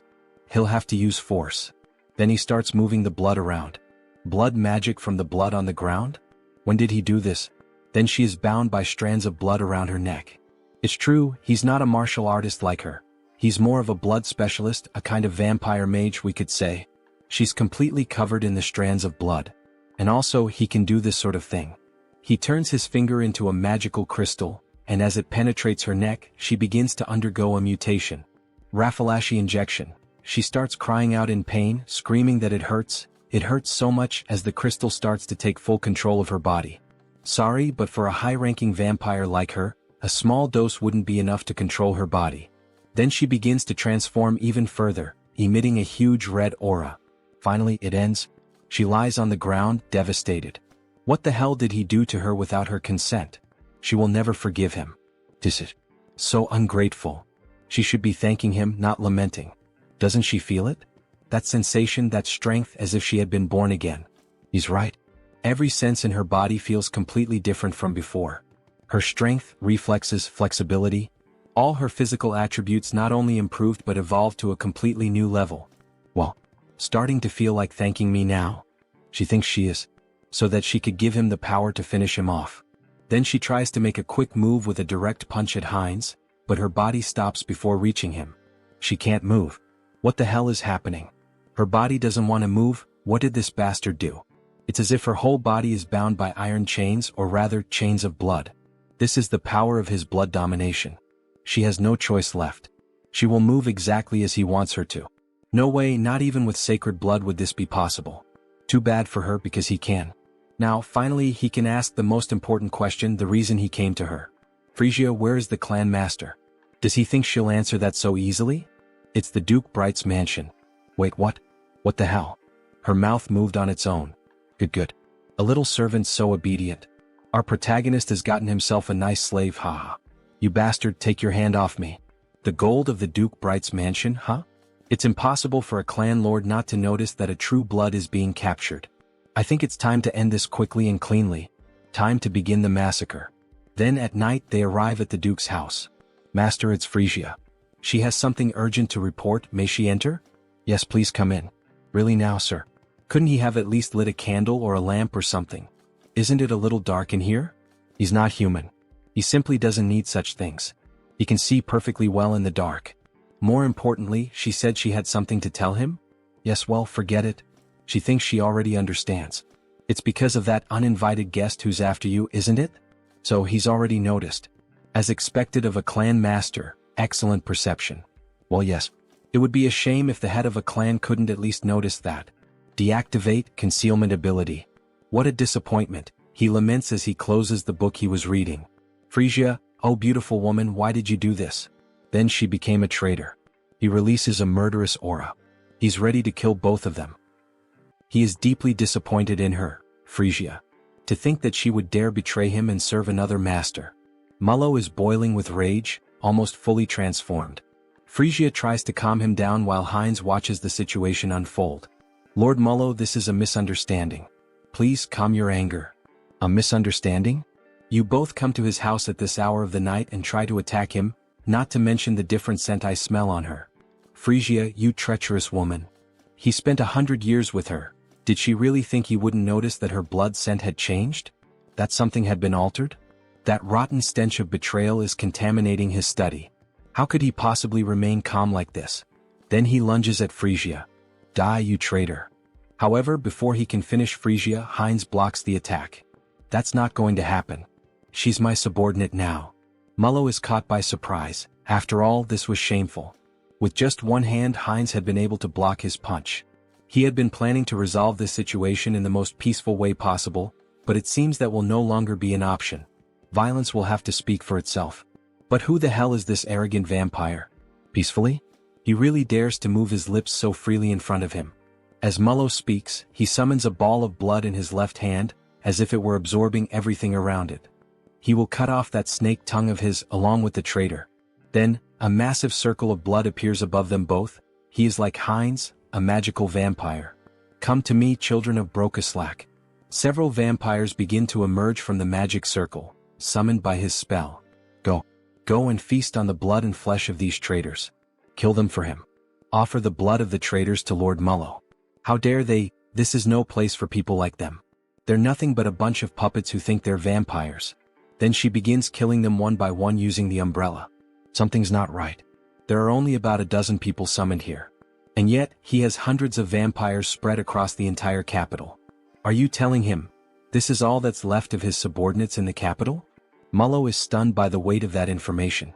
Meanwhile, Frisia continues slaughtering the weak vampires. Frisia, what the hell did she do in the capital? What happened to all of his subordinates there? Frisia remains silent. After all, she has a new master now. I'm sorry, Lord Mullo. And as a sign of respect, leaning on the umbrella, she informs him. Most of them are now subordinates of Lord Hines, to whom they have sworn eternal loyalty as their new lord. He doesn't understand. She's saying that his subordinates accepted a new bloodline so easily, without even trying to resist? That's no different from cannibalism within their own kind. With his hands hidden behind his back, he begins to cast a new spell. With both hands brought together, a black sphere made of blood starts to form. This will drive him insane if it continues like this. Is she really sure she wants to follow a man like that, one who will soon lose his mind? Well, all of this is only possible because Lord Hines is from a collateral bloodline of Brokeslack. He's from a collateral bloodline of Brokeslack? As if, don't be ridiculous. Did they really expect him to believe all this crap? As if he were stupid. Brokeslack, magical blood technique. Blood mist. Bear witness. He is visibly shaken by the fact that he's lost all of his subordinates in the capital. So this is the infamous barrier of a blood sorcerer representing Brokeslack. What is this pressure? Is this Mullo's domain? Feels like his head is being crushed and his body is twice as heavy as normal. It's far too early to be this surprised, Hines. No matter when or where, they will always answer the call of their master. Then, by sacrificing a bit of blood into the magical seal on the ground, a vampire wielding a scythe begins to emerge from beneath it. Serve your master, Obeyer. Ah, what a headache being woken up so suddenly. Then we see that it's actually just a vampire child holding a massive scythe in their hands. Why did you summon him so suddenly to this place, Lord? Even though he can see a lot of blood scattered across the floor along with some vampire corpses, what the hell is going on here? Why was a child summoned alone this time? Damn it, Obeyer is already realizing this is a complete mess. No time for chit-chat. Obeyer, kill those two bastards right now. Leave no trace of them behind, wipe out their very existence. Alright. Understood, just give him a moment. He's still waking up from the deep sleep he was in, but he quickly comes to and suddenly appears behind Frisia and Hines, both of whom are caught off guard by his sheer speed. So this is Obeyer, right? Hines had noticed how fast he was, so he must be some kind of pure-blood vampire assassin. Obeyer tries to strike Frisia first, but she dodges the sudden attack. However, he can't afford to be held up here, so he activates his ability, Acceleration. Now it's Hines who appears behind Obeyer, who is taken aback by his speed. Hines grabs him using a blood claw. What is this? A binding spell? How are you using blood magic inside the Lord's domain? Meanwhile, Hines charges toward Mullo, who is also caught off guard by his acceleration ability. However, Obeyer manages to break free from the claw and shouts, asking where the hell he thinks he's going. Their fight isn't over yet. He then quickly attempts to strike Hines again, but Hines narrowly manages to dodge the furious swing of the scythe. Holy shit, he was right in front of him. He could have killed Mullo if it weren't for that damn kid. Looks like he has no choice now, he'll have to deal with that bastard first. So he uses the acceleration ability again, and the two begin fighting all around the area. All that can be seen are flashes of light moving rapidly. Not even Mullo can clearly follow what's happening. Unbelievable. Obeyer's agility is simply the highest ever recorded, not just in Brokeslack, but compared to any vampire they've ever known. And even so, that other vampire is keeping up with his speed? Seriously, who the hell is that guy? In the heat of the moment, while the two were locked in combat, Frisia took the opportunity and attempted a surprise attack on Obeyer, which ends up being successful, allowing her to completely overpower Obeyer. That damn child, she never liked his irreverent attitude, not even back then. Now is a perfect moment to settle this. He shouldn't overstep his limits. Why doesn't he have some fun with her instead? She's dying to kill him with her own hands. Wait, something's wrong again. Even Frisia is managing to keep up with Obeyer's speed? That's not possible. After all, the Lord knew both of them perfectly and was aware of every trait his subordinates had. What the hell is going on here? And she's even taking down other subordinates on her own? Where the hell did she get that kind of power? Does he really think he has time to let his guard down? Heinz seizes the moment and launches a surprise attack from above. Mullo is caught off guard, but in truth all of this was part of his plan. After all, did Heinz really think he entered this barrier of his own free will? What foolishness. He'll never be able to dodge his attacks here. Then, forming symbols with his hands, he summons a powerful strike. But Heinz was laughing. Dodge. He never planned to do that in the first place. Then his arm is brutally torn off, yet he keeps advancing straight toward Lord Mullo. And finally he manages to press 3 fingers right into Mullo's chest. That bastard, he actually dared to sacrifice his own arm just to win this battle and get close to him. As if he knew how frugal he truly is. But Heinz's arm regenerates quickly. He wouldn't be foolish enough to actually lose a limb. What do you mean his arm regenerated instantly? Even among vampires, very few possess the ability to heal that quickly. Don't worry, Lord Mullo. He's not planning to kill him. Not planning to kill him? What's that supposed to mean? What the hell is he trying to do? What do you think? He's inheriting his lordship. Then he begins to drink the blood of the former lord. In the next scene we see a spiraling staircase that leads down to a coffin at the bottom. A fairly typical setting with 2 statues of guards standing watch. However, the coffin slowly begins to open, and we see a girl emerging from within. A beautiful vampire with long dark hair and ears resembling those of an elf. Her arms are held close together, and she wears an extremely elegant dress, with a crown of thorns resting on her head. She lets out a yawn but finally rises. She's so tired, she wishes she could sleep a little longer. We get a better look at the coffin, wide and large. But she thinks that can no longer be allowed. After all, something happened, something changed while she slept. Her gaze is shown, completely red and unlike anything seen before. This vampire clearly appears to be someone powerful. Something has happened to her son. It's time to act. Then back at Lord Mullo's castle, we see a commotion unfolding. Step forward. Don't move yet, stay still. We see him summoning more magical crystals. Raffalashi injection. Both Mullo and Frisia watched the process they had both gone through, but now it was time to do the same for the remaining subordinates. Those who have finished, step back, there's still much work to be done. Next. Finally it's over. He took an eternity to finish marking all the remaining subordinates. So this means all the subordinates in the capital have been accounted for? That's right. The rest can be summoned in order. It will be more efficient that way. What? Watch your tone, alright? Ahem, it will be more efficient. Heinz takes the opportunity to tease. As expected, having a clan lord nearby really does make things easier. This visibly irritates Mullo. His hypothesis about the marks was correct. Injecting a Raffalashi into a high-level vampire seemed too risky, so he forcibly drained their blood, which ended up lowering their level. And finally he extracted the Brocaslack, the source of their blood. It feels like just yesterday that he was bitten and accidentally became a vampire. And now, he's rising from the very bottom all the way to the top of the hierarchy. It really seems like a whole different world. Along the way he's gained numerous useful allies, ranging from simple vampires to ladies and lords. Hey Mullo. Yes.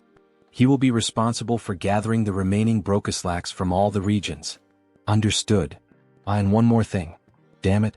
Alright, and now what else do you want him to do? Then Heinz begins to move the globe of the world map. He wants Mullo to start gathering information about the continent. Wait, information about the continent? Yes. He wants him to build his own intelligence network, or make a deal with an existing one. How he does it is entirely up to him. This is an important task, so he is counting on him to carry out this mission. As he leaves the room, Mullo seems restless and finally he asks. He heard from Frisia that he said he would unite all the vampires and become king. He has already proven his abilities well enough, Lord Heinz, so he will give him his full support. Good to hear that. So he is counting on him. As he exits the room, Heinz pauses for a moment and becomes thoughtful. Why the hell did he say something like that? About becoming the king of vampires? He probably just let it slip in the heat of the moment. Well, he thinks having more subordinates to command isn't such a bad thing. Lately, he's been saying a lot of these catchy phrases, whether with Hans or now with Heinz. The path of the vampire king? It might be time for him to start laying out a serious game plan. One where he dominates all the vampires and maybe even becomes the Holy Blood. Then, snapping back to reality, we see our protagonist excitedly fiddling with something. Yes. Almost perfect. Define the jawline sharply, shape the orbital bones so they curve upward nicely. Now that's just right. He was using the new customization option to modify Hans. After all, he is the immortal king, so this is the least he can do, to have a fearsome appearance. And let's be honest, my subscribers, doesn't this new design for Hans look amazing? What do you think? Comment on the video and take the chance to leave a like, as it really helps the channel keep posting this manhwa. Well, I finished customizing Hans, now let's focus on something else. Finally, it's done, right? The conquest of the Brokeslack Kingdom by the vampire Heinz, it's all coming to an end. Or at least, this is just the small beginning of what's to come.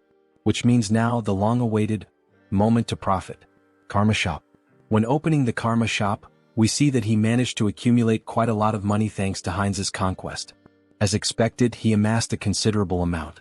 Well, normally taking control of an entire clan is something most people couldn't even dream of. What will he do if he upgrades this time? He's wondering. Then he presses the option, Upgrade Exclusive Skills. However, something strange happens this time. 2 system windows appear simultaneously. 2 status windows appeared? Does this mean he's receiving 2 updates this time? What? The usual increase in the number of avatars isn't here? Actually, another window showed up instead. Media selection. The avatar's potential will increase drastically. The entity's growth rate will become even faster. I can't believe it. This enchantment cost 900,000 in the Karma Shop, after several days of saving up his hard-earned money. This isn't right. Just as he was starting to enjoy collecting different races. What a shame. Then he analyzes the second update he received. What is this? Entity projection. Entity projection. It can be used once a day. It allows the user to project one of their avatars onto their own body. What did that say? Does this mean he can use the power of all the clones he's created so far directly with this body? Right? If you enjoyed this video, don't forget to give it a thumbs up, it really helps. And for more content like this, make sure to subscribe and hit the notification bell so you don't miss any updates. Let me know in the comments if you'd like to see another part. I'd love to hear your thoughts. See you next time. Bye-bye.